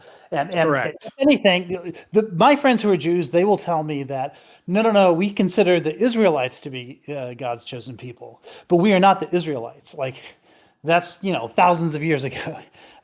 He says, Right. we I don't think they think that. I mean, maybe I can't speak for the Orthodox because I don't have a lot of Orthodox friends, but like the Jews that I know would never make that claim. Well, it's just the same. I think we have roughly the same understanding, which is that, that the sect that broke away,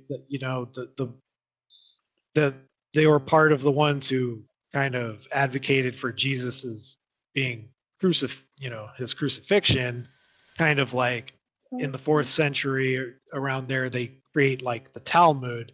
And this is also kind of built into the culture. Like there's a lot of Jewish people who are lawyers. Well, it's like the Talmud's a very like lawyer-like text. It's a bunch of debates and arguments over what, I think how the Torah should be interpreted. And so that's kind of like baked into the cake as well, is like, following the Talmud. That's like what rabbinic Judaism is kind of like built around. I mean, there's a narrow sense of which I can kind of understand a little bit about what you're talking about, but I would just put it in a different way. I would just say that there's a high literacy rate among Jewish individuals around the world because the culture values literacy, because the Muslims call it the people of the book. They include Christians in this as well, but I think there's an even tighter sort of association with literacy there. And so you're going to see in that culture people who go to college more, who like choose professions that are highly attached to linguistics more. I mean, none of that is surprising to me. Well, but the point I'm trying to make with that, Rich, is that built around kind of like that religion, and what a lot of them believe, like this is just what I am against, is the belief, it's like the Zionism, it's kind of like a racist belief, right? Like I am not a racist. I don't believe that there is a race of people who's like chosen holier or higher than all the other races. And that seems to be a common, belief. Growing up as also a Baptist, in behavior, that belief was very common among the Baptists that I grew up with, that there was something special about the Israelites, and therefore about the Jewish people, and therefore about the state of Israel. But again, that's not something that Jews believe, to my knowledge, like at all. That's I mean, I've seen them evangelical the Christians. way. Yeah, I mean, but there are definitely Jews that believe them, and they say it. Well, I don't doubt that. There Yeah, are, of course. yeah. I mean, there's racists Right. in every culture. That's all I'm saying is, that's one of the their culture is the best, right? Like the people, the settlers, right, in the West Bank or whatever. Like those people are using a racist belief to drive people out of their homes, right? And that's what that is, a egregious humanitarian like crisis, right? That this is happening because they have this racist ideology. What's that? What are you talking about, Gaza? Yeah, like these settlers, the settler movement. Yeah. I don't disagree That's on that. what I'm against. Like that's a belief system based on their interpretation, right? Which they claim to be. No, I don't the think people so. of that.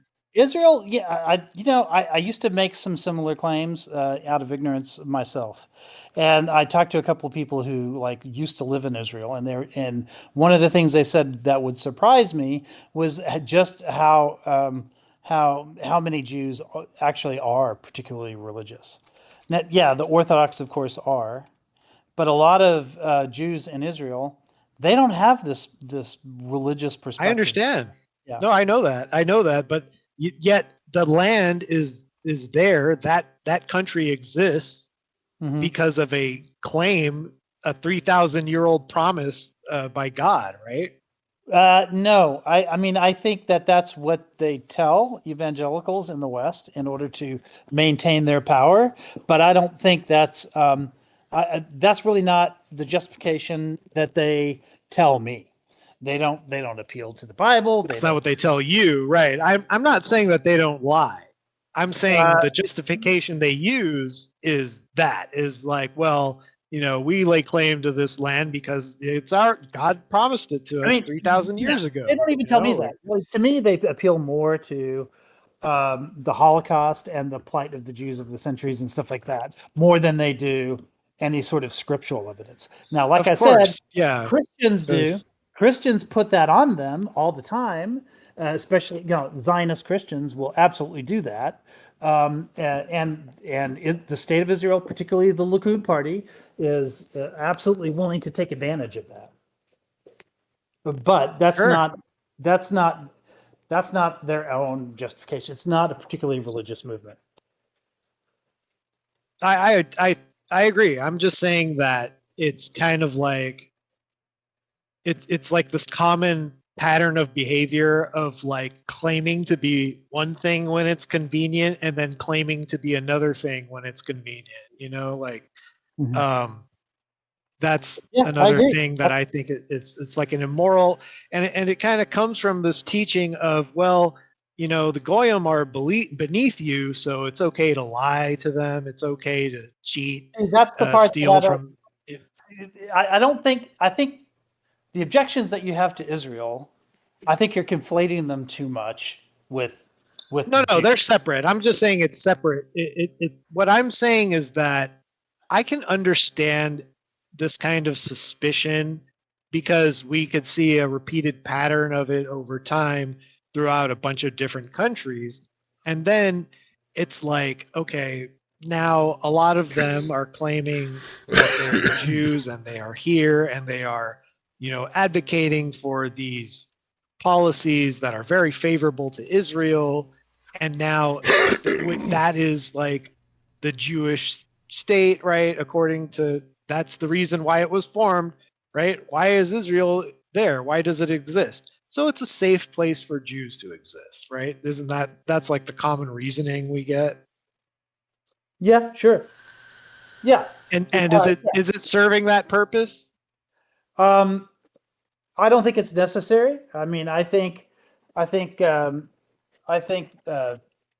what we need is a world where it's safe for people to go places and be safe. And I think that creating a place that's safe here in the United States, for instance, would be a good thing for us to focus on in our own country. So that if it turns out, look, there were Jews in Palestine before the state of Israel was created, right? Before the United Nations had mandatory Palestine. Yeah, I know. I know this. But they flew in so many millions of diaspora Jews in order to sort of increase their numbers in that area in a way that was, I think, unfair to locals that were there, including the original Jews that lived there. That's interesting. You think that the rest of the world has an obligation to if we're going to say, yeah, we can't support that anymore, particularly because of what the Jews are doing to the Gazans right now, which is unconscionable, then we also have to say, okay, some of you can come here and some of you can go to that country or whatever. But it's very difficult right now to get countries to sort of agreeing to those kinds of policies about immigration because of the way that we view immigration sort of generally. Like, I don't understand how like you would have to have a solution for the problem that you're identifying. And like, I agree that we shouldn't be supporting the state of Israel in some of the actions that it's doing. But the question then is, okay, what should we do instead? Like, we can maybe argue about what they should have done 100 years ago, but what should we do now? I'm just simply asking you if You're just if you asking thought I was an anti-Semite, you know, but yeah, I just don't think. I'm just saying, if there was a movement for 100,000 Israelis to move here for whatever reason, because it's gotten too dangerous over there, or because they realize that this strategy of shipping everybody into Israel is untenable, would you be fine with that? Just we can bring them here.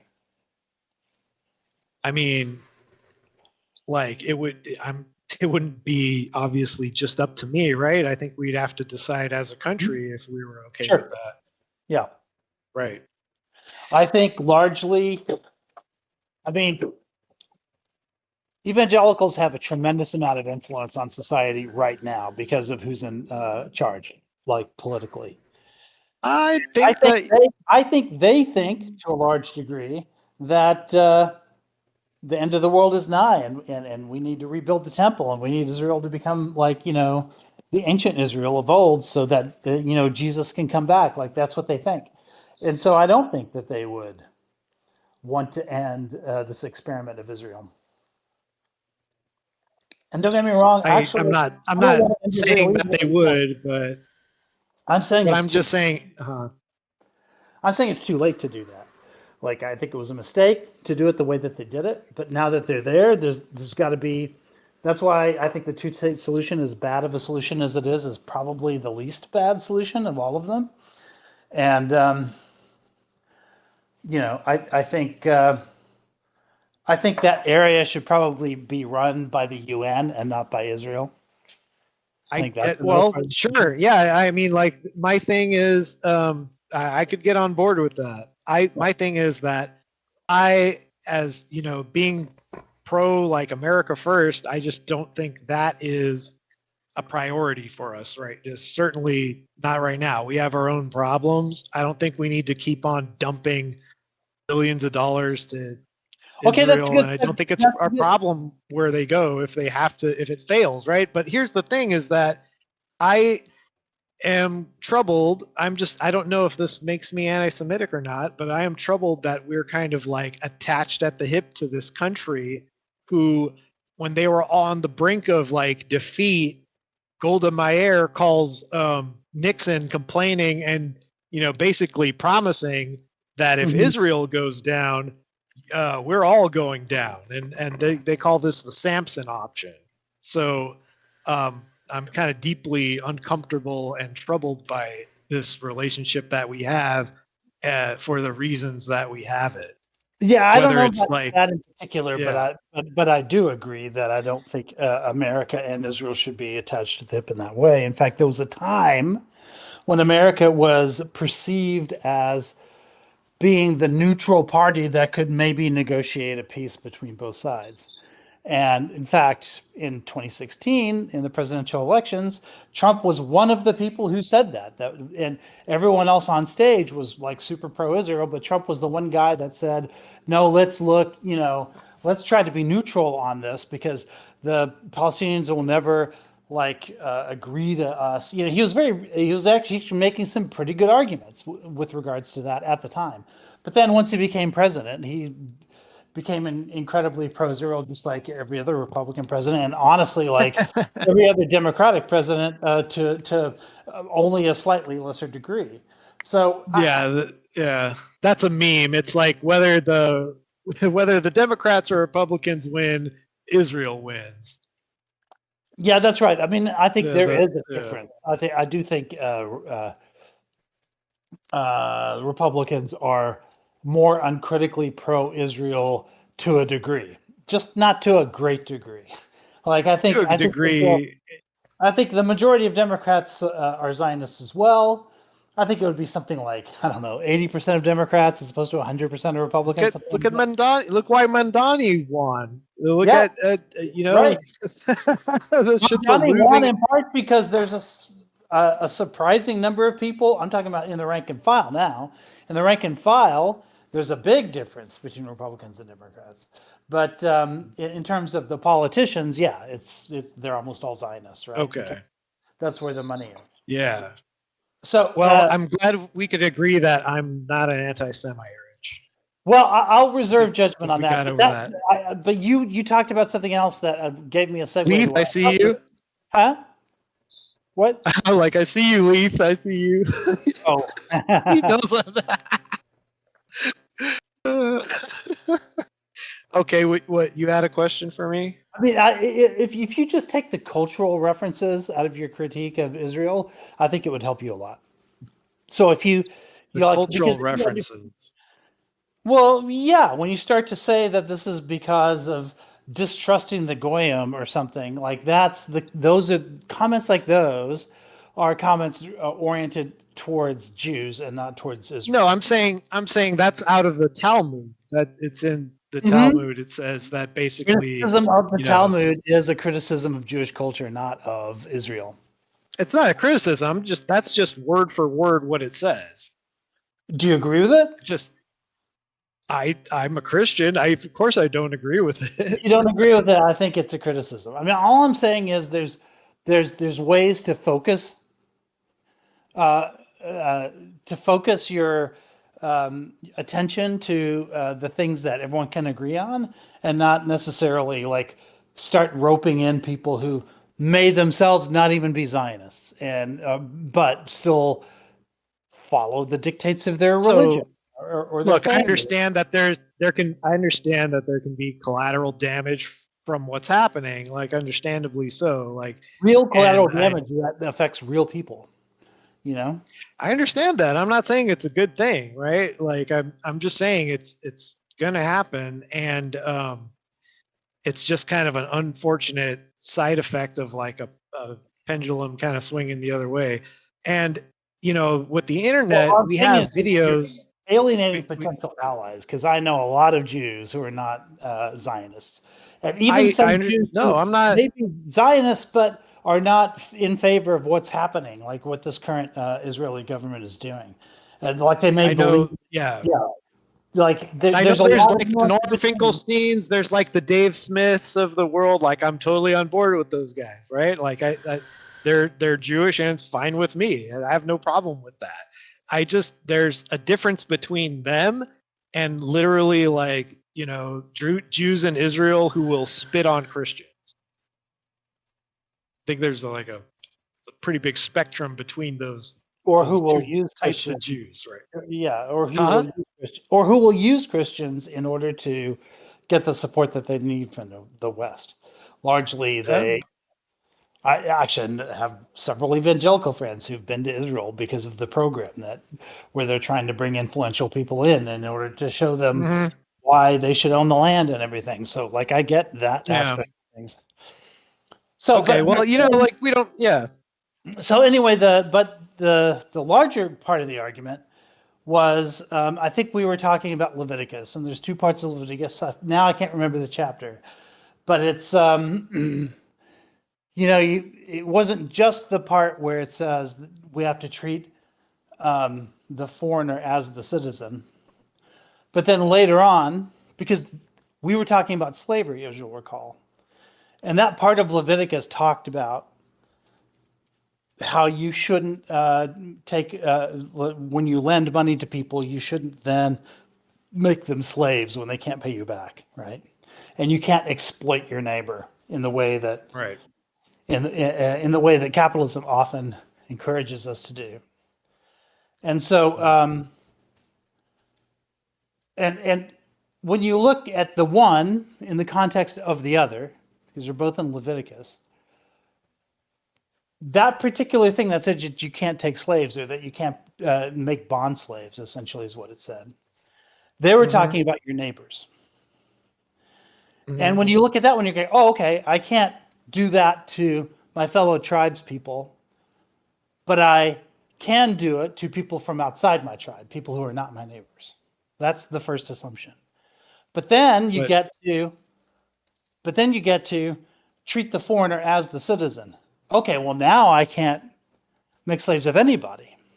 And the same thing happens in the Gospels, right? When Christ is asked the same question, and he talks about how you should treat your neighbor, and then somebody asks Christ, okay, then how do you define a neighbor? What is a neighbor? And then he tells the story of the Good Samaritan, where one Jew passes another Jew who's in need of help and doesn't help him, and then a second one does the same thing, and then finally a Samaritan comes and helps him. And it shows that even if you're not in the same tribe, even if you're not from the same country, dare say, even if you're not from the same nation, you still have this obligation to the other. That person is still your neighbor, even though they might not be your tribesman or your countryman. So in both Leviticus and in the Gospels, you have this sort of expansion. It kind of reminds me of the argument between J.D. Vance and Pope Francis at the time. I don't know if you remember this, but Vance said, you have to love yourself first, and you have to love your family next, and then you have to love your friends, and then your neighbors, and then the people in your neighborhood, and you love the foreigner last. They're last in that list. They're in the outermost circle. And in some places, this is called the concentric circles of concern, where your duty is to those who are closest to you first, and everything emanates outward. And when Jesus does this thing, where he talks about what defines a neighbor, and he defines it with the Good Samaritan story, what he does is he collapses several of the circles of concern. And he makes it so that even people outside of your tribe, or even people outside of Israel, are your neighbors. And then at one point, he expands it even further when he says that we have an obligation not only to love our neighbor, but to love. Well, actually, first he says, love your neighbor as yourself. So yourself is supposed to be the inside of the circle, right? And he's collapsed the self and turned it into the neighbor. Then he collapsed the neighbor circle into the foreigner circle. And then finally, he says, you must love your enemy, which surely the enemy is the outermost circle. And so now all of the circles are collapsed. Now our obligation to love our neighbor is actually an obligation to love everyone in the world. And so that's what I meant when I talked about how that concept is, to my mind, not compatible with nationalism. So as a note from the chat, before we get to the next response, Ephesians 2:19, consequently, you are no longer foreigners and strangers, but fellow citizens with God's people and also members of his household. Okay. So, I mean, I'm kind of curious about this. Like, you're Catholic, right, Rich? Right. Yep. Okay, so can I pop a tent and squat on the doorstep of the Vatican? Oh, it's funny that you asked that, because when Francis came in, the first thing he did was he wanted to create more shelters for homeless people. But then he started looking around and he started realizing, oh, there's no shortage of those either here or across the street in Rome. So he's like, well, what do they need then if that's not what they need? And he found out that what they really need is showers. So he installed dozens of showers in the Vatican, right where you're talking about. And every day the homeless come and take a shower and get dressed and shave and everything else and do all the things that they need to do, because the homeless shelters that the Vatican also provides, but also the city of Rome does, didn't have those kinds of facilities. So the showers were actually more in need. So the Vatican absolutely does do that. No. I'm asking you specifically, if I want to pop a tent right in front of on the steps, they're going to let me do that, right? Well, no, what they're going to do is they're going to provide you a place to stay. I don't want to stay anywhere else. I want to stay on my tent right on the steps. You're supposed to, I'm the stranger. I am the foreigner. You're supposed to let me do that. No. As the foreigner, as the stranger, I have No. an obligation to treat you like the citizen. And guess what? The citizen also doesn't get to sleep on the steps. So I am treating the Citizen. foreigner as the citizen. Yeah. Yeah. If you are a citizen of Vatican City, it's a country. It's its own country, and it has citizens, and they don't sleep on the steps. They sleep Okay, so inside where there's beds, and So so do homeless people that show up in Vatican City. I've seen it. I'm gonna get removed by force, is what you're saying. You probably won't just get. You probably just won't gain access to it. There's gates that open and close Wow. every day. So I'm not even going to be welcomed at all. You are welcomed. In fact, they will find you a place to stay, and they will give you showers. No. They will feed you. I want to go into the Vatican. I You're want not to be asking welcomed there. Why You're am not- I not being You're welcomed not being there? asked. You're not asking to be treated as the citizen there. You're being asked to be treated differently than everybody else, and that's not what the Christian command I'm is. a visitor. I can't visit there. Okay, so the citizens can't visit, and neither can I. That's what you're saying. The citizens visit every day, and so do the foreigners visit every day. Okay, so I could visit, right? You can't. I have. I can't. Multiple Okay, occasions. great. I can visit, and then so while I'm visiting, I could just like pop a tent and stay there. Yeah. No, nobody can. Citizens. No. Citizens cannot do that either. Treat the Oh, foreigner I as the see. citizen is the commandment. And Okay, so here's my deal. Here's the thing is that for my citizens, what they can't do, they can't illegally jump over into the next country, right? That's something that is a rule for my citizens. So I'm going to treat the foreigner the same way. They can't illegally jump over the fence to my country. that's fine. We can kick the citizens out of the country as well, but then we have an empty country. No. I'm saying if if my citizens illegally jump the fence from our country to the next country over, that is something I don't want my citizens to do, right? So if the opposite happens, if they jump from their country illegally into my country, You then remember that is something. You remember the story of the sheep and the goats, right? No, Jesus go ahead.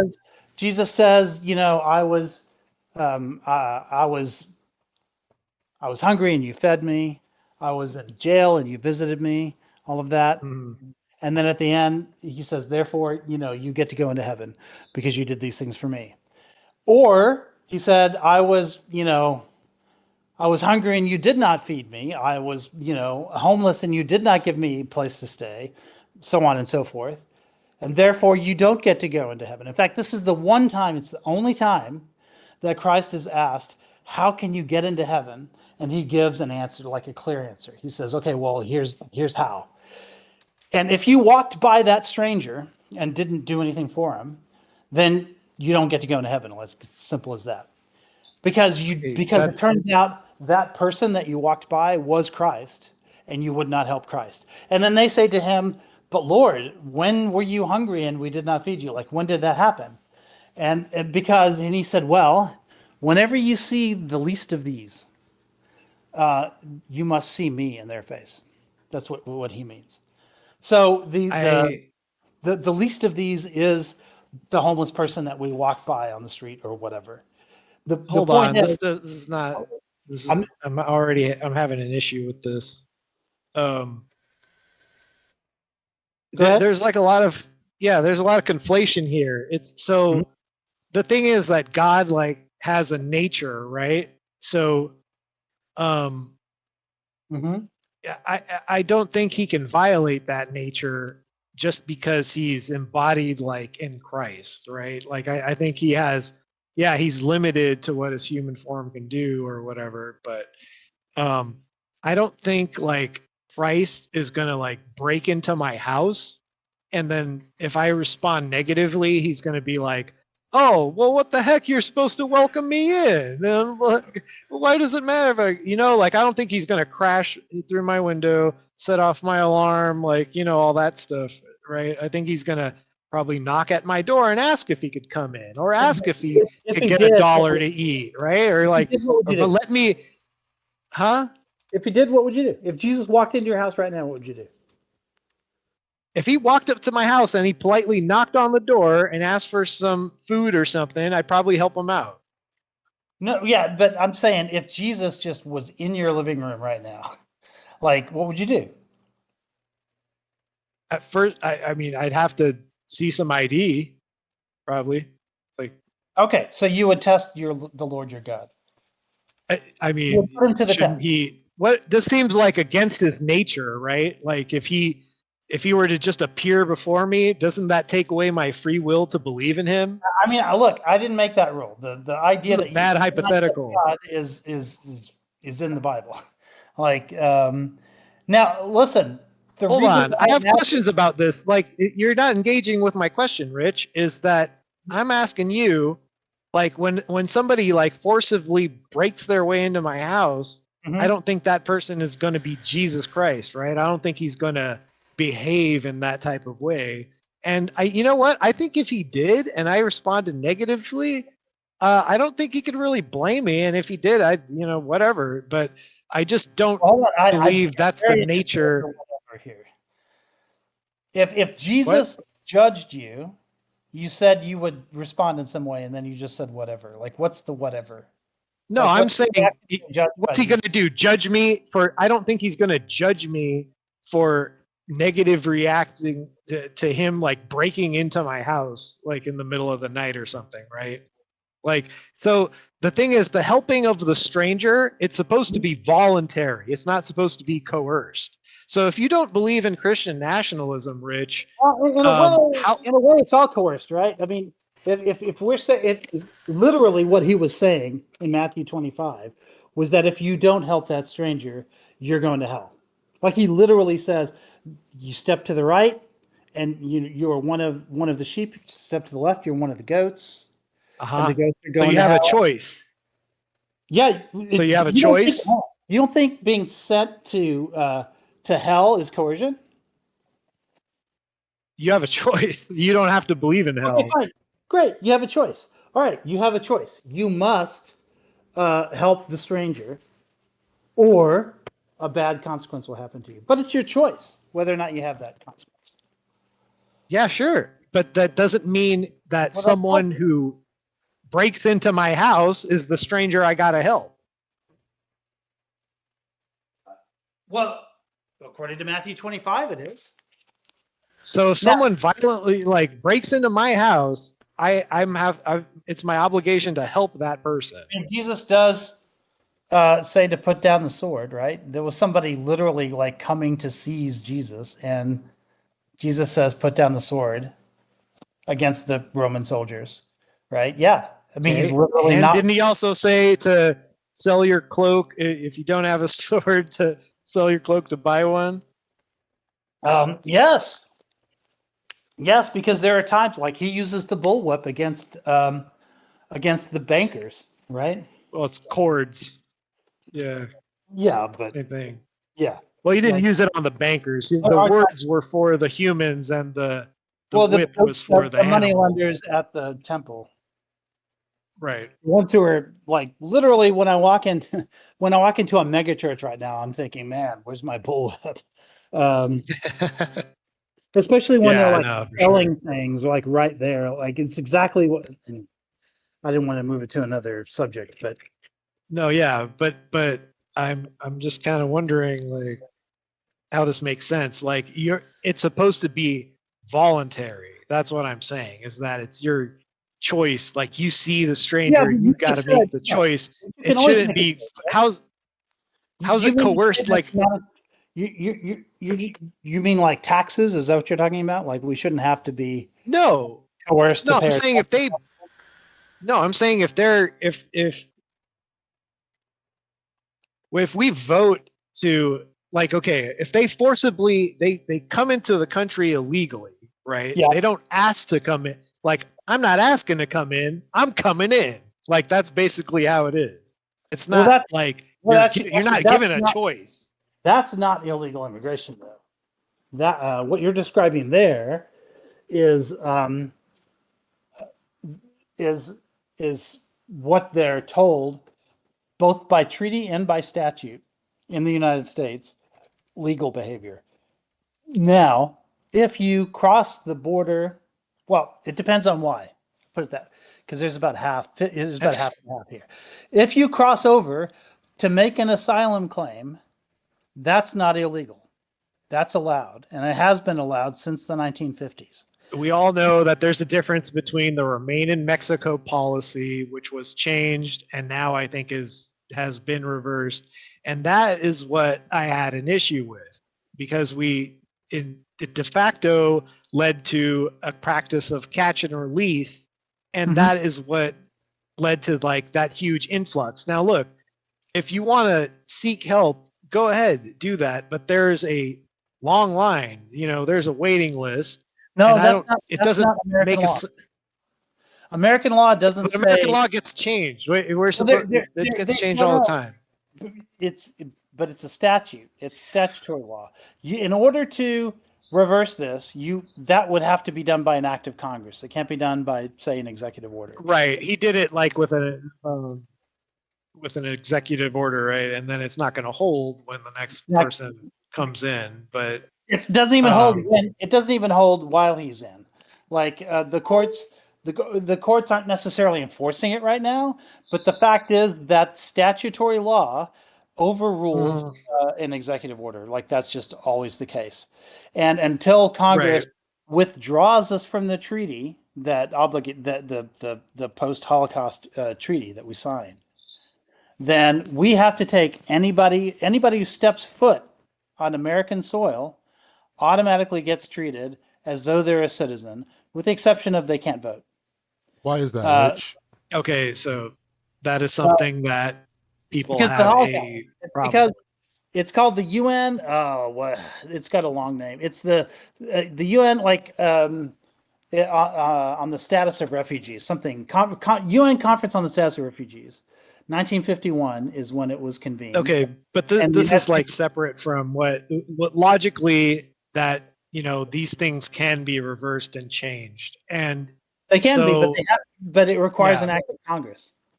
I understand that. We would have to exit the treaty, and we would have to repeal the law, the statutory law that we passed in concert with the treaty. Yeah, I think if enough people get angry enough, a lot of stuff can happen very fast. So that's kind of they are angry, but I think yesterday's election showed that they're angry in the other direction.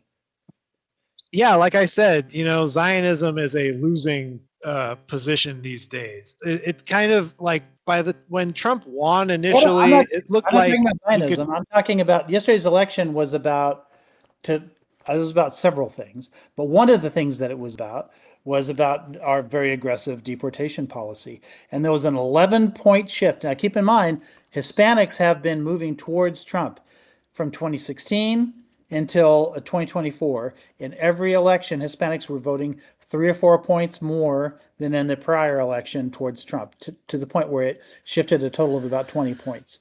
He ran on heavy immigration, and that was still true. Yeah, he ran on heavy immigration, but then he never really did it in ways that affected people's neighbors. No, that is true. He didn't actually do any kind of meaningful. Yeah. But then he started doing it. He started putting on a show for people to react to. Yes. To create the illusion that he was actually doing what we were voting for him to do. It was enough for Hispanic voters to say, wait a minute, he said he was just going to get rid of the criminals and the violent people and all that kind of stuff, not the hardworking people who are showing up at work sites and construction sites and things like that. And so, so he didn't think about that. And now those Hispanics voters yesterday shifted in New Jersey, 11 points to the left. They blew shit. Because he's a fucking idiot. He wasn't doing exactly what he got voted in to do. He knows that he's not pushing. Like Obama makes him look like a bitch. Like both terms combined, Obama deported way more people. Not just deported more people, but also prioritized the violent criminals. Like he had a priority list. And if Right. you were a violent criminal, or if you like were caught with drugs, or if you did a whole bunch of different like criteria or whatever, then we would go Right. after you. If you were the guy that was, just peacefully working at construction sites every day or Yeah. whatever, and had a family and whatever, went to church every week. Like if you're one of those guys, Obama left you alone. He Yeah. prioritized things. And what Trump did was he got rid of the priorities, and he just said, if you're an unauthorized immigrant, we're going to arrest you, and we're going to treat What everybody equally, which meant that the so violent my ones, view of this my meant that the view of violent ones were this no longer is being targeted.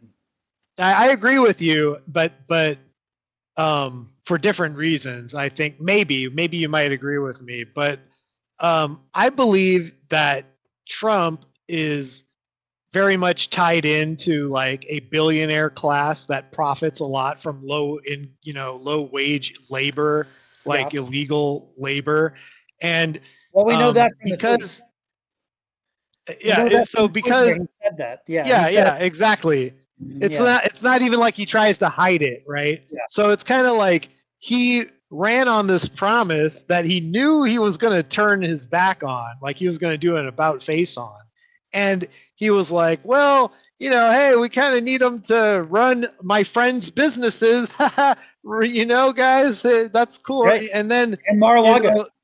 Mar-a-Lago. instead, right. And so when people got upset about that, they're like, boo, boo. He's like, oh, well, now I got to create some kind of illusion. I know. Let me raid clothing factories in broad daylight and create a big national stink so it'll look like I'm actually doing my fucking job. That's what he's actually doing, in my opinion. I agree with that. Yeah. I mean, I remember when all of that happened, and yeah, I made similar comments to it. Yeah, for sure. Mm-hmm. I'm not necessarily against all of these people like having jobs here, but I do agree that like that's a very corrupt reason for him to make exceptions. Like I agree. Especially given the rhetoric that he's been doing, villainizing other people, and there's certainly not any Christian love there for those people. He just wants his buddies to be able to make a profit. Yeah, and to a lot of like the American first right, they see that as a betrayal of like America first values, is that you did not prioritize the values you ran on. Like you lied basically. You just lied to get our vote. There was some of this talk under Bush too back in the day, and the big problem was that he was arresting the immigrants and deporting them and doing all of these other things. But what he should have been doing was arresting the employers who were underpaying them, that were taking advantage of them, and running all these sort of underground sweatshops. And it was really the employers who should have been held to account, not the workers who, after all, are only trying to feed their families. Yeah. Yep. It's exploitation for sure, and that's part of why I am pro. That same person Leviticus is talking about not exploiting your neighbor. Well, that's the thing, is when you let them, when they're able to exist here in large numbers without like legal citizenship status, that is exploitation. The only now keep solution. in mind that treaty that we signed on to, which is statutory law in the United States, says that they have the rights of citizenship while they're waiting for their hearing. And then, if they can prove at the hearing that they are who they say they are, and that they went through what they said they did, then they actually have a path to citizenship. That's what we have an obligation to. Well, they can't vote, right? They can't vote. No. They have all rights of citizenship except for voting while they're waiting on their hearing. Right. And then once they get to their hearing, and assuming they pass their hearing, which by the way, only 15% do pass their hearing, the other 85%. Do you see that as being kind of like a moral problem? Like if we're supposed to be moral, right? Like let's say if we're influenced by our Christian morality, is it fair for those people to kind of like jump ahead of the line of people who are doing it, the right, quote unquote, the right way, like going through the checks and balances and taking all the time and the tests to like become a legalized citizen. Well, I don't when know they what you could mean have just because the people I'm talking about, which are the asylum seekers, that's 50% of undocumented immigrants. They are doing all of those things. They're not being pushed ahead in the line. In fact, one of the problems that people complain about is that it takes you get to years. stay here. You get to be here. Well, it's only because it takes years for them to get a hearing. If we tripled the number Exactly. That's part of my problem, Rich. yeah. But here's the thing. We could triple the number of immigration judges tomorrow and solve that problem. We can get them a hearing See, right but that's away. that's okay. That's a separate argument. What I'm saying is that Well, it's not if we don't, part and parcel of hold on, that. Rich. Hold on, Rich. I'm talking, Rich. What we don't have right now is if we don't have the judges now, right? We shouldn't be taking large influx of cases. There should be probably a cutoff number. We're not taking cases. Like our obligation is for everyone who makes a claim gets to have a hearing. That's the law. Like there's no way around that. And so what you can do, and what the United States has done, is restrict the number of immigration judges so that a backlog is created, so that people can complain, so that we can say, oh, we shouldn't be giving all of these hearings to people. But there's no wiggle room in the law for that. They all have an obligation to hearing. Rich, there's just when we come back to reality, there's just a limited amount of talent when it comes to judges, right? We can't just like produce the amount of judges we need overnight. If it logically is possible that an influx. Hold on, Rich. Hold on.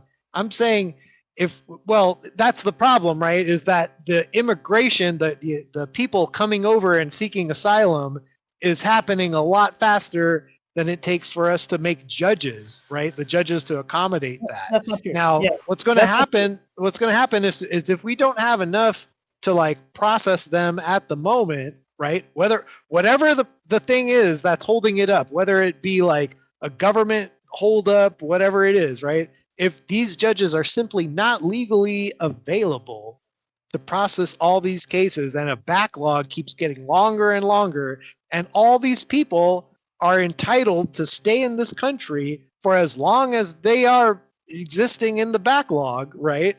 And then a lot of the people doing it the right way are feeling pretty jaded by that because these people are already in the country.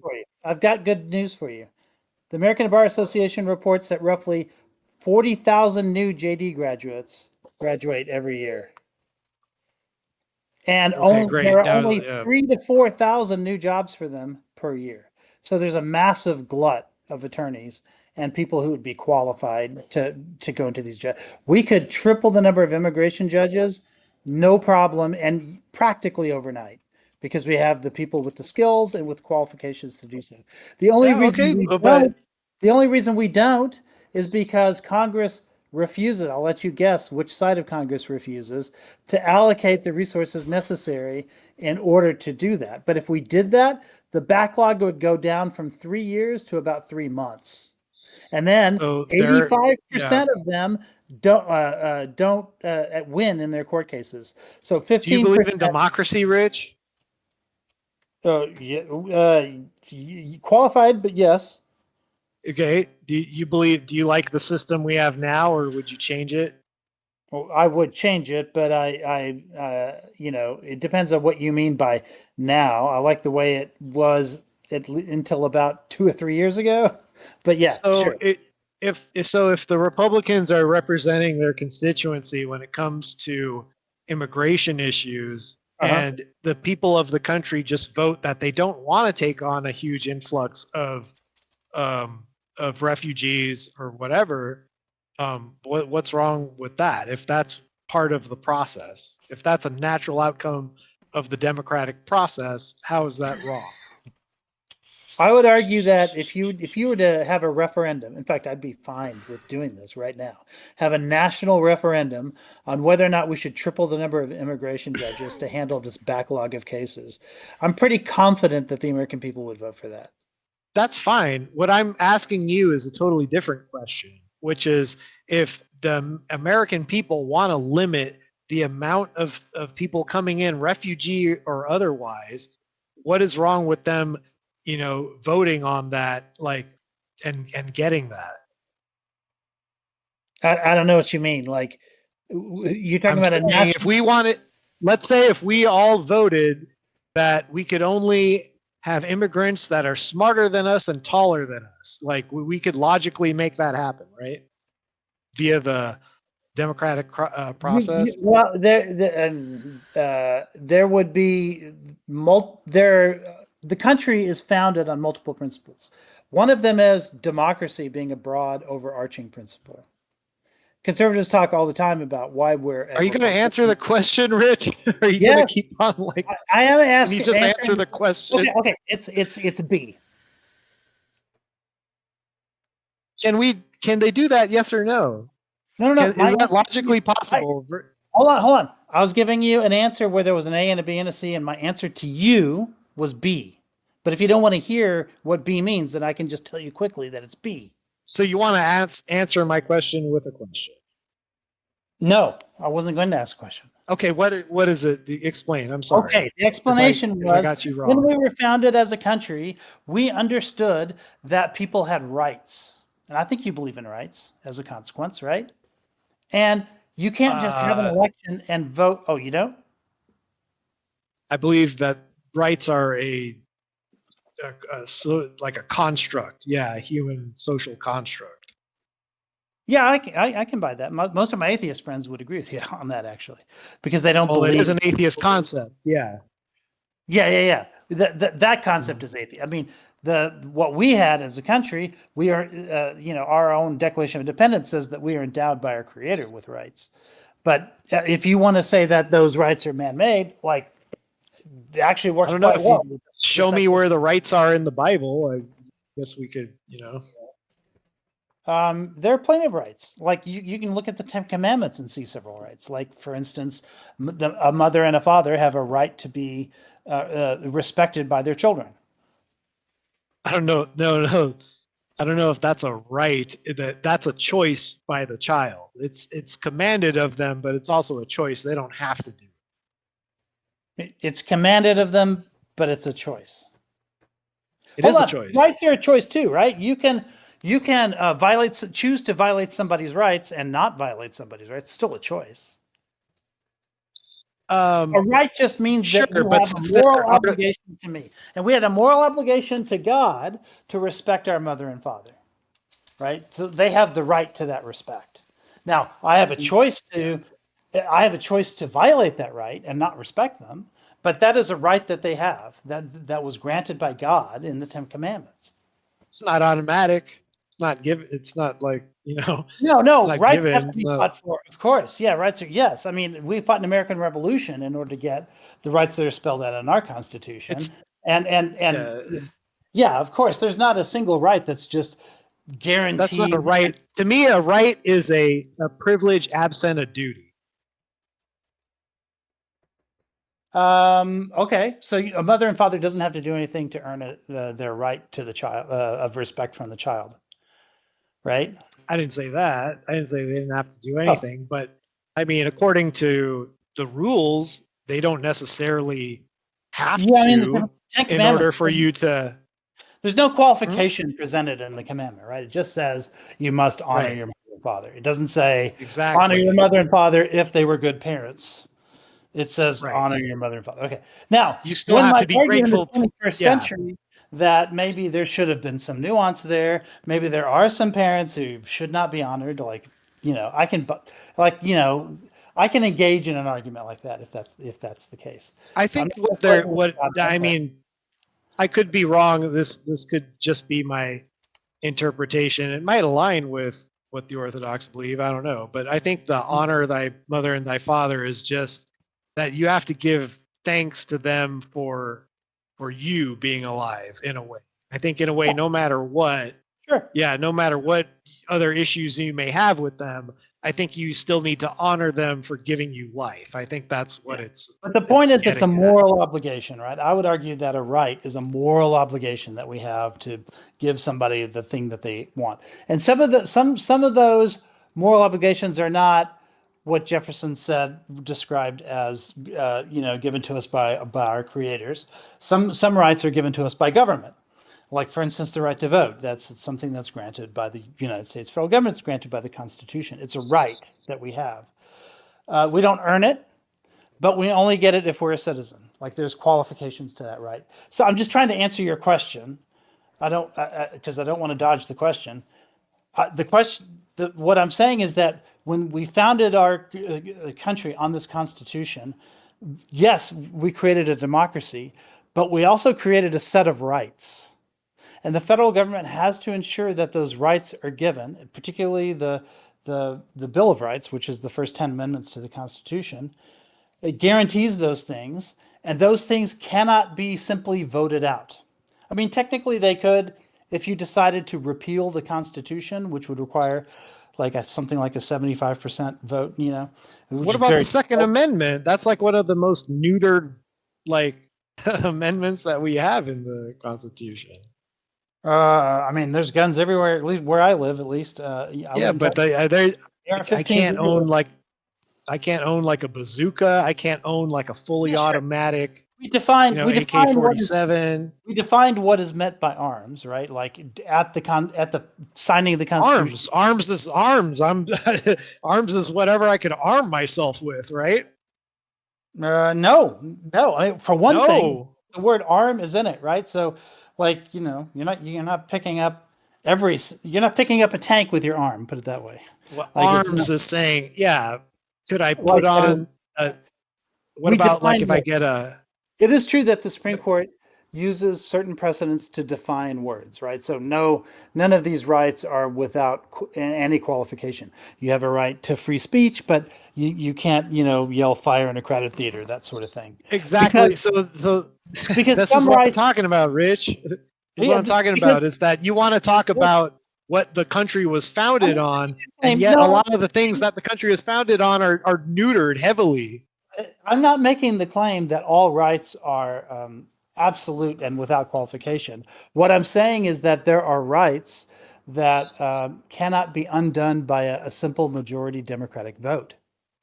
That those two things are in tension with one another, and there's a hierarchy. And the hierarchy is rights are higher than majority votes.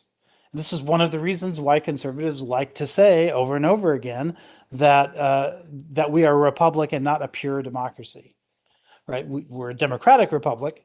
Democracy is a big part of a lot of what we do, but that's the reason why I didn't give you an unqualified yes when you asked me if I like democracy, because I have to explain to you the degree to which I like democracy, and the degree to which democracy is tempered by other things, such as rights.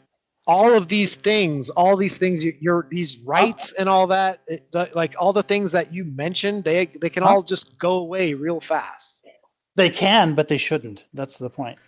That's your view. There's people who disagree with you. Then what? Well, our country has a whole host of mechanisms by which we can resolve those things. Really? So if a majority of the country disagrees with so wait, hold on, Rich, because this is interesting.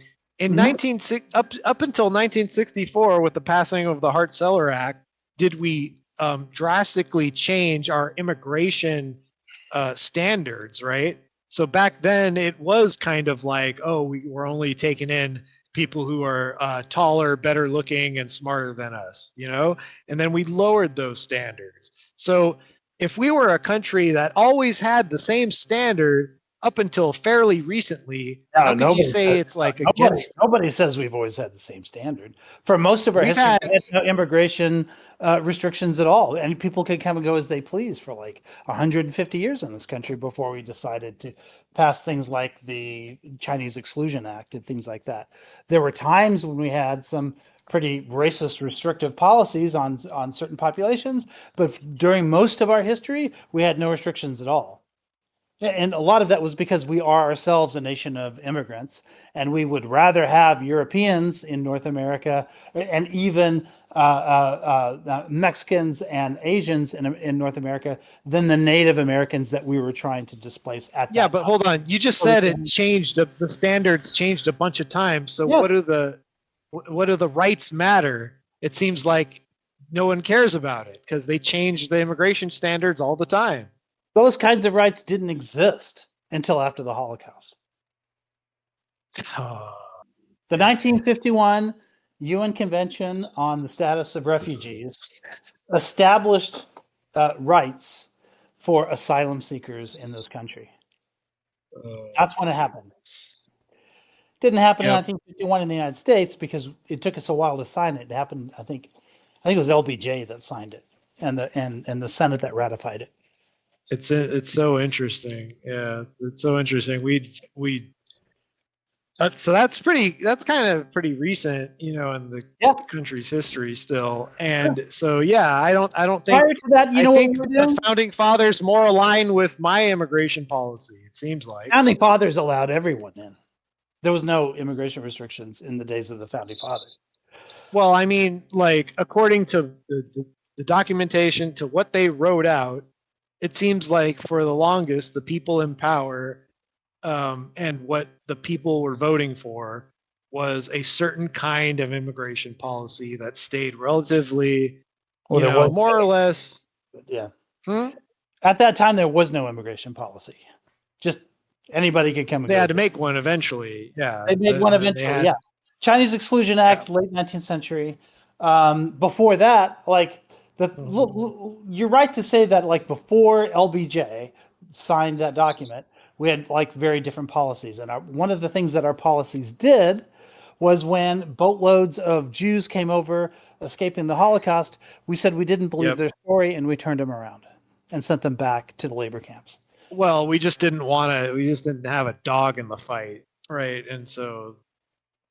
Sure. And so the dog. It's kind of like ever since then, it's been, we can't be and this seems like kind of dumb, right? Because of this one event, now we can't turn away refugees, right, and immigrants from anywhere because we don't want to repeat the bad old Holocaust again, right?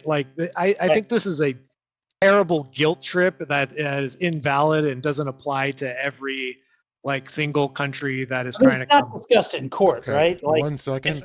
I'm getting a lot of questions from the chat. They're wondering if Joe actually cares about the Constitution, and also, do you understand that amendments amend the Constitution?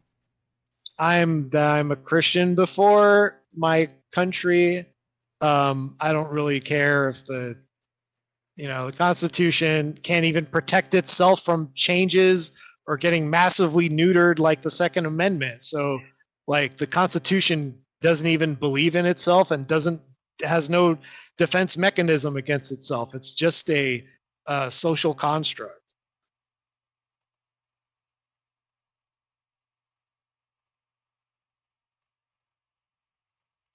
Any other questions? That was the question. Oh, you wanted me to answer? Question. Okay. I know you care about the Constitution, right? The chat was wondering. I'm not in theory it's good and for the people it was meant for, kind of. So back then when they wrote it, they said, this should be a moral, this is for moral white men of Christian character to follow. So it's it wasn't exactly not of Christian of what character. It was of moral character. No, not even moral. It was landowning white men. But there was a different No. I say this because the Constitution itself, is extremely secular. Those religious qualifications do not exist anywhere in it. No, I know that. It's that's for a reason. That's There were other qualifications, you're right that it was landowning white men that it was made for. You're right about that. Mm-hmm. But not Christian, particularly. Well, I mean, here's the thing: is if a majority of Christians are living in this nation, under the certain rules, and these rules can be gamed by a minority to, use the country against their own interests, then maybe the Constitution doesn't serve them, right? It's like, do we really have a democracy? I Do would we really argue have that the way that it's being gamed right now has to do a lot to do with the lack of immigration judges. I think if we just tripled the number of immigration judges, No, hold on. I'm talking about the idea of the Constitution. Overall, do you think it's really like good right now, Rich? Do you think it served the country right? Because the way I see it, compared to what? I mean, what is the choice like, is between having the Constitution and not having it? Like, let's say I woke up tomorrow morning, Constitution was gone. I would argue that we're far better off right now, even with the abuses and the gaming and everything else. I don't know. I think there were people who were very fond of like Francisco Franco, like guys who were part of a Christian autocracy. I don't see why that would be so much worse than what we have now, which is basically we're like cucked to Israel. That's what the system has got us. And it's like, no matter what we do, no matter what we vote for, it's like both parties serve the same master. So it's not really a choice. Are we really giving a choice? No, we're given an illusion of a choice. I knew people who lived under Franco, and I've heard the horror stories, and I'll tell you what, I don't hear those stories. I'm not saying even as bad as things have gotten, and things have gotten bad in recent years here in the United States. But people in the Middle East are blaming us for the horror stories over there, which I think is a credible accusation to make at us. Okay, I agree. And it's pretty bad. Yeah, I agree. Yeah, I agree with that. Okay. So that's what I'm saying. That's all a part of this system that you defend, right? If it's really so great, well, here's the results of it. Is it really that great, Rich? I think we have a system under which we have to abide by certain rules in order to get anything done. And that means sometimes things occur in policy that I don't agree with. But I think did you ever see A Man for All Seasons? You'd love that movie, I think. It's very traditional. Who's in it? Who is in it? Hold on. There's a very famous scene. I'm sure half the chat knows exactly what I'm talking about, where this guy says, it's about St. Thomas More. And somebody says that he wants to go after the enemies of the church, in that society at that time. And Moore says Moore won't arrest those people, the particular people that this guy wants arrested. And he admonishes them and says, I'm gonna, you're a coward, I'm gonna go after them if you don't. And then he says, yeah, I bet you would go after the devil too, right? And he was like, well, yes, I will. I would break every law in order to get to the devil. And he was like, yeah. And then when all those laws are flattened, what's going to protect the devil from turning on you? Because the fact is, these rules and these laws that can be so abused so often and often are, if we were to get rid of them in order to create the sort of convenient society like you think Franco was able to put together, that doesn't have the rule of law, that just the philosopher king just makes all the right decisions, what ends up happening is tyranny. And we watched this happen in the Soviet Union and in many other places where the strong man at the top got to do what he wanted, and all those pesky little rules just got swept aside. It's still tyranny. It's still tyranny, Rich. It's just us being used as kind of the slave class to produce the weapons for the tyranny. It's not that much different. Like, we're all being kind of assaulted too here. Like, our quality of life is going down as we create the weapons of war that eliminate people in the Middle East on behalf of a country that's never helped us do anything, really. Alternative is Franco, then I'm just saying. I'm not saying. I don't see compared to the ones here.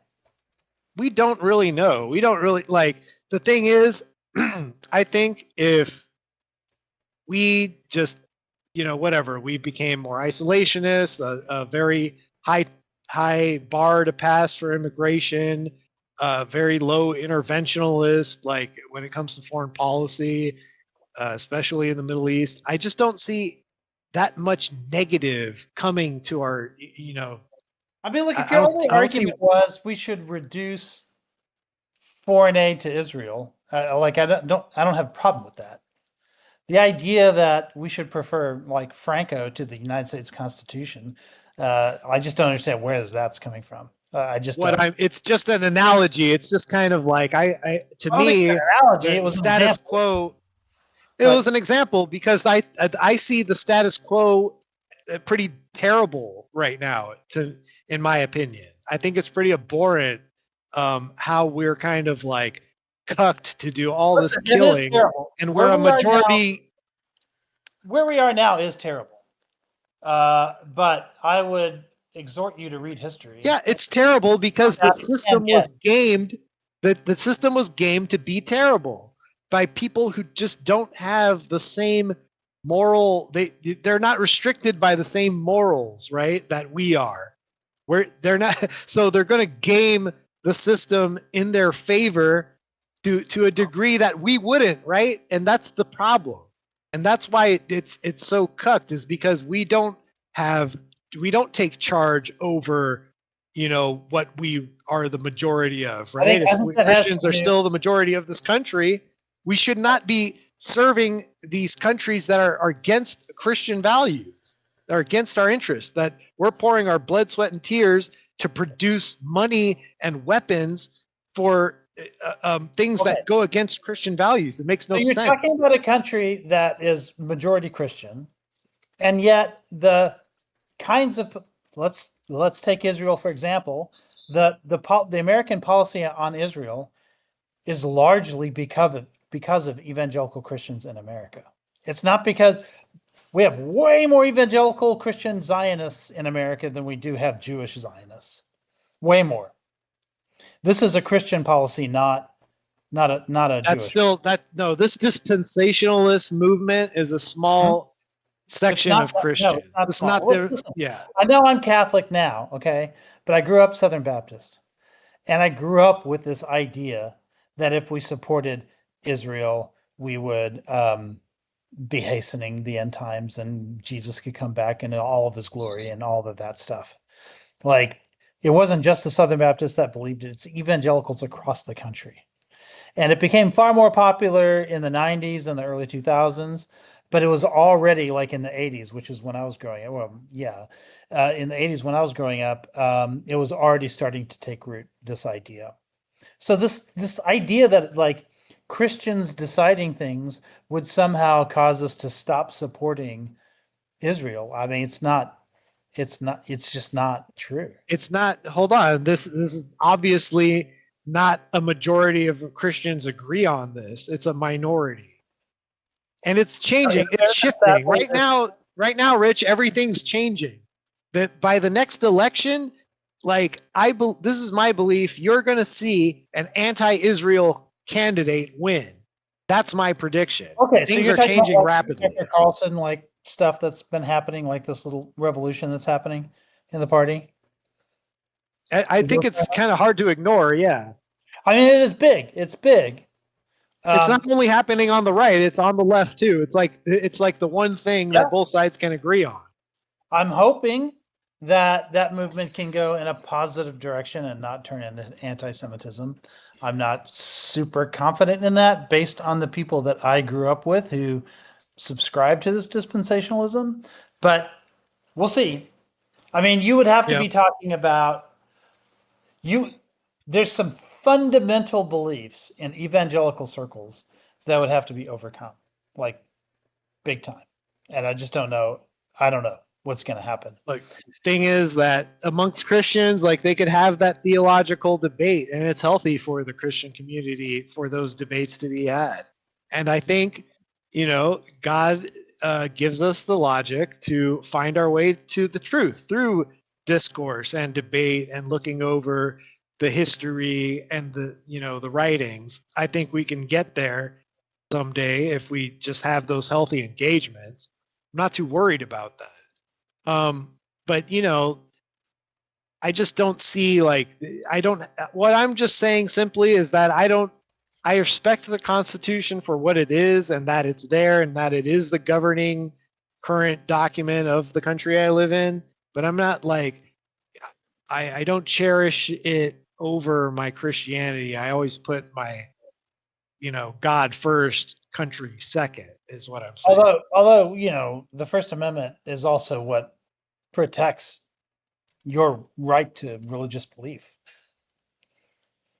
I mean, that's the first right in the Constitution, or at least I hope so. I feel like it's kind of damaged a lot. Okay, so I had another question for you, Rich. I mean, I don't know how much time we have left, but it's more of a spicy one. You seem to have positive views about LGBT, if I'm not mistaken, or maybe you could just explain it to me. What are your I don't know views and how do? I don't know what you mean by positive. I would argue that I have neutral views, which is to say that I don't care what somebody else is it's just something that doesn't concern me about my neighbor, that my obligation to love my neighbor is not qualified on who it is that they love. That doesn't okay, but so gay pride parades, that you have no opinion about them one way or the other. I mean, I understand where it's coming from because there was a lot of shame beaten into the LGBTQ community. So to them, the logical opposite of that is pride. But of course, as a Christian, pride in anything is not something I particularly am attached to. So okay. But again, that's easy for me to say because I don't have a thing like that what I was told to be ashamed of that I had to reverse. You know what I mean? That I had to live with. So yeah, I mean, of course, pride is a sin, right? But so particular idea of being proud of something, to me, that's just a way of combating all of the unwarranted shame that they had to deal with at one particular time in their life. Still wrong. It's still wrong, and the thing that they're taking pride in is kind of a sin too, right? It's just the act of sodomy, right? So I don't understand how the act of sodomy is something that we should be celebrating publicly. Okay, so we believe, I don't know how you guys describe it, but we in the church believe that sex has two purposes. It has a procreative purpose and it has a unitive purpose. And there are a lot of people conservatives in my church who would say that you have to have both of them or it's not valid or something like that. But then if you ask them, well, what about an elderly couple who can no longer have children? Well, there's no longer a unitive purpose there. I mean, I'm sorry, there's no longer a procreative purpose there. But is it okay for them to continue to have sex for the unitive act? And of course, the church says yes to that. So, I'm at odds with my church when it comes to that. But at the same time, my obligation in those areas where I'm at odds with my church a little bit, my obligation is to assent, which means I might not fully understand what it is that they're trying to say in that regard. But because I'm not gay myself, I don't have to violate any of those rules. And there's a lot of argument in the church as to how much we can put that on others, particularly when it comes to the law, right? So you might decide, I think it's perfectly fine for somebody to decide morally within their own personal conduct that they, in fact, I know more than one person who had to go celibate because they believed homosexuality was a sin and they were only attracted to the same sex, and they just went the rest of their life celibate. And I think they can make that choice if they want. But for me to force that choice onto others or to pressure that choice onto others is not anything I would do. Nobody's forcing that. So sure. The thing is, I kind of believe the same thing. your sin is like your cross to bear, right? Like that's how you deal with it is ultimately going to be on you. But what I'm saying is I believe I can vote against things like public displays of pride, like gay pride per se. Okay. I don't particularly care about that exactly, but I will say that there's been controversies on kink and pride at certain times or whatever. And there's been movements to portray it as family friendly, and then there's been movements to say I can walk around in any kind of state of undress and doing acts and things like that. I think you could do one or the other, but obviously you can't do both, right? So they're going to have to decide, like, particular. This is called the kink at pride controversy. I think those kinds of places have to decide what it is they're celebrating and what it is they're doing, and they're certain areas the public needs to be aware of where they are and have their movement, like have certain zoning restrictions or whatever it is they need to do in order to make sure that those things aren't confused with one another. Well, I mean, I don't know. I get what I'm simply asking is that if there's a tradition of like a pride parade going through a certain street or city, and then, let's say people become more Christian, right? And so it goes back to them saying, well, we're going to get together and we don't like this display of pride and indecency. There's kids around and it's an eyesore to us. And like I don't feel like there's anything anti-Christian about doing, like, participating in a system like that where you vote degeneracy, like, out of your sight, out of your city, if you're like the majority of that city. Yeah, I think that's what I just said. Okay. All right. I think if there's going to be, I think it's perfectly reasonable if there's like lewd acts and like nudity and sex acts and all that other kind of stuff to say, okay, we can zone that out of certain areas and we can say that this is not a family friendly event where it's happening or whatever. Yeah, I think that's perfectly fine. Like there are, I don't know, and I live in Dallas. I mean, there's no need to restrict this to gay people or LGBTQ people. Like here in where I live in Dallas, there are zones where strip clubs are allowed to be, and zones where they're not. And you can't have a strip club like anywhere near a school for young children. Right. Same thing. I'd say same thing.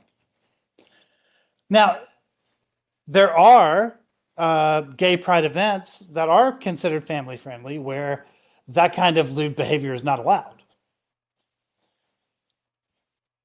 I mean, sure, but I think just. I mean, that's what created the controversy, right? Because when they try to create family friendly events, then the other people crash it and say, no, this gay pride belongs to us and we can behave any kind of way we want. And yeah, those kind of clashes happen. And I think it's reasonable to argue about that.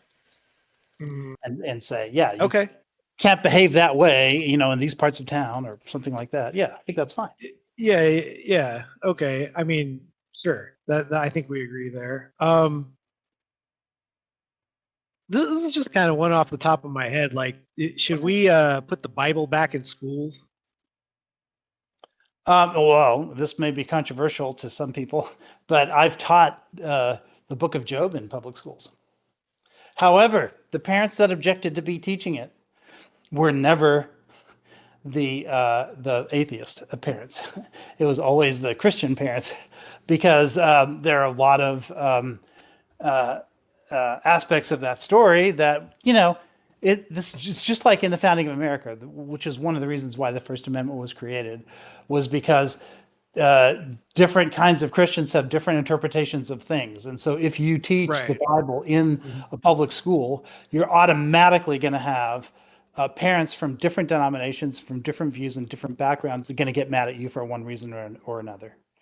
Because your interpretation is either too Catholic or too Anglican, too Protestant, or, it's yeah. And So- there's like missing books from the Protestant Bible versus like the Orthodox Bible. In and order for me to teach so the book on. of Job, I couldn't teach it as a religious text. I could only teach it as literature, and Job is literature, and I consider it to be profound. Mhm. I love the book of Job. So what if we just did something like that, Rich? Like, what if all the Christians got together and they're like, hey, how about we agree not to teach the entire Bible, but let's just teach these, like the Nicene Creed and then these certain commandments and stories that we all universally agree on. Well, I don't think we do universally agree on those. I think it's part of the problem. Even the way in which the Nicene Creed is interpreted, differs from place to place. But the problem is, it's not Christians getting together and deciding to do this. It would be teachers getting together and deciding how they're going to teach a particular thing. And the reason why secular parents were fine with me teaching Job, and Christian parents often did not like it, was because I was teaching it as literature and not as scripture. Yeah, got it. Where it went when I was doing that. Yeah, I was tearing apart parts of it, and there's the beginning and ending of Job that happened. That turns out they were written centuries later than the core of Job. And Yeah. so how do you interpret? What Job goes through and the way in which he gets plucked out of the world and shown the universe and the cosmos. How do you interpret the bet between, God and Satan and the what was he called? The adversary. All of those things. I believe it was the accuser, was it not? Maybe the accuser. Yeah. I always taught it as the adversary, but I think there's different translations for it. But but I also, it wasn't, there were sections of the Quran I taught, there were sections of the Bhagavad Gita, it wasn't the only religious text that I taught, but I taught them all as literature. And it was comparative. Mm-hmm. So that's the thing is, I think it would be a bomb. I think schools would explode if you did something like that. I already know people in Louisiana where they force the 10 Commandments onto the walls or whatever, where parents are continually complaining that. Specifically, Rich, what I'm sorry, I don't mean to interject or anything, but just to kind of keep us on track with the narrative is, there are places where the Bible is banned from the school library, right? I think reversing that would be fine. Would you agree? Say that again? There are certain schools where the Bible is banned from the school library. Like the school libraries themselves are not allowed to have the Bible in it. Yeah, I would need to know. Oh, you know what? I have heard several stories. In fact, I know a couple of teachers who work in a school district where, do you remember the book banning craze from a few years back, where people were saying, we got to get rid of that book because it describes trans people, and we got to get rid of this other book because yeah. And so what some parents started doing was started pointing to the Bible and said, oh, look, here's a story of somebody whose daughters had sex with him while he was drunk. Like that's right. So now you that's got not very to family ban that. friendly. Right? Here's Right. a depiction of rape. That's not very family friendly. And Bible got banned pretty quickly because of these new procedures that Republicans had introduced into the school systems. And it turned out that the procedures that they created applied perfectly to the Bible. There's a difference, I would say, between a text that is literally responsible for most of our history, especially leading up to the creation of this country, versus a book about two male penguins raising a baby or something, or the deepest blue eye or whatever it is. I think kind of one is definitely more important to our history than the other. But none of that was accounted for in these new Republican proposals that allowed parents to object to books. Like the things that's that they were stupid. allowed to object to had to do more with heinous acts that were being described in stories and things like that. And that book Right. about the two penguins didn't have anywhere near the heinous acts that the Bible has in it, like anywhere No, near. it And doesn't. there's It doesn't. But it's 10 times more important. like I remember one time I was in a Christian, like one of these sort of online community groups, like back in the day. This was a long time ago, I think in the '90s, and it was like like a Usenet kind of thing. And I got kicked out because I had said some sort of curse word or whatever, something that the bot like decided was inappropriate for the channel.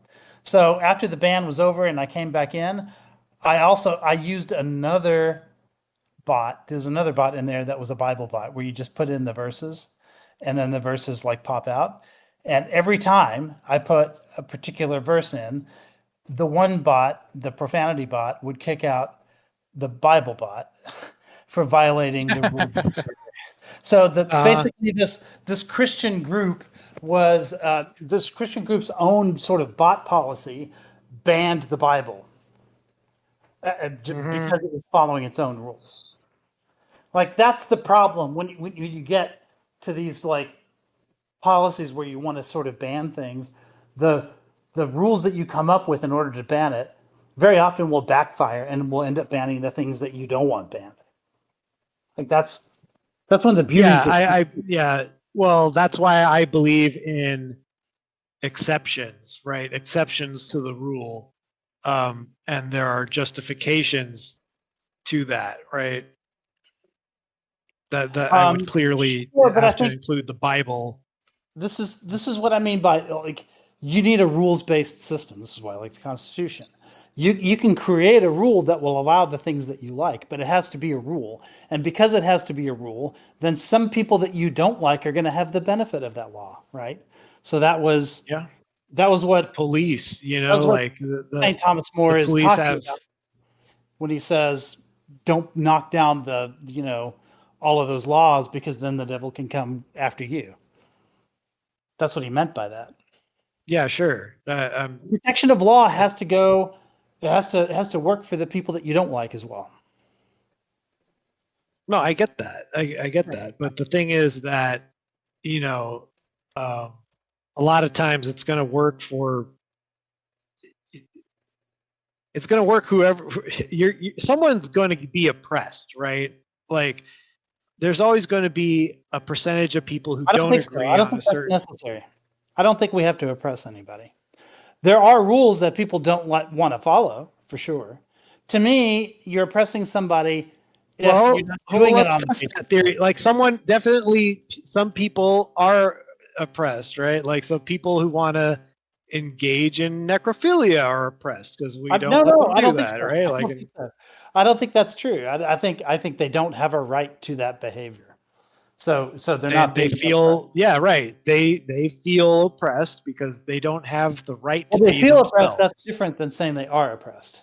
Those are two different things. Oh, sure. Well, I don't know. Like some people may say that being oppression is subjective, like, right?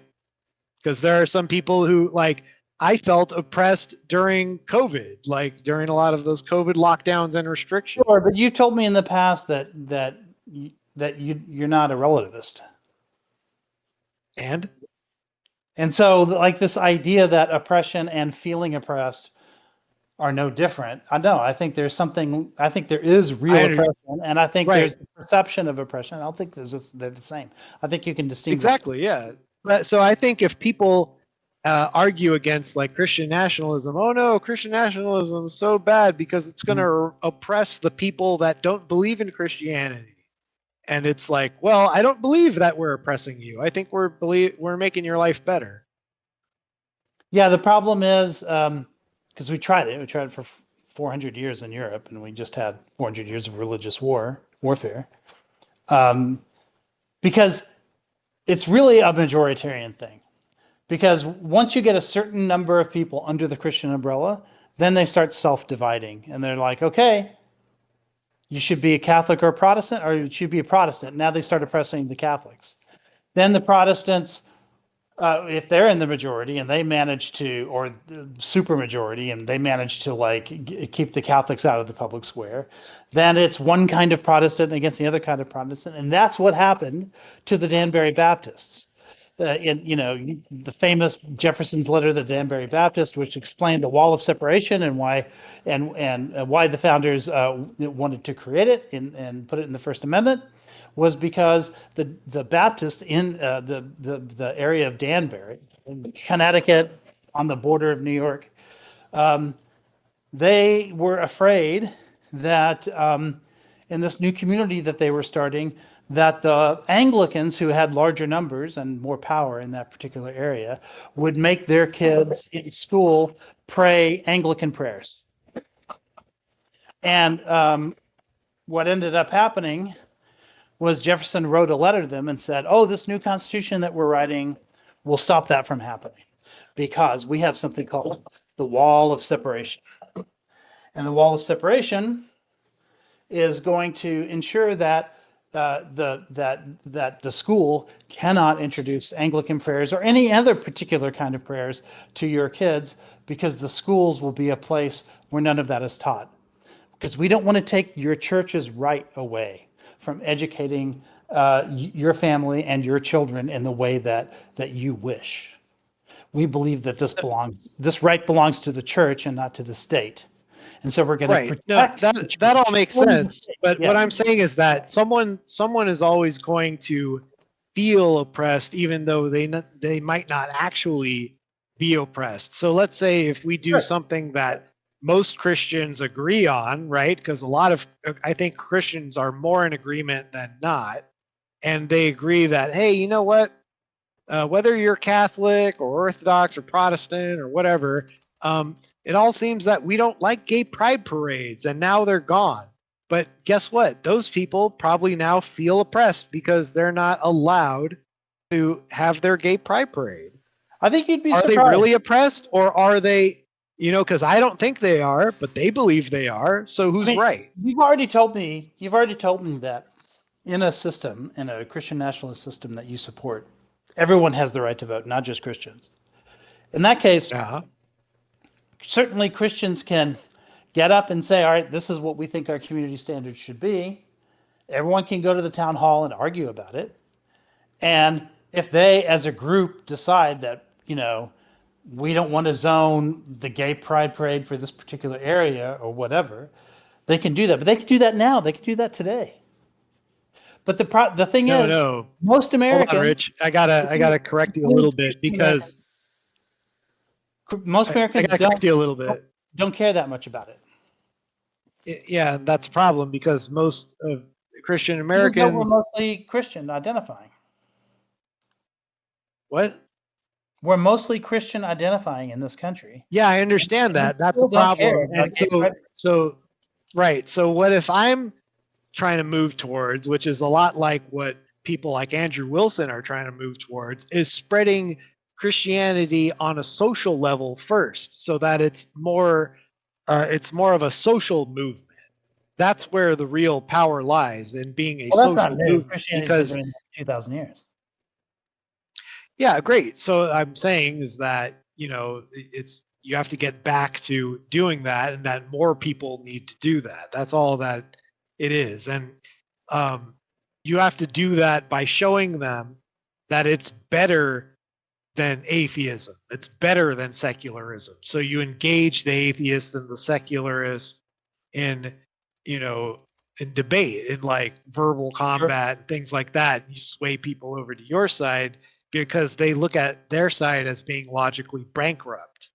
And so that's one way of doing it. So if more and more and more people churn and start to become more Christian and less atheist, because this movement keeps on producing that outcome, then eventually, even though the non-Christians can vote in this country, if Christians become a larger and larger majority, it would still make their vote mostly ineffective over time. The further it trends that way. I think you're assuming, okay. Because I've heard you talk about before about Christian metaethics, right? I would argue that there are a lot of people who subscribe to a lot of those metaethics who are not themselves Christian. And there are a lot of people who are themselves Christian who have abandoned a lot of Christian metaethics. This is one of the reasons why I think reading the Gospels is so critically important for Christians to do, because we wouldn't be supporting a lot of the things that evangelicals in particular support. Right, which is why the first thing I said was it has to start as a social movement that mostly, especially, I encourage more traditional church, Christians like Catholics and Orthodox to debate Protestants because the Protestants have strayed the furthest, right? So I definitely encourage that. Like Andrew Wilson engages with other Christians who are involved in dispensationalism, right? And he tells you, no, it's actually not good for Christians to do that. I think those debates are being had, and it's good that we're having them.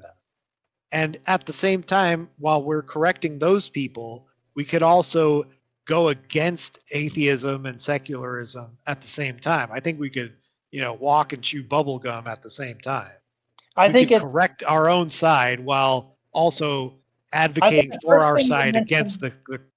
I think the first thing you mentioned makes a little bit more sense than the second, only because I think that it's very important, I think, for Christians to understand their own text and to understand their own sort of belief systems and to abandon the sheep and the goats and to abandon like the obligation to the stranger and everything else that goes along with the Gospels. Like, I think intense Bible studies are a good thing. And then from Lethe's point of view, there are things that Christians believe in that are kind of ridiculous, and he likes to point out those ridiculous things all the time.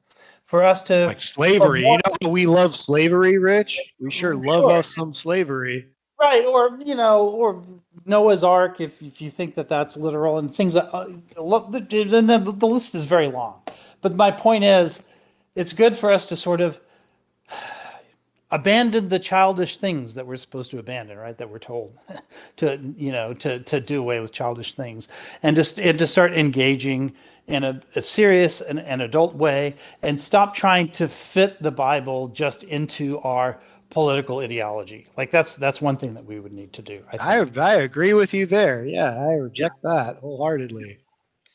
Yeah, but at the same time, I still think that we have to operate under this system, the secular system that we exist under. And you know what? I think if we can game it to our advantage, we should do that. But it's 400 years of religious warfare. We're stopped because of the system that we live in, right? That's one of the reasons to praise it, is that we live in a system where I don't have to hate my neighbor because they go to a different church than I do, a different denomination, or even a different religion, or even no religion at all. Because the system that we've built is what allows everybody to come together and deal with each other in the ways in which we have in common. And the more that we can build sort of a common national culture, this is why I'm fine with civic nationalism, where we can all agree on certain values, even if the religion that we belong to is not the same religion, or if our skin color is not the same, or if we have different ethnicity, or whatever it is, right? If we have different sexual practices, we can't just be at each other's throats because we don't agree with each other on all of these things. I agree with that, but I think when you look at people like Andrew Wilson and the type of thing he's working towards, I think he's coming at it in a way that most Christians kind of are on board with, when it's the LGBTQ, the secularism, all the feminism, all these things that he's kind of like crusading against. I think most Christians are kind of with him on that, and which is why his movement has kind of grown so big so fast. And he has a lot of non-Orthodox Christians like in his audience. I think he would have a hard time more with the Orthodox Christians, at least the ones that are, have been in there for a long time, right? Like who are who are listening to their patriarch and to their church proper. Because a lot of the things that he's talking about, this is one of the problems that I have with Christian nationalism, by the way. Like, I just told you recently, I found out about the Philotism becoming an anathema in 1873. Like, I didn't know about that shit. Like, so the idea that of Christian nationalism sort of arising, I mean, that in and of itself is a contradiction for reasons that I've talked about before, but specifically now with Orthodoxy, where it's supposed to be a worldwide religion where like borders don't matter because they're, you know, specifically because there is neither Jew nor Greek, right? There is no national distinction within Christianity.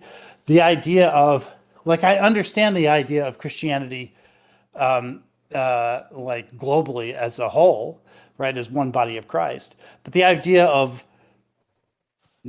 nationalizing it, particularly when Philotism is now and has been for 150 years, it turns out, anathema to the church. Like, I don't understand how that.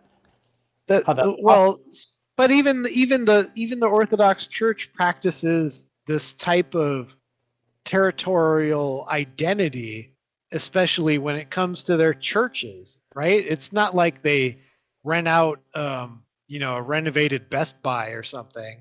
Like when you go to an Orthodox church, it's like built in and filled with the character that you can tell it is an Orthodox church. Like they characterize it and build it in a certain way so that, you know, when you go into that place, you know that it's from a certain origin. Yeah, it's great branding, no question. But I don't know what you mean. Like, it still shouldn't, like, it's not supposed to be divided on national lines. Like, that was. I understand that, but what I'm saying is that everyone can tell, like, we still separate ourselves from the other churches, right? Even though we could probably look at a Catholic or a Protestant and say, yeah, they might be Christian, but they're just, maybe not as close to God's truth as no, yeah, but there you're talking about you're talking about a schism between East and West. That's not what I mean, because what I'm talking about I'm saying is dividing it by national lines.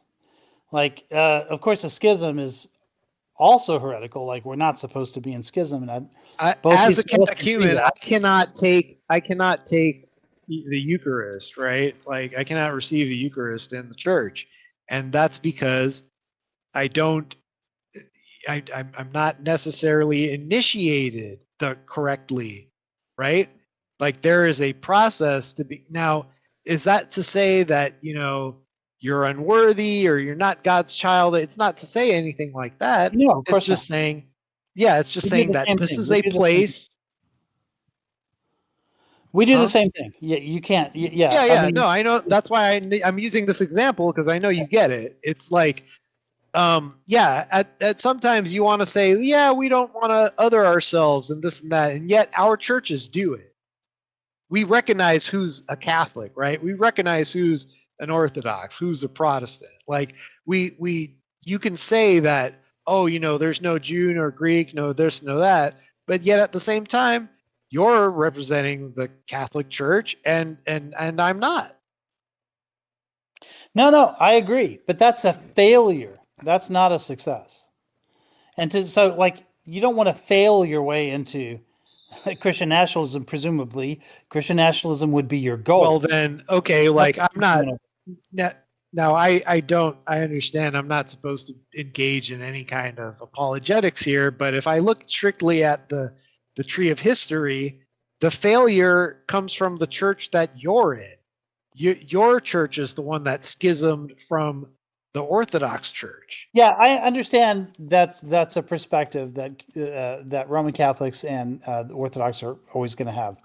Like, and I'm not objecting to you like holding that belief. What I'm objecting to, when you describe it as a failure, that's the failure, and you belong to the church of the failure. I think you misunderstand what I'm saying. I think that the fact that schism exists is a failure for Christendom, not a failure just for the Orthodox. What I'm saying, it's a failure for everyone because they weren't able to work out their differences. And I don't think hold on, wait. I don't think that the Orthodox failed in my view. Like it's a my failure reading of the it's a failure of Christendom, is what I'm saying. But I don't think regardless, Christendom failed because the original church is still intact. I don't think that's a failure. I think the failure is those who chose to I'm trying schism not away to from turn it into a debate of East versus West, because that's not why we were here today. We could maybe talk about that on another day. I think it's a super interesting. What I'm saying, I was hoping for trying to, schism. Well, what I'm trying to illustrate to you, Rich, is that you're trying to imply this universalist view when you already recognize that there is division within our own faith, right? And so it's like I think it's not that simple. You're trying to oversimplify it. No, I'm trying to not go into it. But and I'm trying You're to trying state not to one go thing into that it we because can it's both agree on, complicated, right? that the schism is a failure of Christendom. But what you're doing is you want to do further divisions, where you want each country to have its own sort of Christian identity, when your own patriarch is in No, Syria. I'm not saying that's not my position. What I'm trying to illustrate to you is that you yourself already don't have this universalist idea because obviously you chose a particular church to belong to. No. So See, you're already this is the part where you interrupted me on, because I think, what was it, 1965, when the anathemas were lifted between the East and West, where the Patriarch of Constantinople, in concert with the Pope, lifted their anathema on one another. And it's a very slow process, like healing the rift. But they're on their way to it. And Bartholomew's great goal is to do it before he dies. So that would have to be pretty soon, because he's like 70 or something. And I think that would be a great accomplishment if we could accomplish it. It would have to be. The thing is, well, yeah, but at the end of the day, like something that's taught to me as a heresy in my like catechumen packet is that the papacy is indeed a heresy. They make it a point for you to get that into your head. To believe that the papacy is a heresy? Is that no? I'm not. No, I'm saying it's you're supposed to believe as an Orthodox Christian that the papacy is a heresy. Oh, I see. Yeah, I understand that, but they're working through the language of that. They have been for a while working through the language of that. What is meant by the papacy? What is meant, because you don't mean that that the Bishop of Rome, being the Bishop of Rome, is heretical, because you guys recognize, you just think that the Bishop of Rome is the first among equals, right? But you believe the Bishop of Rome exists. That's so when you say papacy, maybe you mean a lot of the trappings that go along with it. When Francis was first elected, one of the things that made him controversial within the Catholic Church was he wanted to get rid of a lot of the trappings of the papacy. It's one of the reasons why he didn't wear a lot of the normal accoutrement that a pope wears. It's why he had the simple chair that he sat on instead of the more ornate ones. It's why he didn't live in the papal apartments, but lived instead. He sounds like a relativist. Just the opposite. He wasn't willing to use relativism to justify lifting himself above others.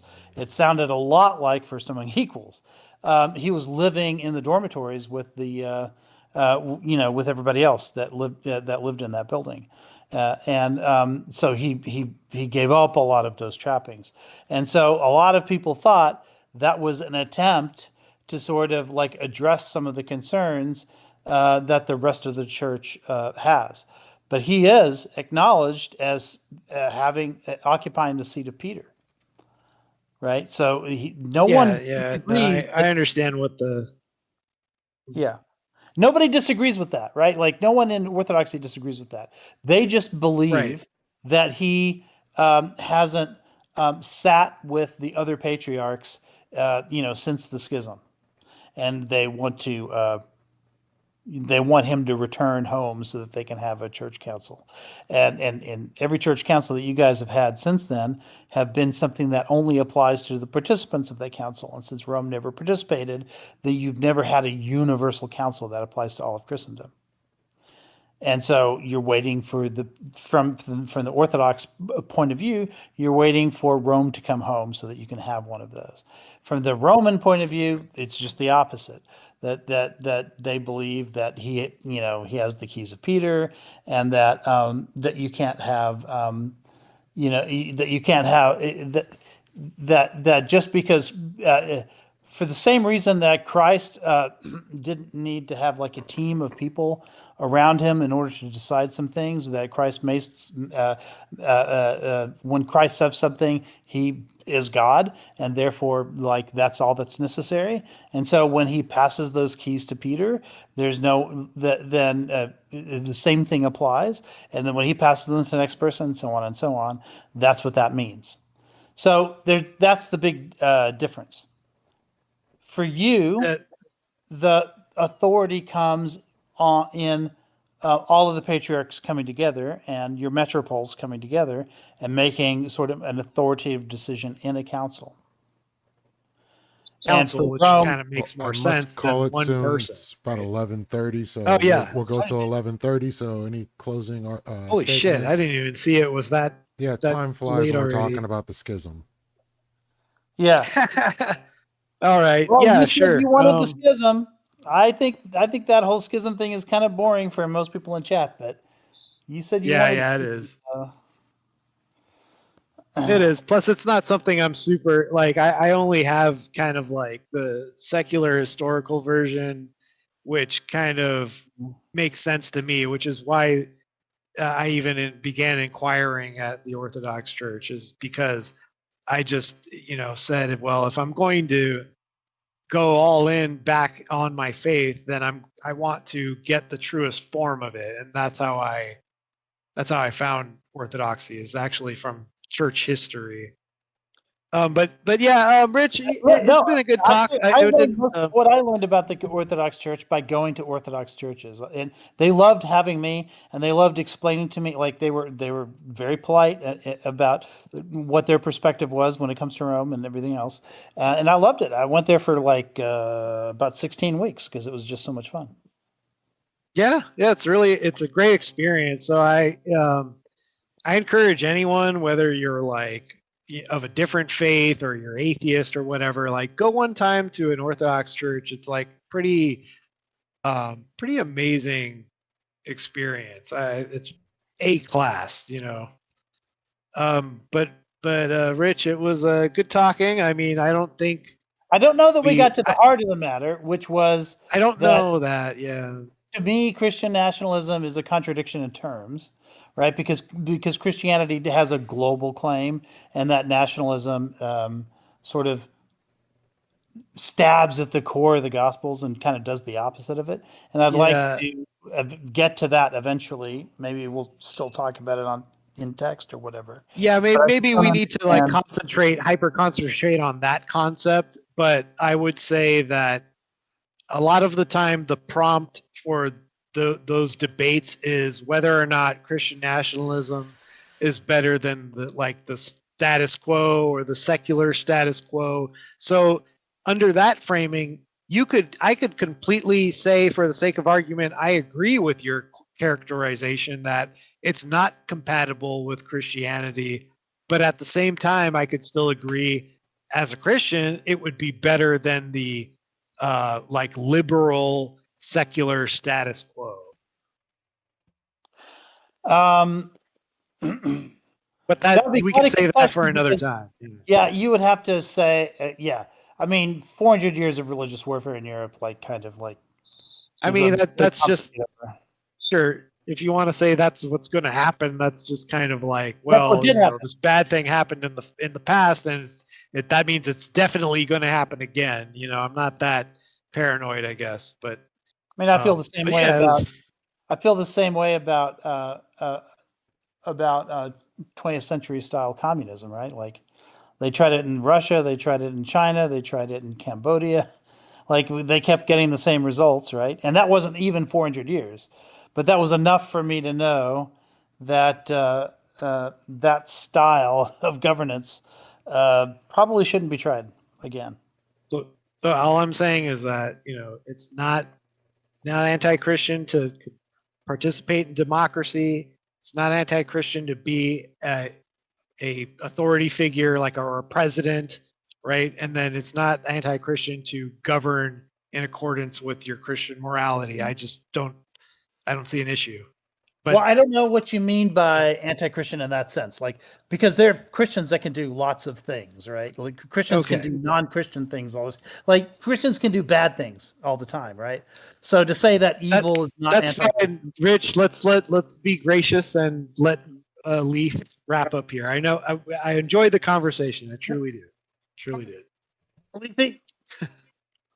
Yes. It has been What's fun. next? We're gonna call All it right, for that the was night. fun, guys. And I don't think there's any questions. I think everybody's pretty much had their views in the chat about what has been what so far, and there may be a future conversation, but all the same, we still can talk to each other in text, and if we have to get another thing going, we can do it. That's why I usually want to do these a bit earlier, because I know these can go on for like 3-4 hours, easy peasy. Sure. Yeah. So For if sure. we want to Thank you, narrow it Leith, down for to your Christian time. nationalism next time, we can just go ahead and run that. But for Yeah, if you now, want to do a more specific prompt that'll keep us on task or whatever, like that's fine. And we could even like make it a 2v2 or something like that if you want. well, the whole thing started Totally with, fine with that. Joe saying that he doesn't believe that you were being honest about X and Y. So I kind of wanted to iron that out to begin with. So it works. Well, I appreciate y'all. We did it. Thank you for showing up to have the chat.